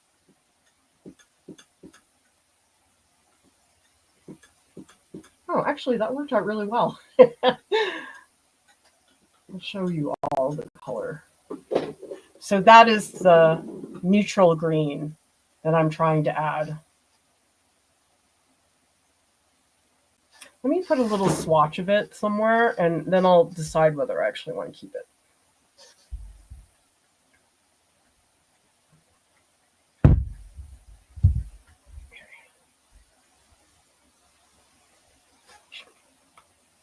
Okay, we're going to add just a little touch of green. Just see. Oh, that's so dark. No, no, no, I don't want it that dark. Okay, we definitely need some more yellow ochre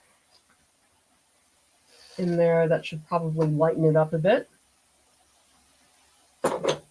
It looks like leaf green. It's not neutral enough. I may have to add a little bit of red to tone it down a bit.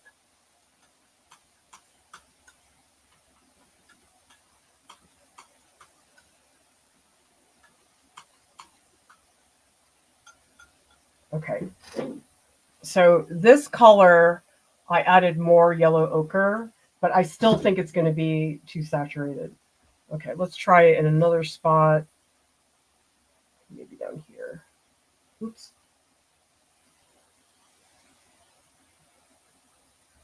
Yeah, it needs a little touch of red. Okay, so what I like to do a lot is I have a color I'm mixing, but instead of adding the straight color, I'll just take a little bit of red from down here. So there we have a mixture that was already in my palette. Because sometimes I think we feel like we should just grab from up here. But I like taking colors that are from previous mixtures and adding them to new ones.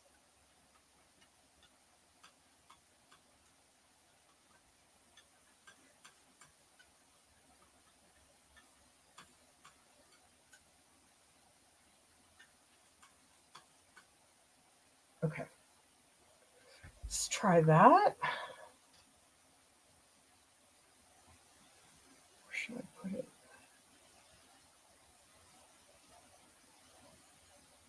Here.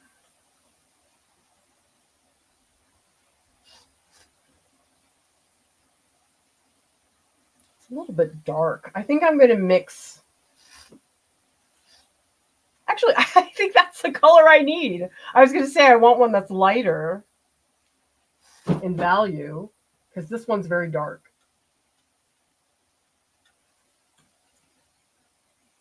Let me get a photo of all of those swatches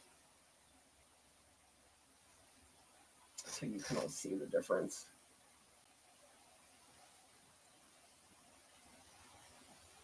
Okay, and then I'll also show you the color on the palette. So again, this is going into the Discord. So if you guys want to see sharper images, that is the place to go. Let's start with the darker green, and then I'll come back and do the lighter green in a little bit.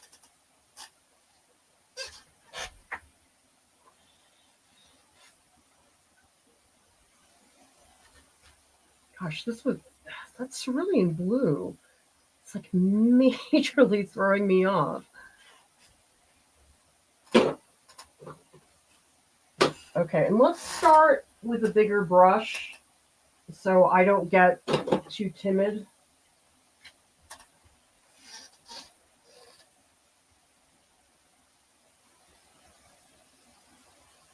Okay, so this is the bigger brush that I'm going to be using. So this is the darker green that I'm adding.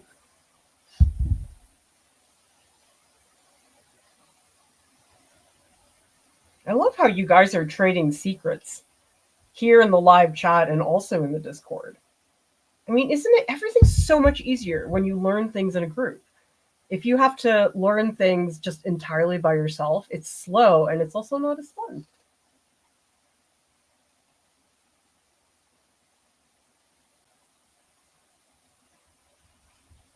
If you're in the Discord, tell me what are some of the things you've learned there that don't have anything to do with the staff. What have you seen over there that has helped you as an artist? I mean, I feel like art supplies. Uma is a mod in our Discord. And I feel like every time I talk to Uma, she mentions another watercolor brand that I've never heard of before. And it's so nice. It's like, yes, I don't have to do all that legwork because somebody's just told me what it's like. I mean, that's a big part of the marathon too, is that we are trying 3 different materials, 3 different types of oils, so I can report back. So based on the oils that I've demonstrated. So we've done Michael Harding, Gamblin, and Geneva. Does anybody think they're going to go shopping after this? Because I know sometimes people want me to demo so they know whether or not to buy something. Or sometimes it's just, oh, you're curious. You just want to see.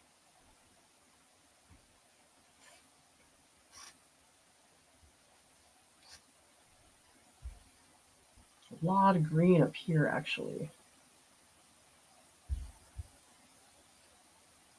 I'm sort of dying to put in highlights, but I know I need this variation. I can't go this long with so much red. It's going to destroy my painting. Oh my God.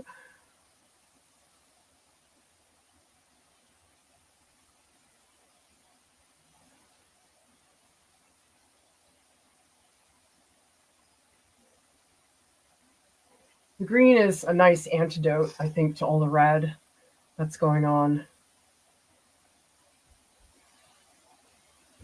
Oh, the hand is such a mess.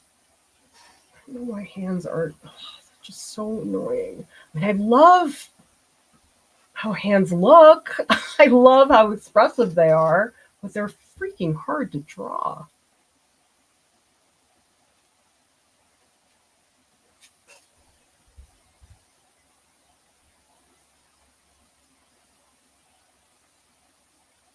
I think that knuckle is too much, but I might leave it because it's an unusual color.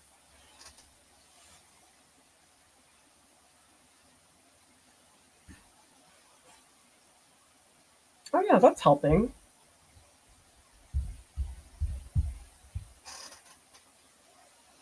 It's just when you put the green in there, it just totally shifts the dynamics.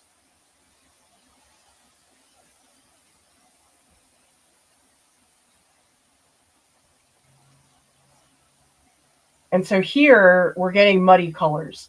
Let me take a photo of that because that's a great example of where you need the muddy colors. This one spot where I painted green on top of pink. This is going in the Discord.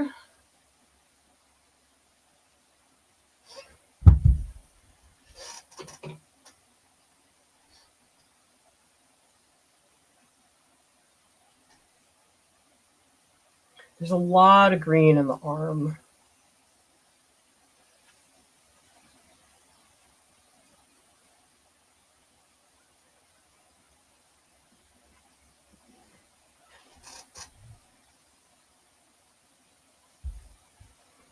So I'm curious, since I'm doing the green right now, what are people noticing about how the green is influencing the balance in the rest of the painting? For me, it just makes it look less flat. I think when you start getting colors like this, you have more variation, and so therefore things don't look quite so flat.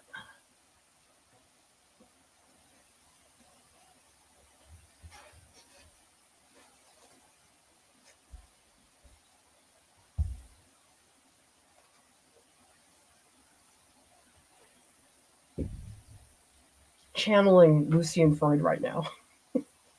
Help me. Help me do your brushwork.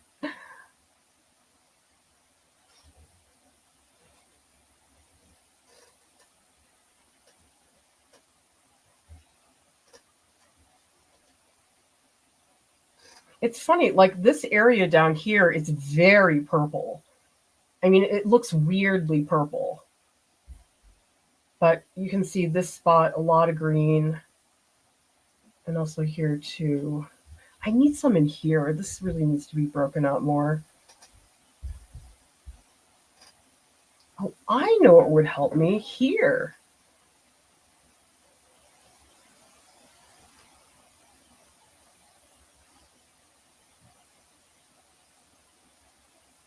Yeah, this is gonna make a huge difference to have that. Maybe this can help me articulate better some of the skin folds. Oh yeah, that's really helping the neck a lot. Do people like the green, or is it getting muddy? Be honest, you can. You can tell me it's getting muddy.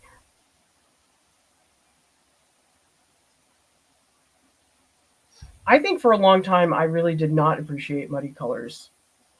Because I think I was really bad at color, and so I didn't really understand how critical it was.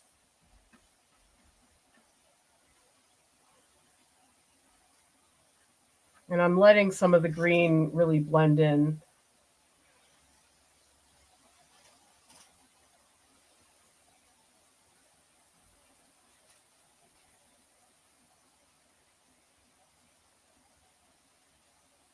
I need more red here, but I think I'm going to let it be muddy for a bit.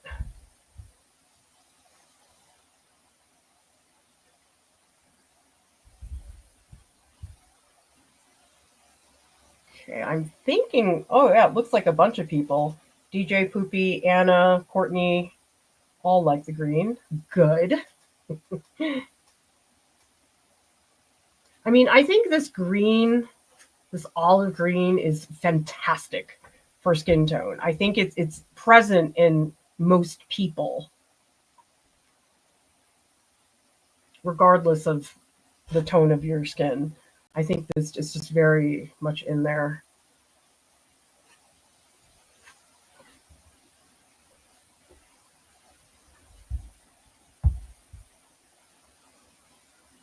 Still not very happy with this neck area. Maybe it's getting so muddy and I should just come back to it later.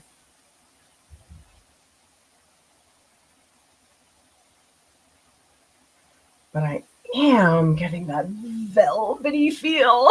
Yes. It's so nice.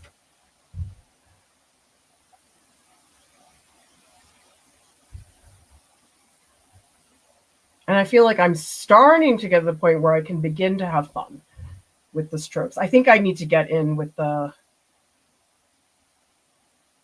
highlight. I'm starting to not be able to do stuff without that.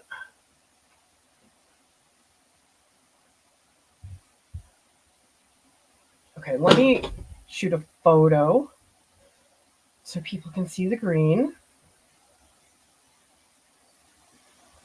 And I'll, again, post some close-ups so people can really see the impact of that green.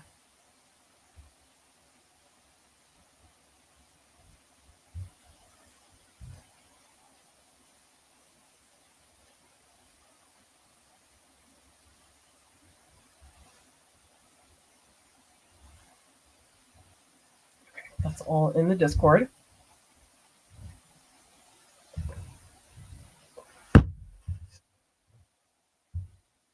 Okay, highlight. Right now I have a yellowish tint for the highlight. I think I'm going to go with a cerulean blue tint of a highlight. I think that might be it. Let's try that. And actually, let me move my camera a little bit. That would be better. I'm going to zoom in a little bit so you guys can see more.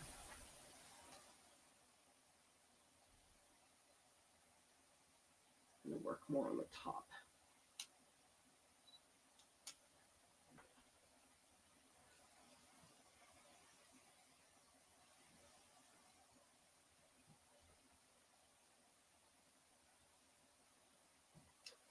Okay, we're going to go and we're going to add some blue highlights.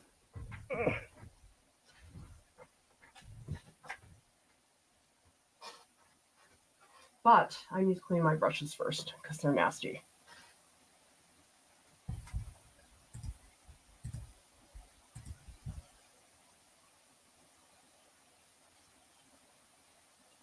It's like oil all over my phone. It's bad.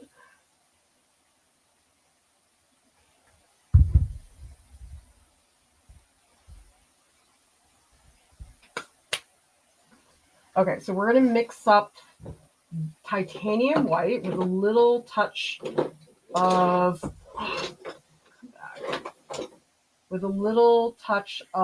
cerulean.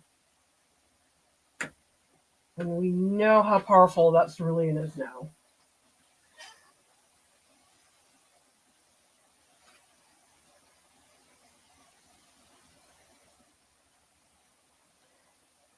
really use burnt umber much, but I'd love to hear, what are your favorite browns? Because my old reliable is burnt sienna and burnt umber. I like burnt sienna better, but burnt umber is really great when I want to get some dark values.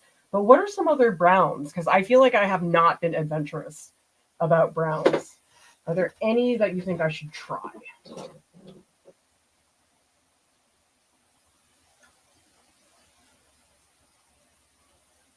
So I do have a white here, but I think I'm going to mix one entirely from scratch.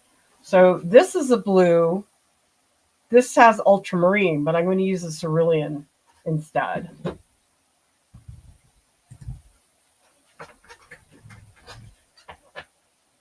Oh, actually, I'd love to hear this. So another but says, I start painting at night lately. What time of the day do all of you paint? Or work, not necessarily just paint. Where's my white? Oh, here it is. Because I can't paint at night anymore. I did all the time when I was in art school, but for me, my family time is usually in the evenings. So I try to not work then.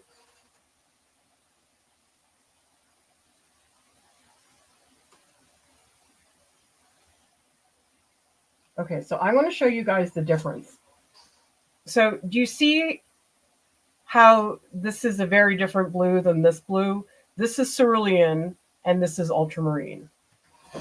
They're very different. Oh my gosh. So different from each other.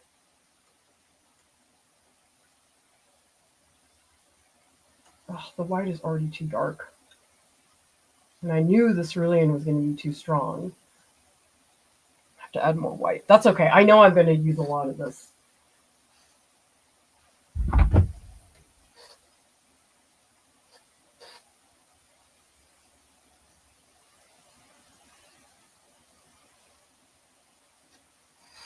There's one thing I can assure you, I do not paint in the morning. I can't do that. Morning, I try to burn through all of my administrative stuff, do critiques in art club, comments in, and critiques in the workshops. And then the afternoon is more when I work on production, or sometimes the afternoon is when I'm like editing. But I've tried really hard because of my kids to not work in the evenings. So I am sort of in a little bit of a, like, gotta get it done by 6. If it's not done by 6, I'm not really doing it. Let's try the synthetic brush. This brush is very smooth and I haven't really done it here. It may not have the texture that I'm looking for though. So let's just try it. And I'm going to do no solvent. I mean, solvent-free liquid. I'm going to do this more sparingly. Oh my God. What? That is so blue. That's insane. Okay. It did not look that blue when it was on my palette. I got to take a photo so you guys can see how ridiculous this is. I mean, part of it is that it's next to all this orange and red, which is making it very blue. All right, so that's in the Discord if anybody's curious.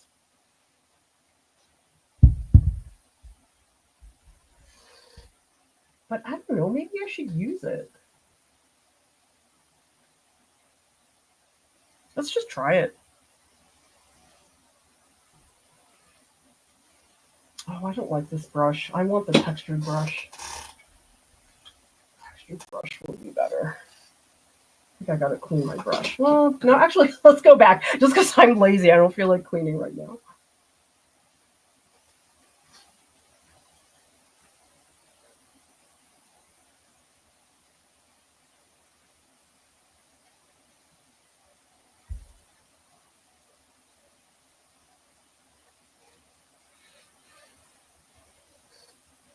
Well, that's definitely a lot.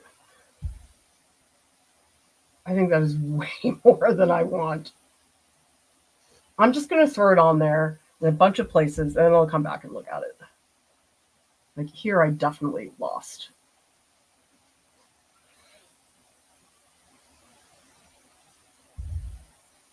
Because I did really lose the lighting up here. I think it got very dark.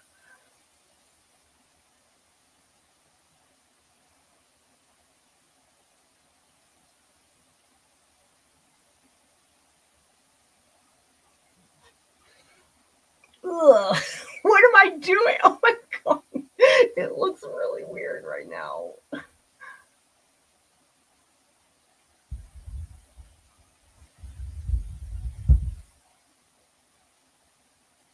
right, this may have been a big mistake. Let's just drop it in a bunch of spots and see. I mean, the yellow definitely like played more nicely, but maybe that's what I need. Maybe I need a more disruptive color.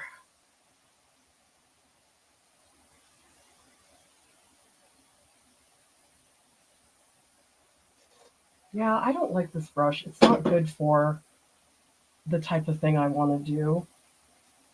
I'm going to take a coarse brush. I'm just going to move it, use it to move around the blue. Actually, I got to clean this. This is too nasty. Okay.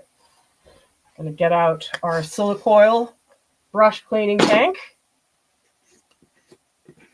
By the way, who's just joining? Who's been here the whole time? Which is very impressive because we're already 4.5 hours in. So here I'm taking the cleaning tank and this has safflower oil in it.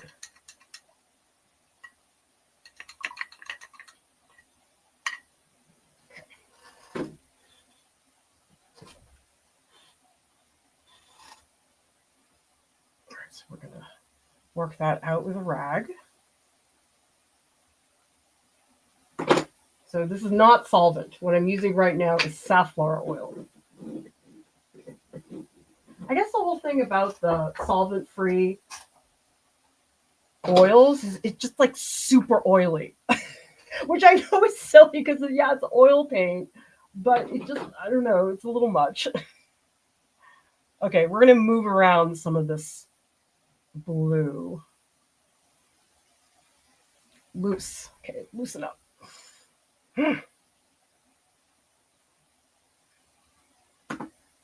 Now I'm going to, let's be confident, okay? Lucian Freud confident.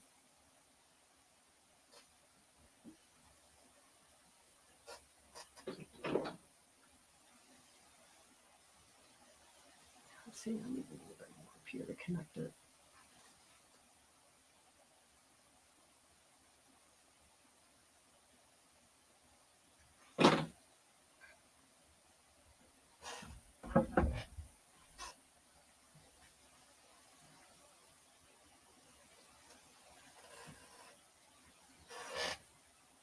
So this is something I do all the time where I have a brush that has no paint in it and I use it to push the paint around.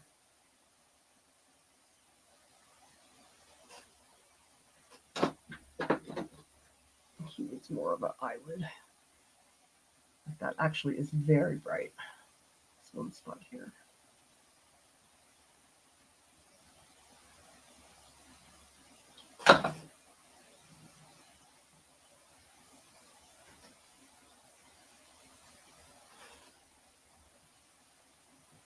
Okay.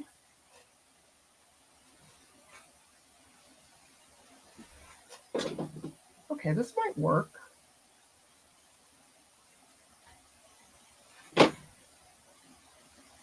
I'm alternating between the blue, light blue, and this brush that has nothing on it.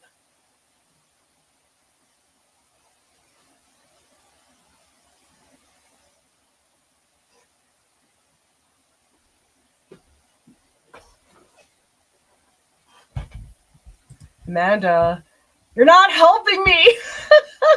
This stage is when I get nervous and stand up more. I'm backing away at the start. Oh my gosh, so many of you guys have been here the whole time. DJ Poopy, Starving Artists. We'll forgive you, Anna, for taking a dinner break. Arash says, I'm refusing to lay on my bed because if I do, I will fall asleep at 3 a.m. Having 2 glasses of red is making it hard.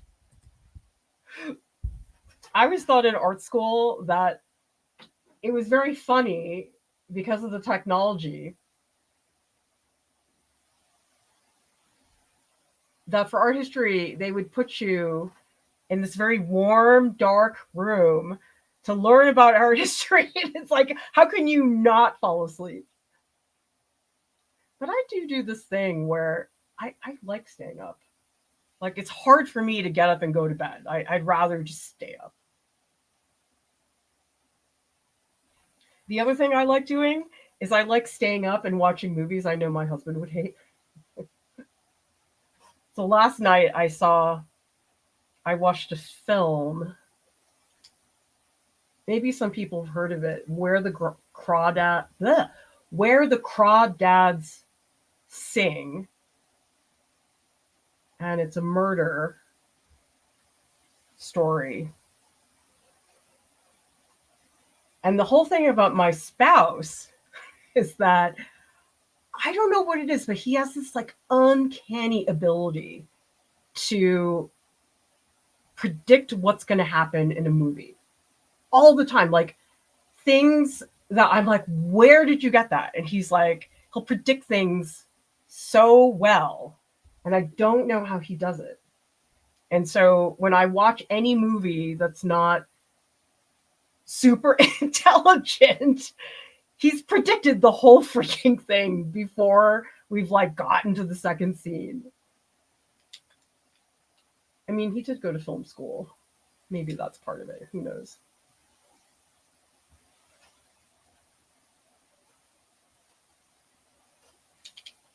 So here I'm adding little bits of red to move that blue around.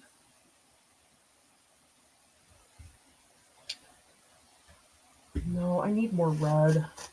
I think in here I'm losing the structure of the nose. Ah, that's better. That's what I want.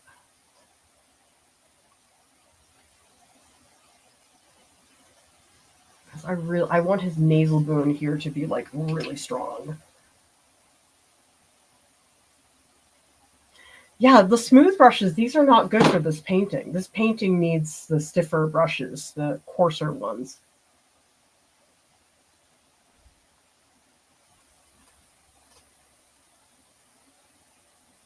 Okay, so this is starting to bring out more of the structure of the nose.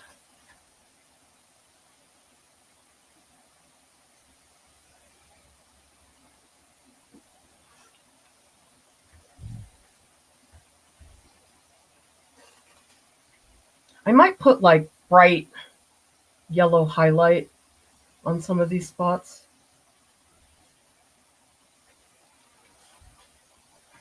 Oh, and here, this needs to like really smush up against the finger. Because now we get the impression of the finger going up in there. And we need some value to make that happen.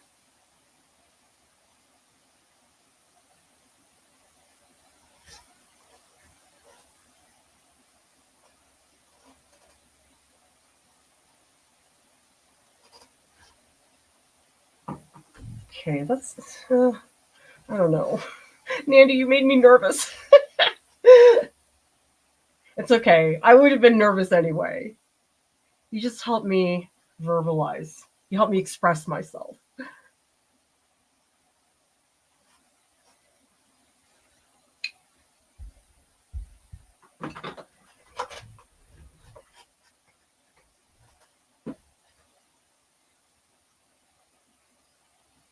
So the paint is a lot thicker now, which means I don't really think using the rag is that helpful at this stage.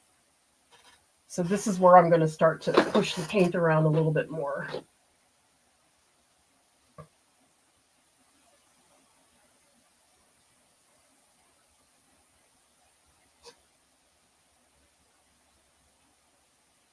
Oh, that's kind of nice to put the red, mush it through the blue.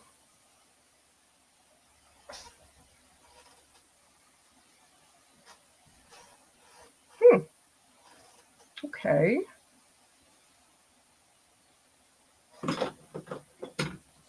This brush has like so much of the blue in it, so I think I might just put up with it anyway. I don't want to waste the paint.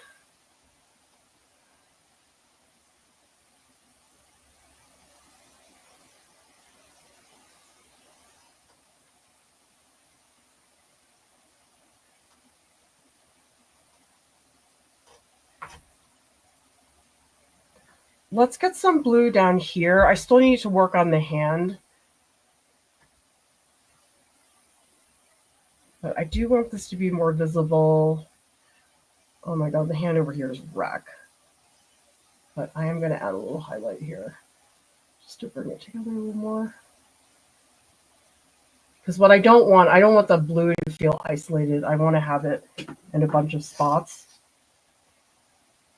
I gotta keep, no, I have to do more. I'm always like, oh, I'll stop and take a break. And I'm like, no, I want to do one more thing. Just one more thing. And by the way, I'm not looking at the reference right now. Actually, I lied. I just looked at it.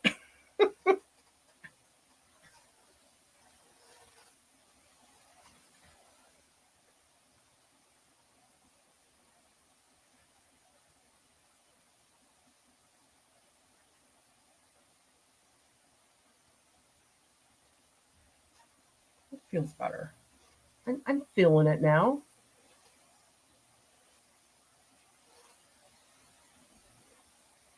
There's this one spot, this like little end of the mouth needs a lot more articulation.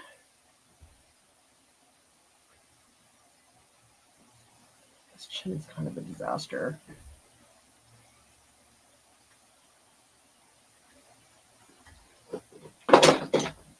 Well, so now I covered up all the yellow, but I'll go back and I'll add more of it. It's just, I need more of this. So that's a circumstance where you get rid of something and then you put it back.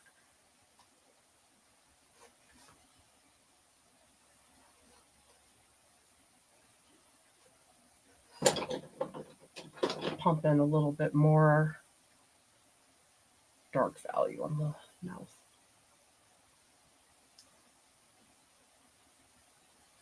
Actually, I haven't touched the mouth at all. I should.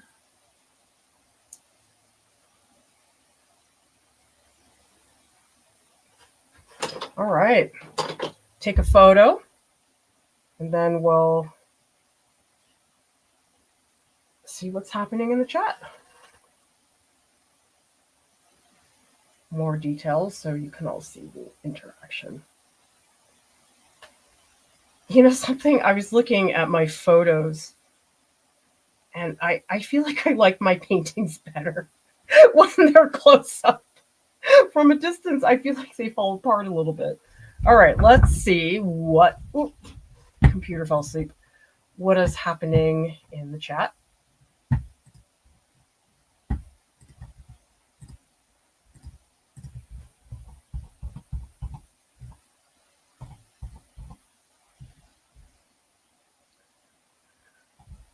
Oh, Indian red. I have Indian red, but you know something? I haven't used it. I really should. Oh, Van Dyke brown. Yes. I've only used it in ink. I don't think I've ever used it in oil or acrylic. Oh, I would like to do that. That's a great color.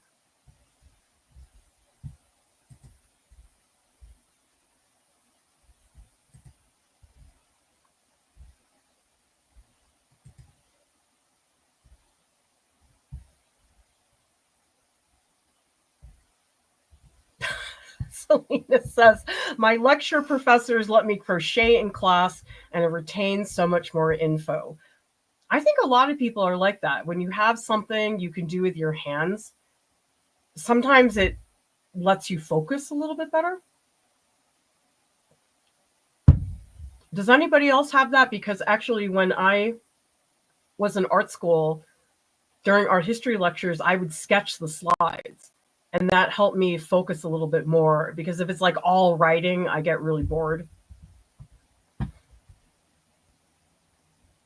Yes, Lisa. Those first marks are so shocking. I think that's when I put that like one spot. I was like, ugh. And then you add it in more places and it doesn't seem so horrible. Oh, wait, sorry. I just saw one spot. I was lacking that blue.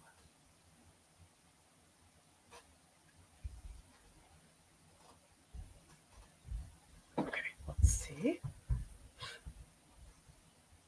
Angie says, keep popping in and out. This is way more entertaining than the task of cleaning my desk and organizing my office. Need things to be put away enough for me to work on an art project. Mia said the same thing, that she tidies up, and I'm like, if I start tidying, the whole day is gone. In fact, my spouse was saying to me earlier today, he's like, when you're in cleaning mode, you just want to throw out everything. I'm like, you can't help it. Rod says, I took a history of animation class with the most boring teacher. So hard to stay awake in the dark. Even when watching cartoons, his voice was so droning. You know something? Somebody who is so monotone when they lecture is Eric Fischel. He's a very famous contemporary artist, got really big in the 80s, and I love his work. I think he's a fantastic artist. But his lectures are really boring. Like I fell asleep during his lecture in graduate school, and I was like so excited for him to come, and yeah, I fell asleep.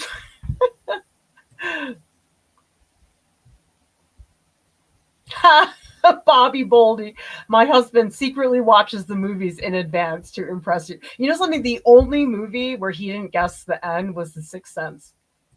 Most of the other movies, he will predict the twist, but he didn't predict that one. I was really impressed.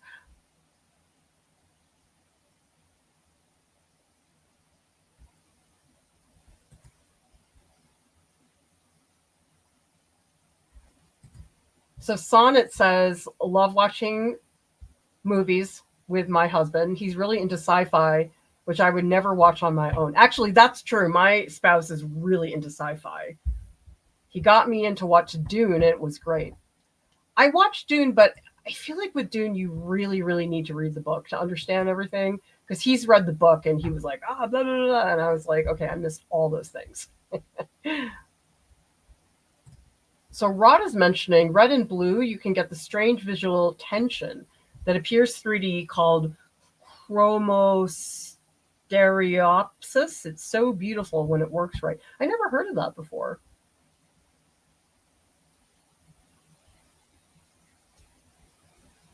So Selena says follow up. They've done studies and it's proven to work. Cool. Maybe we should call the marathon art camp. I don't know. Which one do you guys like better? Marathon or camp? Camp is kind of cute because it is a group thing we're doing here. This is not just me. I mean, that's the only way I can do it. I could not do this without all of you. If I was just here by myself, I would die. Yeah, see, Anna's confirming. Eric Fischel, most sleep-inducing voice. I mean, I'm sure what he had to say was great, but it's like the delivery just made it impossible.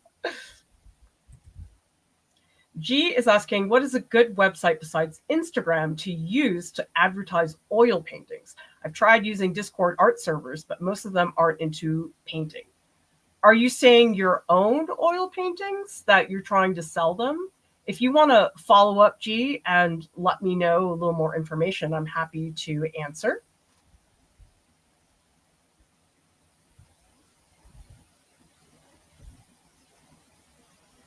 Okay, so Amanda likes Indian red.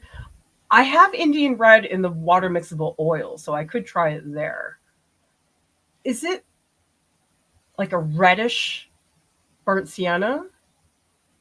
I feel like that's what it is, but I don't know it that well.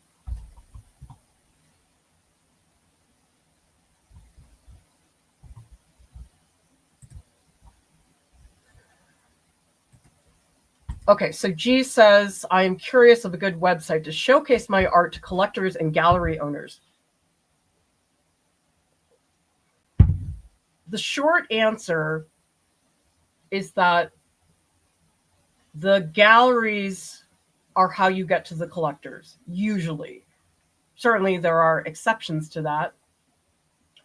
And the way you get a gallery, we mentioned this in another stream earlier, it's not about having the website that will attract them. It's about finding them, where do they hang out, and then having the website ready when they show interest. So oftentimes, Instagram, you can certainly network with some people on Instagram, but the thing is, a lot of the the collectors and dealers, they're not on Instagram, and neither are the collectors. So the question is, how do you do that?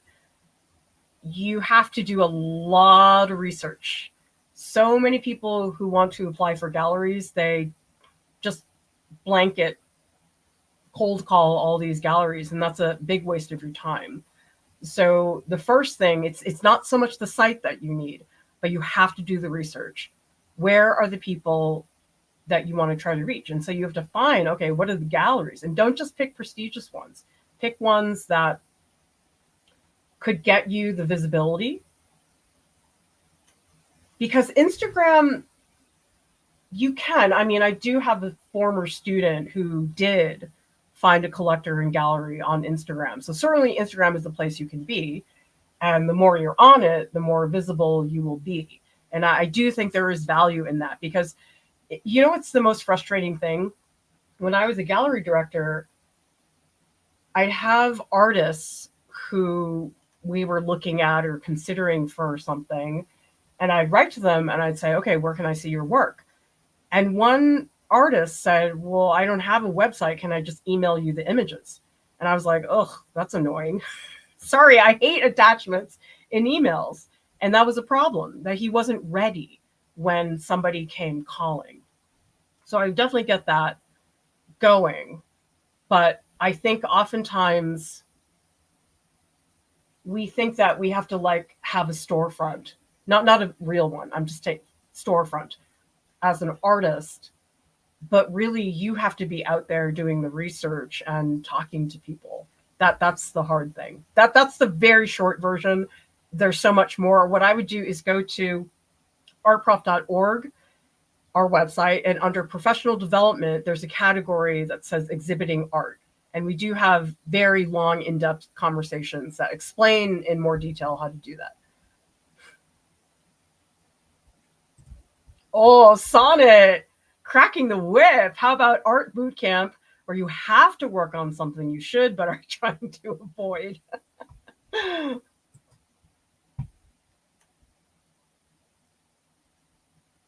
George says art camp, drop and give me 50 gesture drawings, artists. Okay, well, so what's the difference between art camp and art marathon? Or are they interchangeable? Like, is an art marathon a different thing? I don't know. Help me brainstorm, everybody. Maybe art camp is more focused on what people are making and less painting. I don't know. Brainstorm with me, everybody. This is very helpful. Okay, let's see what's in the Discord. Because right now, in terms of the Discord, I'm not really doing critiques. Like, I'm sort of commenting on a couple of things. But it's not like a workshop or open studios where I'm like critiquing, really, really critiquing. Okay.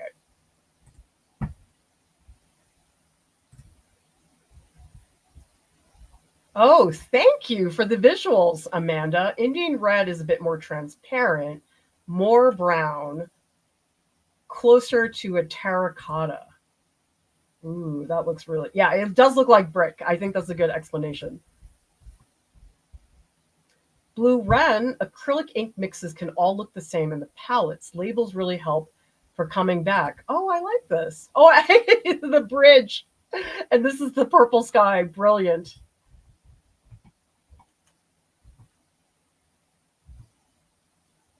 And DB, been here the whole time and loving it. Oh, let me maximize this. Don't know what this head needs. I think the head needs more shadow because you really nailed the shadows in the neck. But I feel like here, maybe some more shadows, because if I look at just the top of the head, I'm not totally sure where the light is coming from. And down here is like very visible. I look at the hand, I can tell. But here, I think would be the place to add a little more shadow.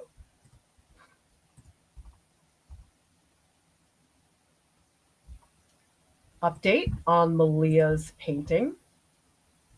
Wow, these are very three-dimensional.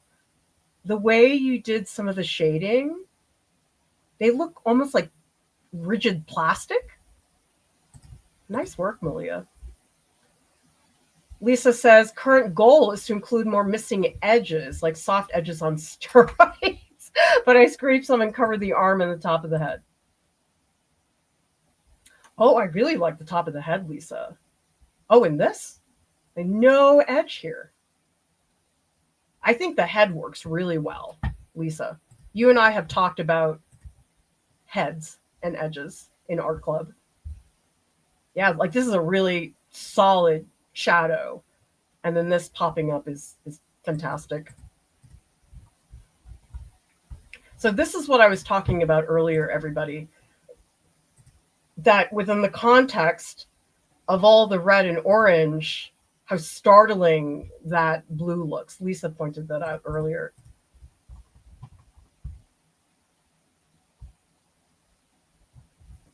Okay, Salinas, another update.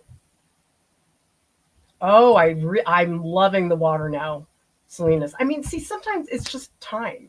You just need time to work on it. Okay. You guys ready? We're in hour 5.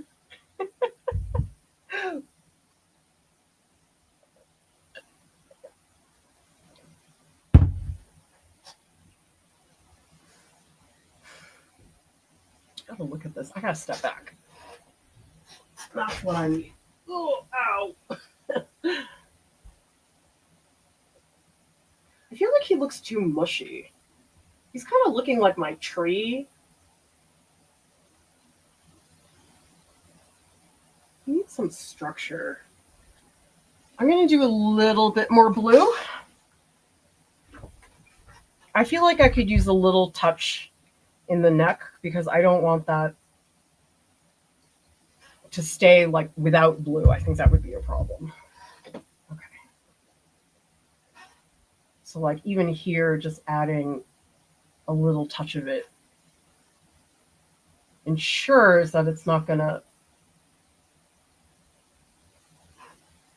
be too detached.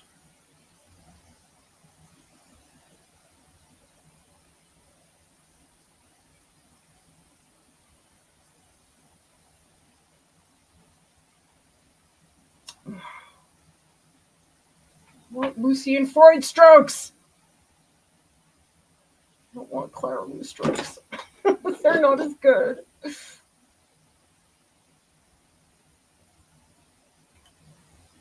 Although, who here listens to NPR? I'm a big NPR nerd. And I love Ari Shapiro. I love him. He's so cute and so smart and so witty.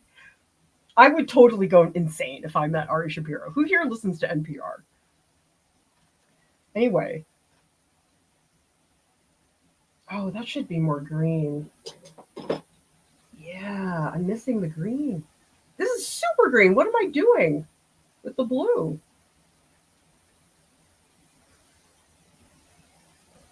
Okay, well, there goes all the mud. Oh, no. Anyway, I have Ari Shapiro's book because Lauren gave it to me, which made me very happy. And he talks in the beginning about how, oh, this is a perfect spot to add some of that. He talks about he was a White House correspondent in the beginning, and he was working with Nina Totenberg. Some of you may know her as well. And he said people would ask him all the time, do you want to be the next Nina Totenberg? And he said his answer was always, I want to be the first Ari Shapiro. And I was like, that's awesome. To have that sense of being yourself, I thought was really cool. Because you know something, there were people in art school who were like that. There was one person, I don't remember who it was, but I very distinctly remember this person saying, I want to be the next Frank Lloyd Wright.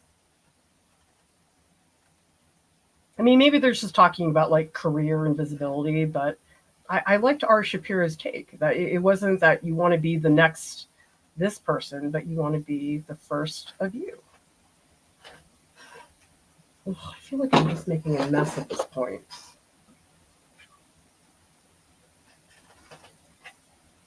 But maybe I need the mess. I don't know.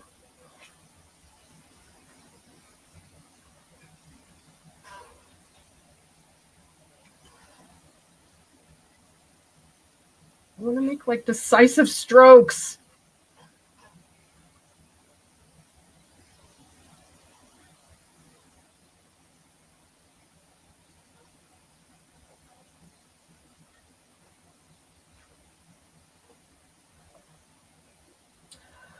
I think I need that. Oh, come on. No. Let's try this again, the brush with no paint on it.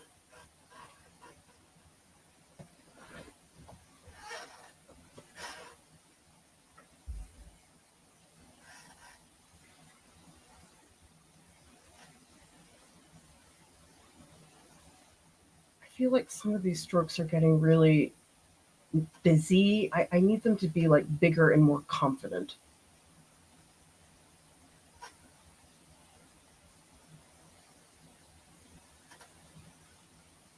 Because that's what I noticed about Lucien Freud's paintings is that the brush strokes really like know what they're trying to do, unlike me.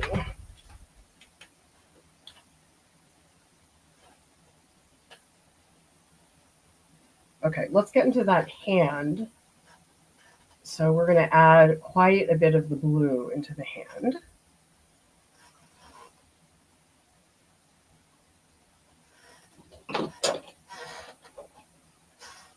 Also, this needs to come down. This knuckle is out of control.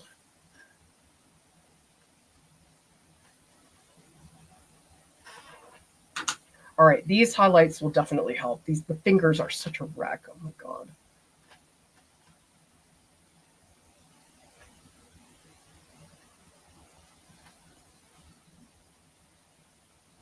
Or if you don't have a crush on Ari Shapiro, what broadcaster? I mean, now there's so many.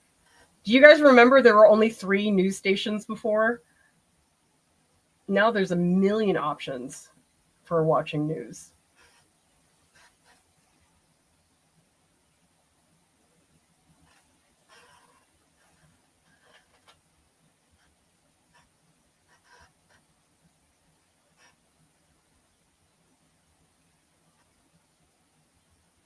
But yeah, Ari Shapiro. I mean, what would be better is if Ari Shapiro was interviewing me.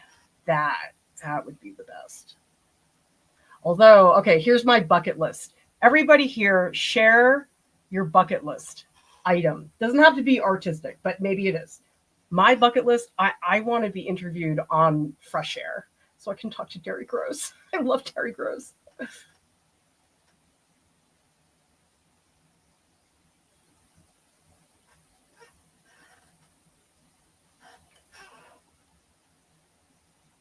Oh, the blue's starting to look really dull. I got to bring back some of those highlights with the yellow, I think. That should help.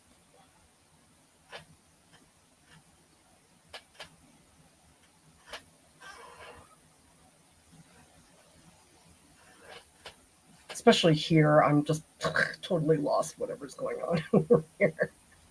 This is really muddy, this one spot on the right. Sorry, I know you guys can't see it because of the thing.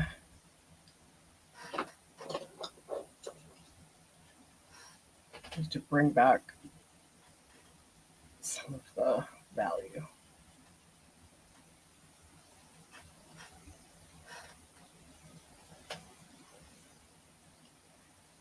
Artistic bucket list item. I guess for me, a lot of it is like wanting to see art in places. Like, I need to go to the Rijksmuseum in the Netherlands someday. That is a bucket list item.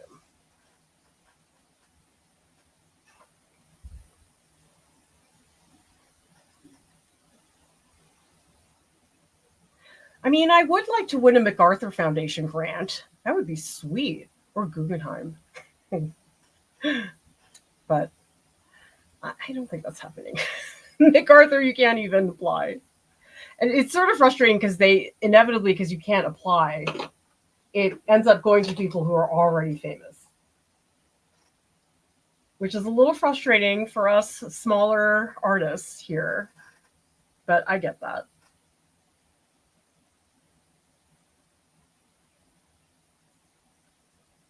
So, okay, I guess I would like that. I would love Risty to come crawling on their hands and feet, begging me for something.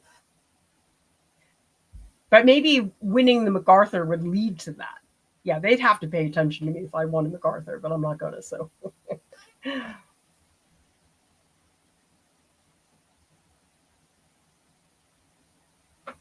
feel like I need to bring back that yellow. It's getting like really blue. I feel like the blue is sort of taking over a little bit too much.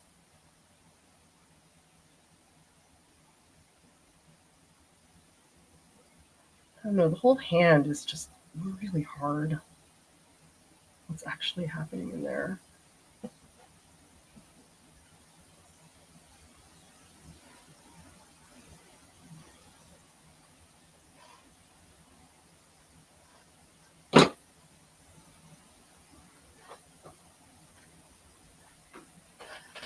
I'm going to smooth out some of this edge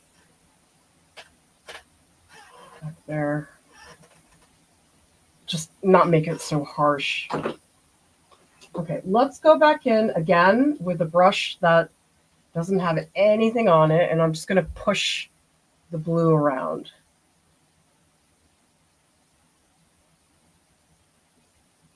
Because right now the blue feels very painted on, and I'm not liking that. Especially here, this is really muddy, oh my god.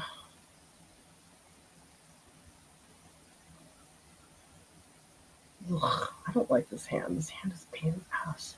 Jeez. Maybe it'll help when I get the yellow in there. It's just looking like very muddy.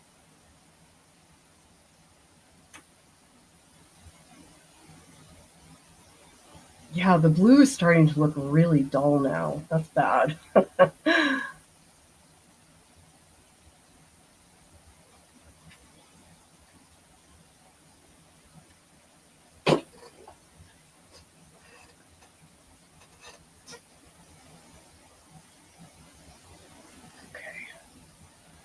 All right, let's take a photo.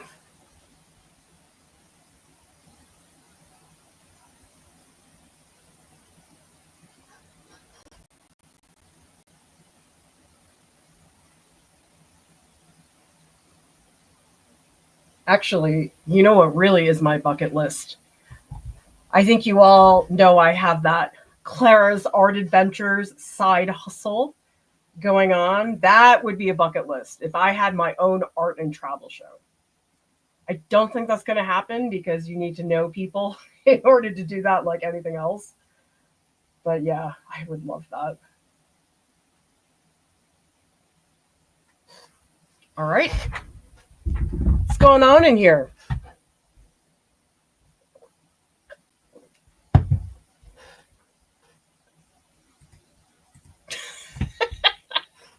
George says you're a RISD alum. Sure, they come looking for donations annoyingly frequently. Oh, I get them all the time. And I just laugh. I'm like, I gave you 16 years of service. Oh, wait, did I tell you guys about this? You'll like this. So I was in Providence last year because I went to the printmaking conference.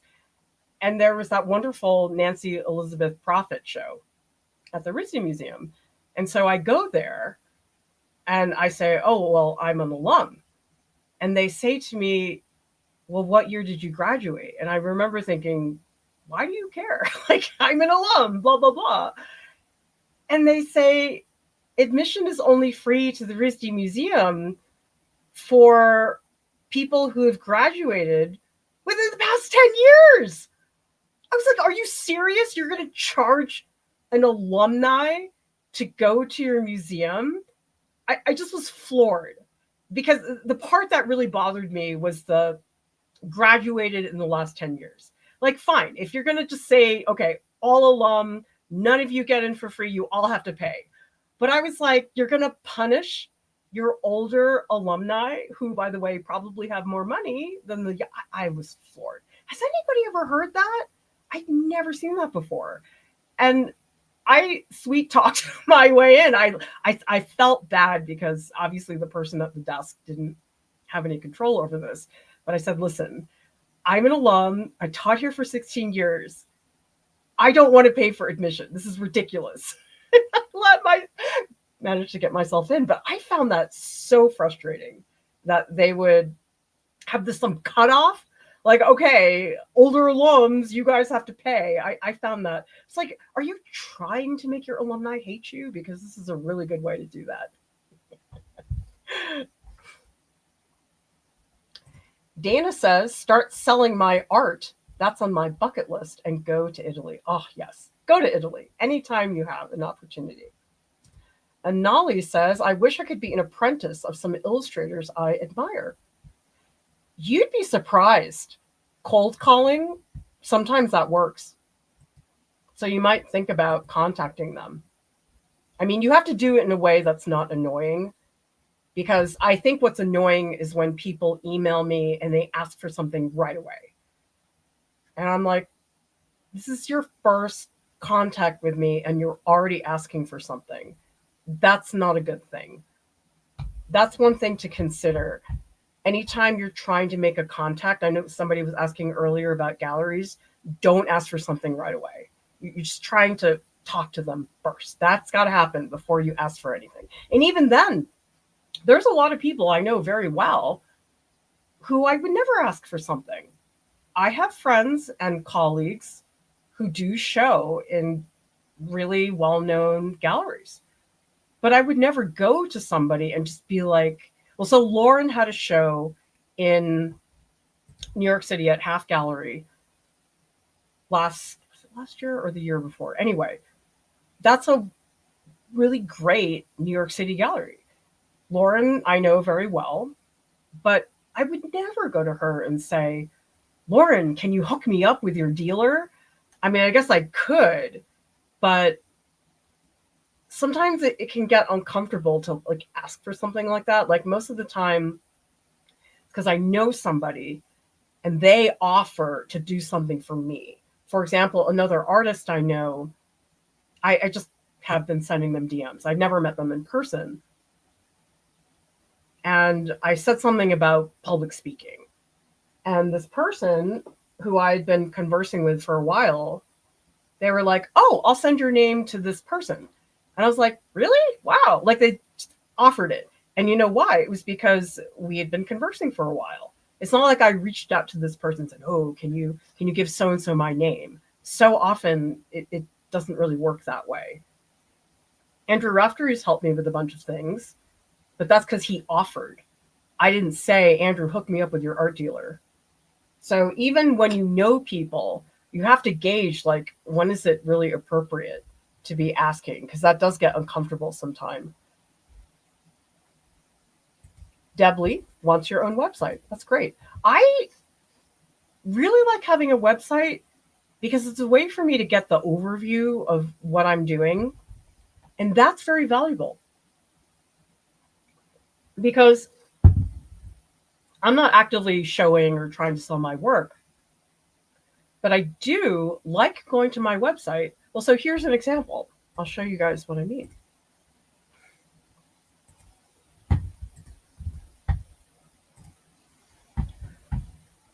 So if we go to my website, and by the way, I update it like twice a year.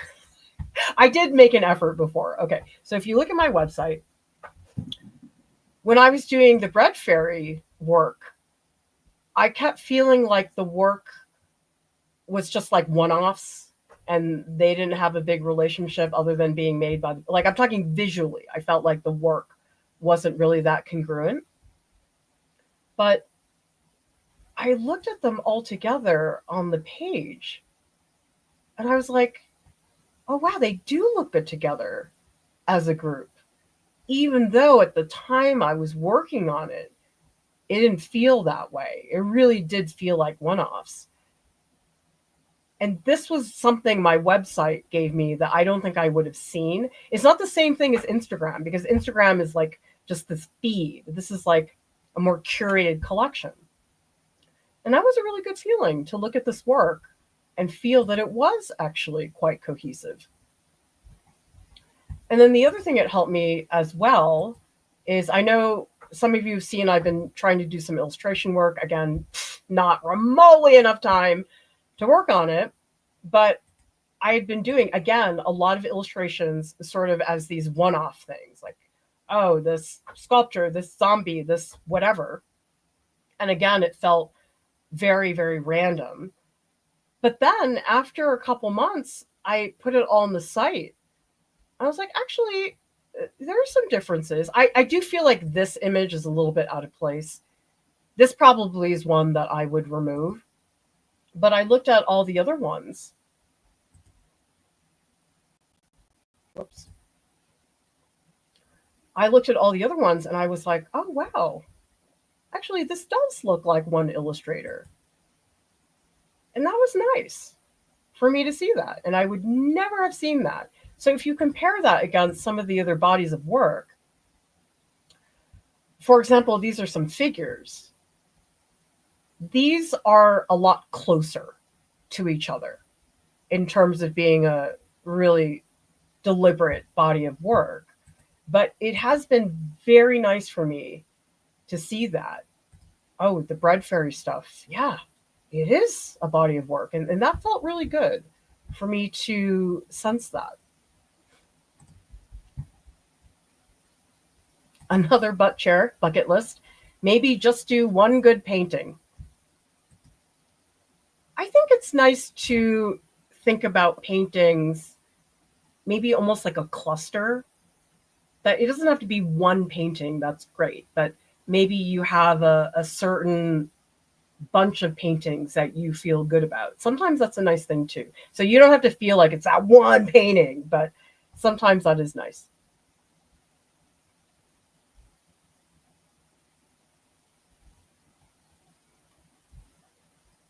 We also have Brian's asking, are there art drawing races in art camp? Yeah, I don't know how we would measure that. Maybe that would be something like, you've got 5 minutes to draw this. It has to be something impossible, like the reality shows. Like you have to take a nap, and then the second you wake up, you have to start drawing. Like that would be very hard for me. I wouldn't be able to do that. This is a good point from Lisa because we were talking about galleries and Instagram. Lisa says, I believe many gallery owners want you to actively promote social media, showing you have hustle and followers. They want to know you advertise and promote. The follower thing really is important, that it does give you some street cred. If you are an artist and you want to be at a gallery and you only have 100 followers, I think some people do look at it that way, as you haven't been hustling or you don't have something established.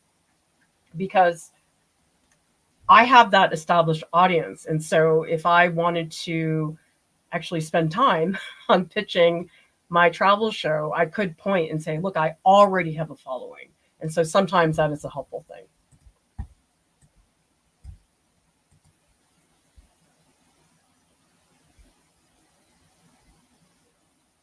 Oh, Brian just did the bucket list. NYC trip, went to MoMA. Actually, the Frick is now open. I really want to go back and see the Frick because I think they had a renovation. I can't remember.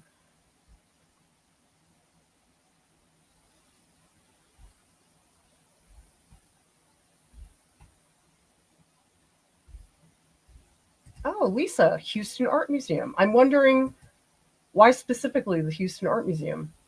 Dana has been to the, how do you say it? Is it Rijksmuseum? And it's awesome. Oh, God, I just want to be in a room with all those Rembrandts. Okay, we're going to add some yellow. I think that will really help me.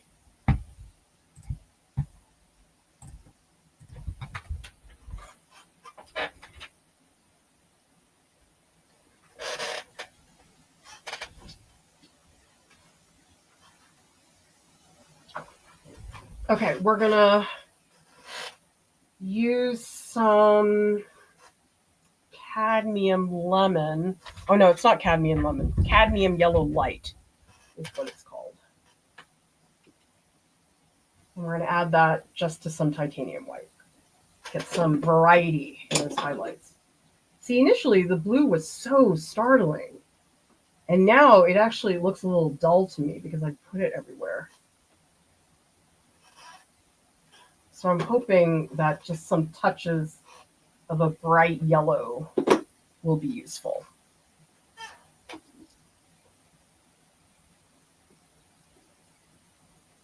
We'll see how long I last. I do really want to get this yellow though, and I feel like I really, really need that.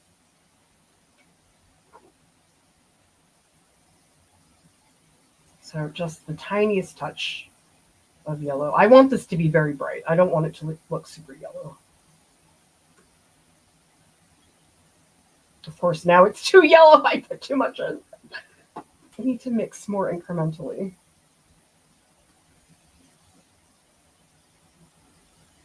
I do love the density of oil paint. The thing about acrylic is it just doesn't have that body. I don't know, acrylic has this like stiffness to it. I just always feel like, I don't know, it feels like acrylic compared to oil for me. It feels like foam, if that makes any sense. And then oil feels like wood, like it feels like it has that substance. Okay, so those are the colors I mixed up. That's the blue I had earlier, and this is the yellow I'm now going to add. Okay, let's see what happens.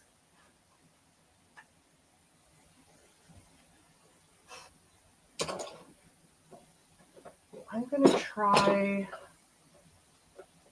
I think I need a bigger brush. Okay, let's try this brush.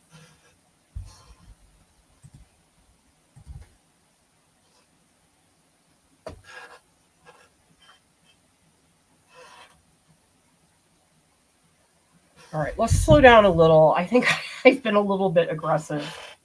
He's too mushy. I wish, if I work on this more, I'm going to beef up the skeletal structure. I feel like I lost some of that this time around. Oh, before I do that, I do want to do a little bit of work on the eye. Yeah, I think, okay, for the eye, it's sort of like a brown, so I'm going to mix together some burnt sienna. Actually, yellow ochre would be better because it's actually pretty bright. I love putting the little dots in the eye. Does anybody else like doing that? Because I do. So fun.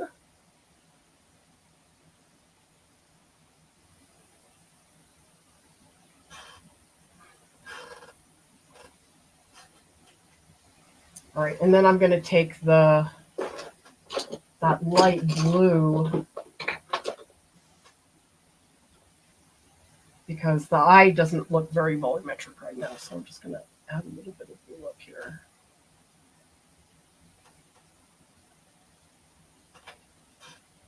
And then actually a little bit of brown at the bottom. Here, I feel like it's not dark enough.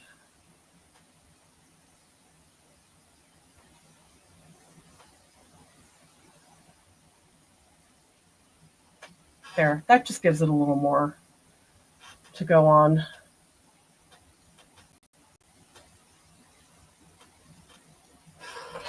Okay, about that yellow. I'm kind of ignoring this hand. I know it's bad.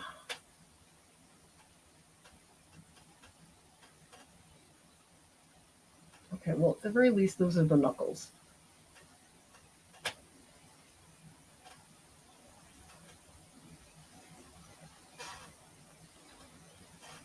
It's weird. The finger here is like super foreshortened.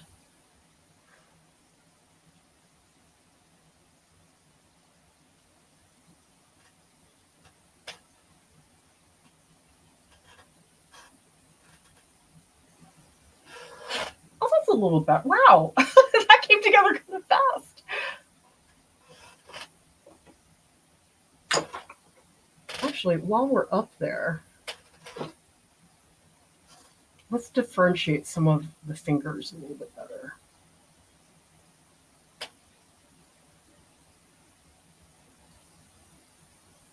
It's very hard because there is one finger up here, but it's like really weirdly shaped.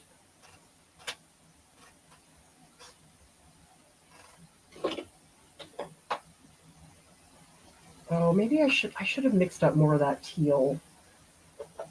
Well, I do have this sort of pale green. Maybe I'll just put that because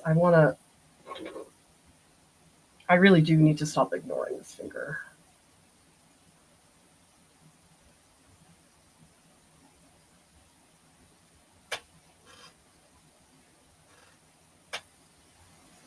So did we decide, everybody, if we want boot camp or camp? Actually, camp is better. Boot camp is a little scary sounding. Do we want that at some point? Camp or marathon? I don't know. I can't decide.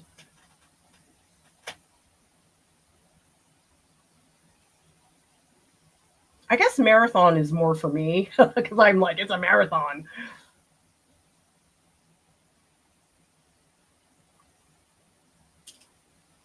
Let's bring back some of that pink because this part of the finger really is. Oh, it should be way higher. How did I make that so small? Sheesh. Okay, now we're going to add some of that. Just a little highlight up here at the top.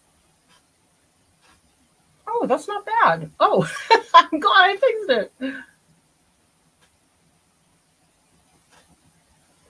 Because you know something? Everything is a marketing thing. It's like, how do you package it?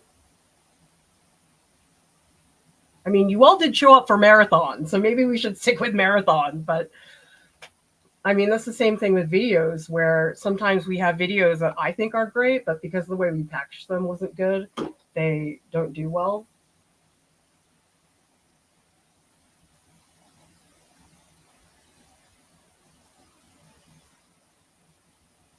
I just want to get this finger to a point that I'm not like irritated by it.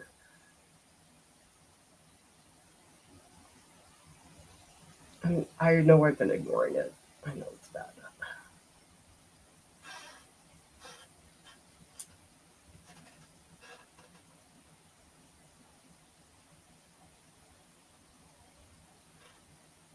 Some stronger red up here.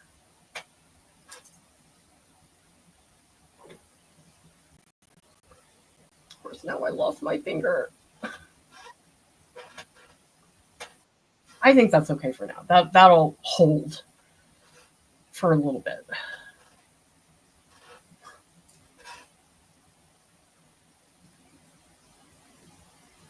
Well, do people want to see me have more Discord stuff? because I'm not doing a lot in terms of like commenting on people's work. But would you like to see the Discord part so people could maybe get critiques? Because I think sometimes that's not as interesting for people, but sometimes it is. It depends on the person. I know some people really like it, and other people are like, it's not as interesting.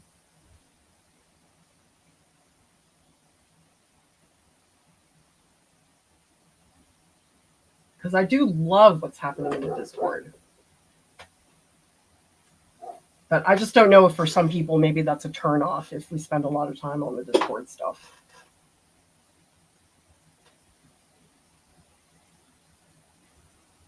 But really, if you want feedback from me, just in general, the best thing to do that we recommend is to join Art Club or take one of the workshops, because that's where you'll get feedback from me on voice. And that's very different than if you're just like hearing feedback on something like this.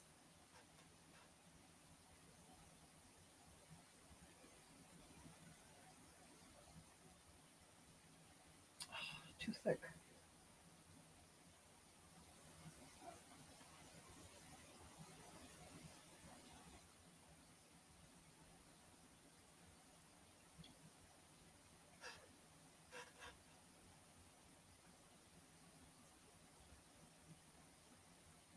See, that sort of makes the blue at least a little bit popping out, not so much.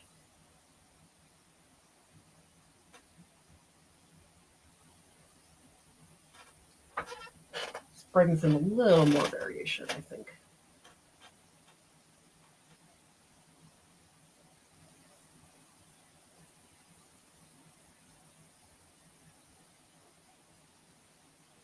Oh yeah, I like that. I think I'd better go in and fix some of that. Some of the wrinkles I think could be better.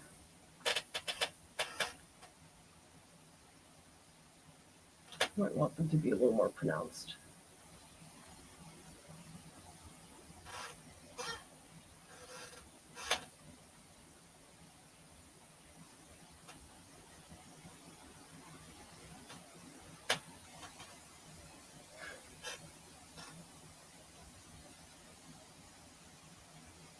So I'm going off on a tangent. To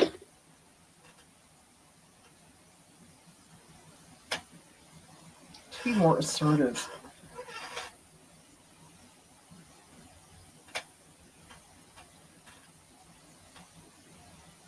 That's a nice, solid highlight. How about here? There's one that's like, it goes right down the center of his nose.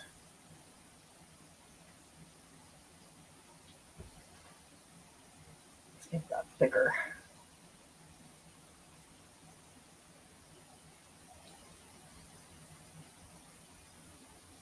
So this is about just adding another color into the highlights, so we're not relying entirely on that blue to do everything.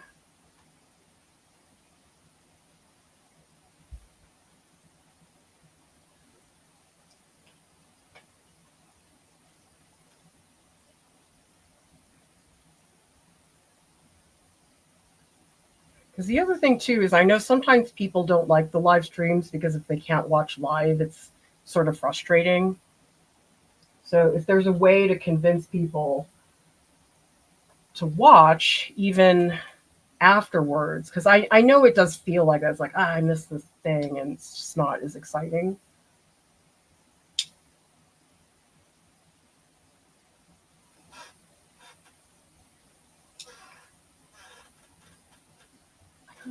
Ugh.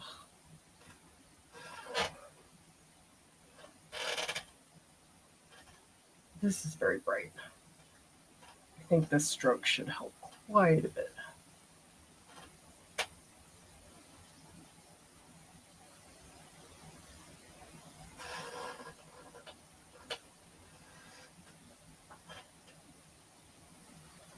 I need more here. Like this has to be really solid. What's happening in that nose?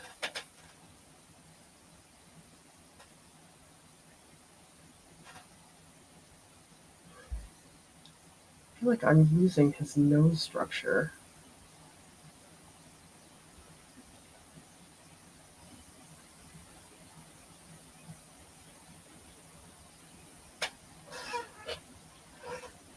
Wow, I've almost gone through all of my brushes because I have them all lined up over here, and most of them are dirty at this stage.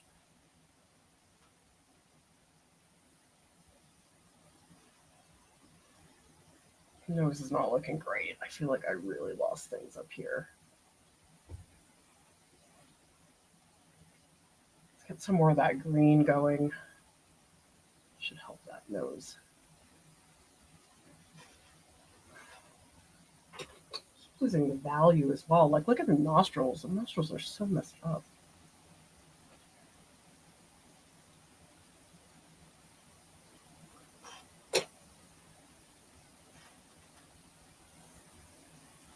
Oh, maybe that'll make the highlight. Oh, that's better. Oh, I kind of like that. Just put a little bit of green here to shift up the direction. Oh, okay. I like that better.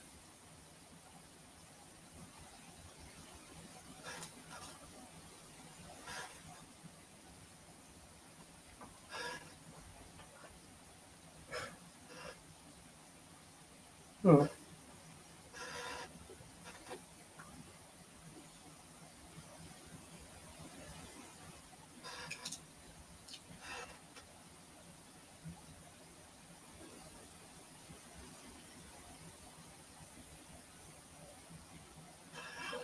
Yeah, it's hard to think about the live stream programming because a lot of our live streams in recent months, well, not recent months, for a little while now, they haven't had great viewership. And a long time ago, when we did live streams, they were super popular. And I wonder if it's just like the YouTube algorithm like changed. I mean, maybe they're like prioritizing shorts now or something. It's so hard to tell. I mean, it's all one big guessing game, ultimately. But so that's again where I was talking to you guys about the numbers and like, is it worth the time to do the live streams?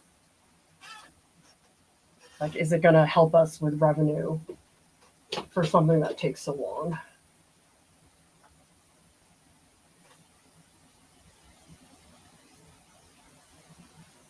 Here's a little indication of an eyebrow. A little bit swirly for my taste.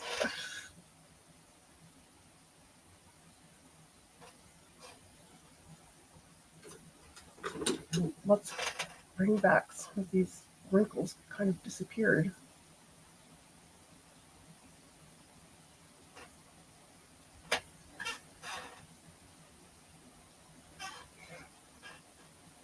Yeah, let's bring some of those back.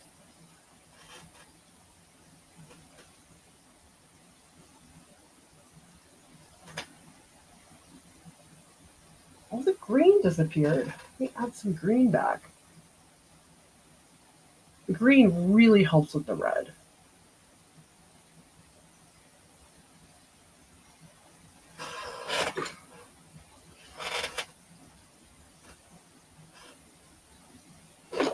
Let's move some of this. I feel like, like I can't have it be so bright. So maybe I'll just bring in. Oh, that's a little better. Okay, good. I'm telling you, it's like you put it back, take it out, put it back.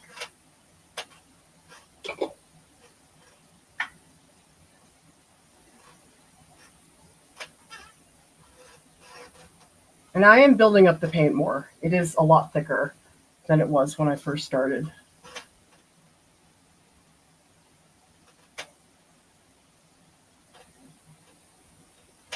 Oh, I love you, green. You're so good. You're helping me.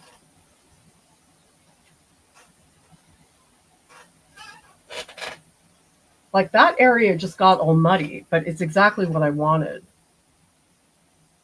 Because that then allows the highlight on the nose to stick out more. Oh, tell me in the comments, favorite art book. We talked about mine a little bit, but I don't think I got to ask you guys. Favorite art book. Any kind. It could be instructional. It could be one that you read. Actually, one book I really did like, I read it a long time ago, was The Creative Habit by Twyla Tharp. Sometimes I like the non-visual arts books better than...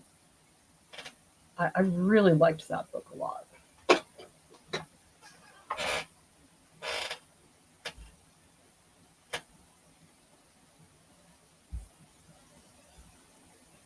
Okay, a little more of this. I think the yellow helped. But, the hand is such a wreck. The hand is really not good, you guys. It's like, ugh. It needs so much work.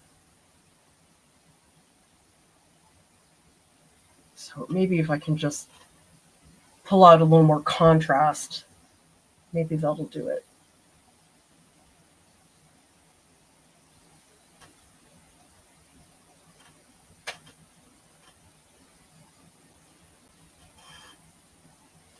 Because over here it got so dark. Really, really dark.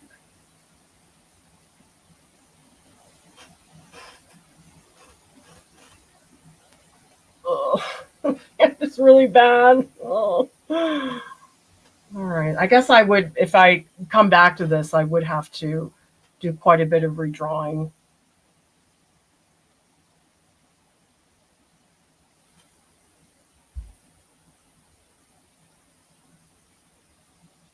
At the very least, let's just get that knuckle right here. Let's get that real strong.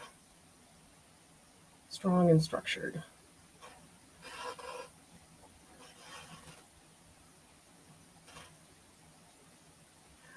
Let me get a clean-ish brush, and let's just push that paint around a little more. Maybe if I do this to like close in, maybe that'll help.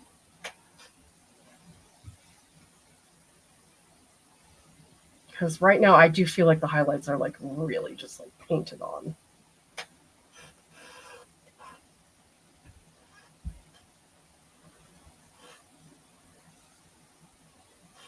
I'm not happy with the hand. Oh.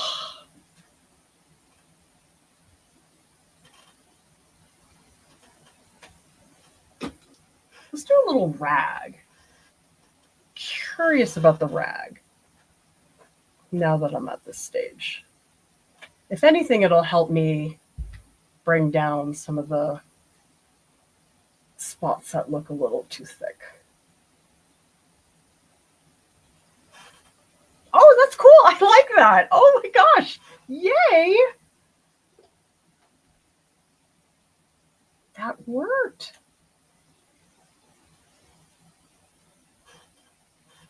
Wow. I can't believe that actually worked.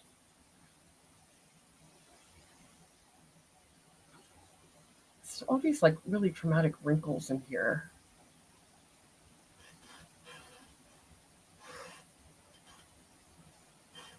I'm really unhappy with this one spot on the upper ear. I gotta bring in some more of that ultramarine.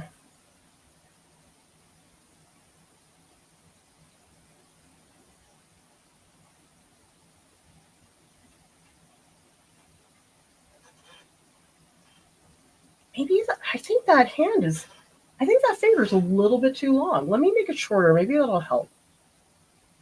Just see if that makes a difference.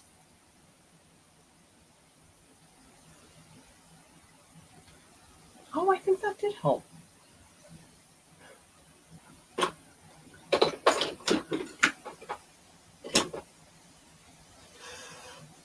think That finger is really problematic. It's bad. It's really bad. Look at this. Okay, so maybe if we come back in, try to get some of the structural stuff.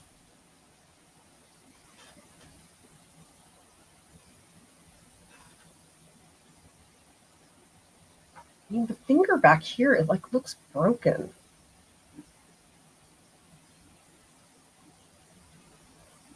Oh, that's terrible. Oh my God. The finger just gets like worse and worse. But this is that spot where you would have to start stepping away before you make too much of a muddy mess, although sometimes you need to make a mess. Sometimes that is necessary.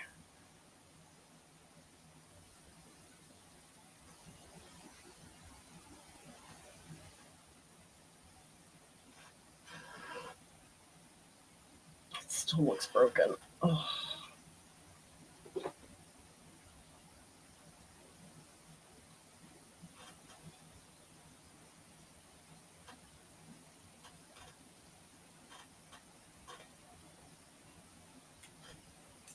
Maybe it needs more back here. Has anybody here read that book, Art and Fear? That's a very popular creativity book that people have told me about. I've never read it, but I've been curious.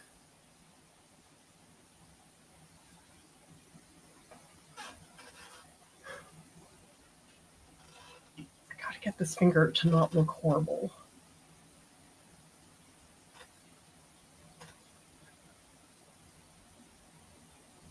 And it could just be in the red.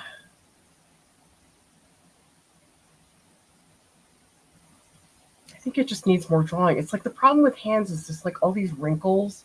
And I think the wrinkles in the skin make it very hard to see past. Because really what I should be looking at is more the structure.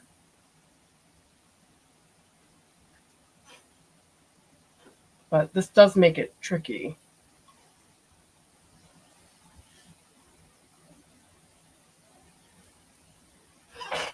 Oh, I like that stroke. Oh, that was really cool. Oh, I really like that. Yay. Oh my gosh, I might be able to fix this. It might work.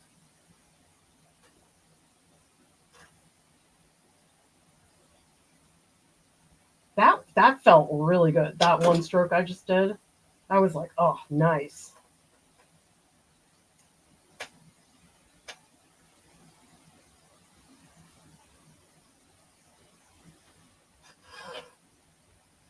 Oh my gosh, it's getting better. It really is.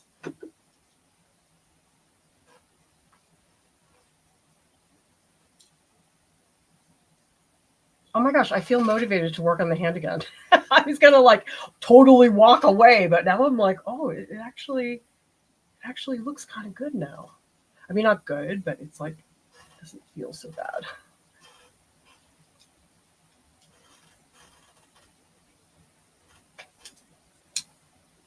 Oh, okay. This is better. This is much better. I like this.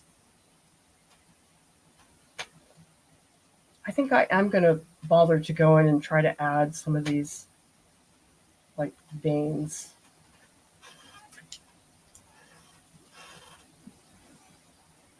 The green and the pink are helping me a lot.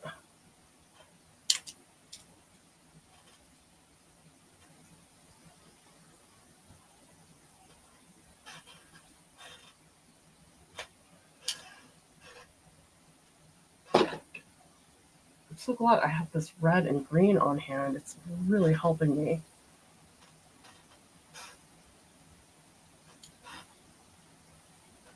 Yeah, like here, this is really helping me with the shadow.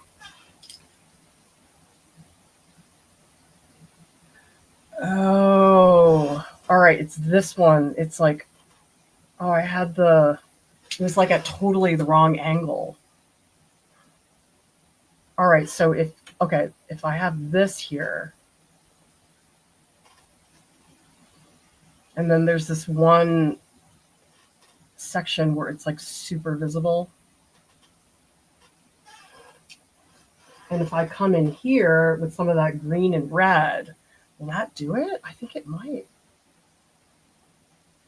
Even though it's really muddy, I'm not that worried about it actually, because I think it's all right. I can come back later and add more highlights.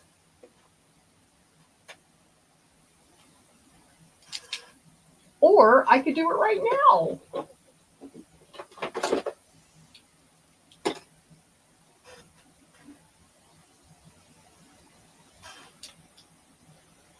Oh my gosh, it's happening. It's really happening. See, this is where it's like I totally was going to just say, oh, I'm going to deal with it later, but it worked.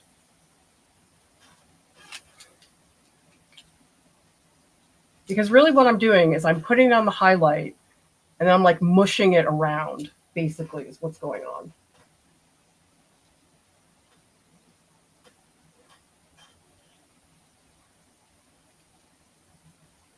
So I'm painting the red like around the highlight.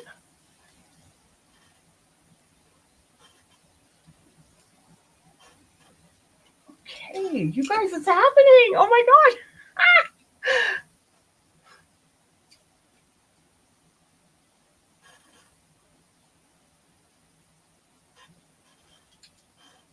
Let's just really build this up.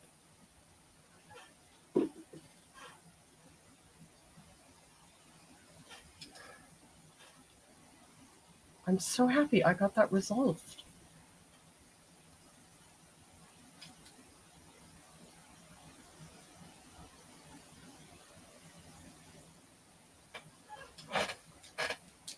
That's so, oh my gosh, I'm really happy. Yes.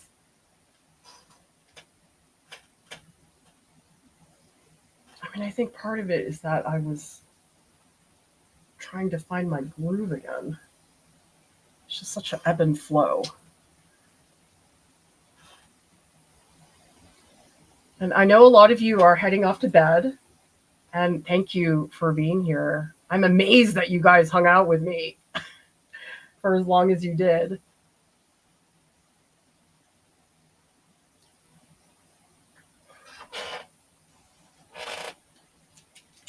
I just have a couple more things. I'm getting there. Can't stop the momentum now.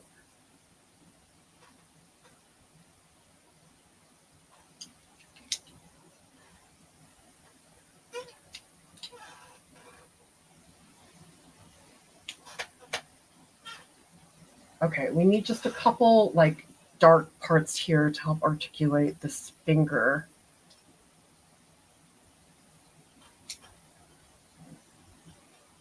I'm happy about this though. It really came back together.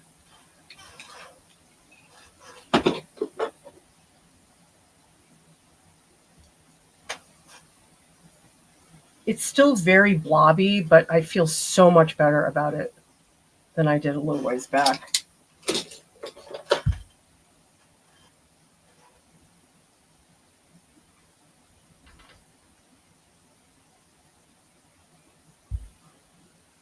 Let's get, I feel like this is too straight.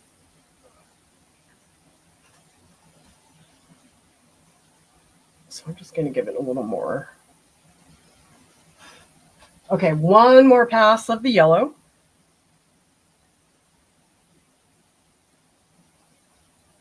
To get it to merge a little bit better.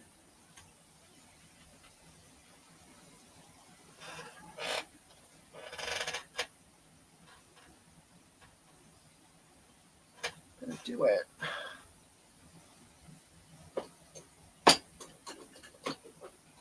What's going to happen? Oh my gosh, it's coming together. You guys, it's coming together.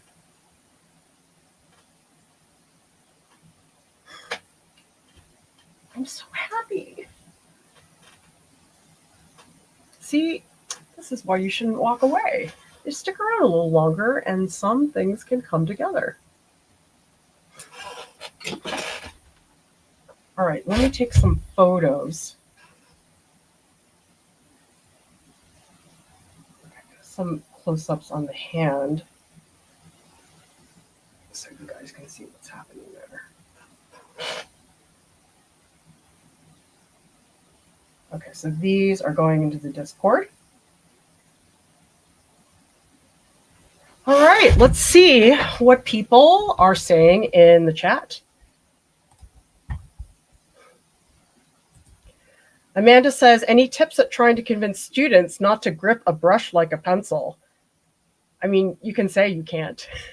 Sometimes that's a good way to do it. It's like, no, nobody's allowed. Got to put your foot down.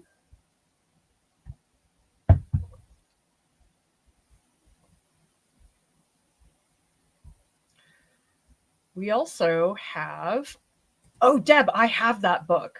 That book is so good. I went to the Norman Rockwell Museum a little ways back, and it was fantastic. Mina is asking if I painted one of your reference photos, do I have to pay you or is it enough to credit you? You just credit us. That's enough.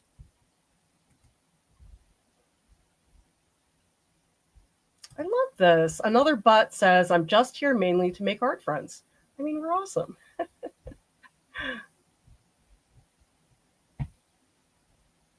Butter says, do your models from the reference collection ever look at what people are creating based on their photos? I think I've sent some to some of them, but a lot of them aren't on social media. But I would love to show them when I'm in Providence.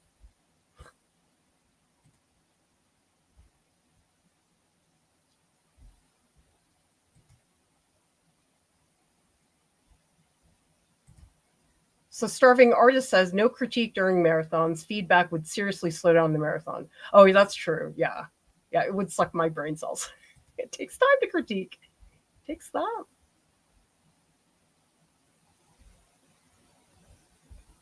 Bibi says, the tension of the hand on the face and the expression reminds me of Spock's mind meld, which I think was Kim Cattrall in Star Trek The Sixth, The Undiscovered Country. Oh.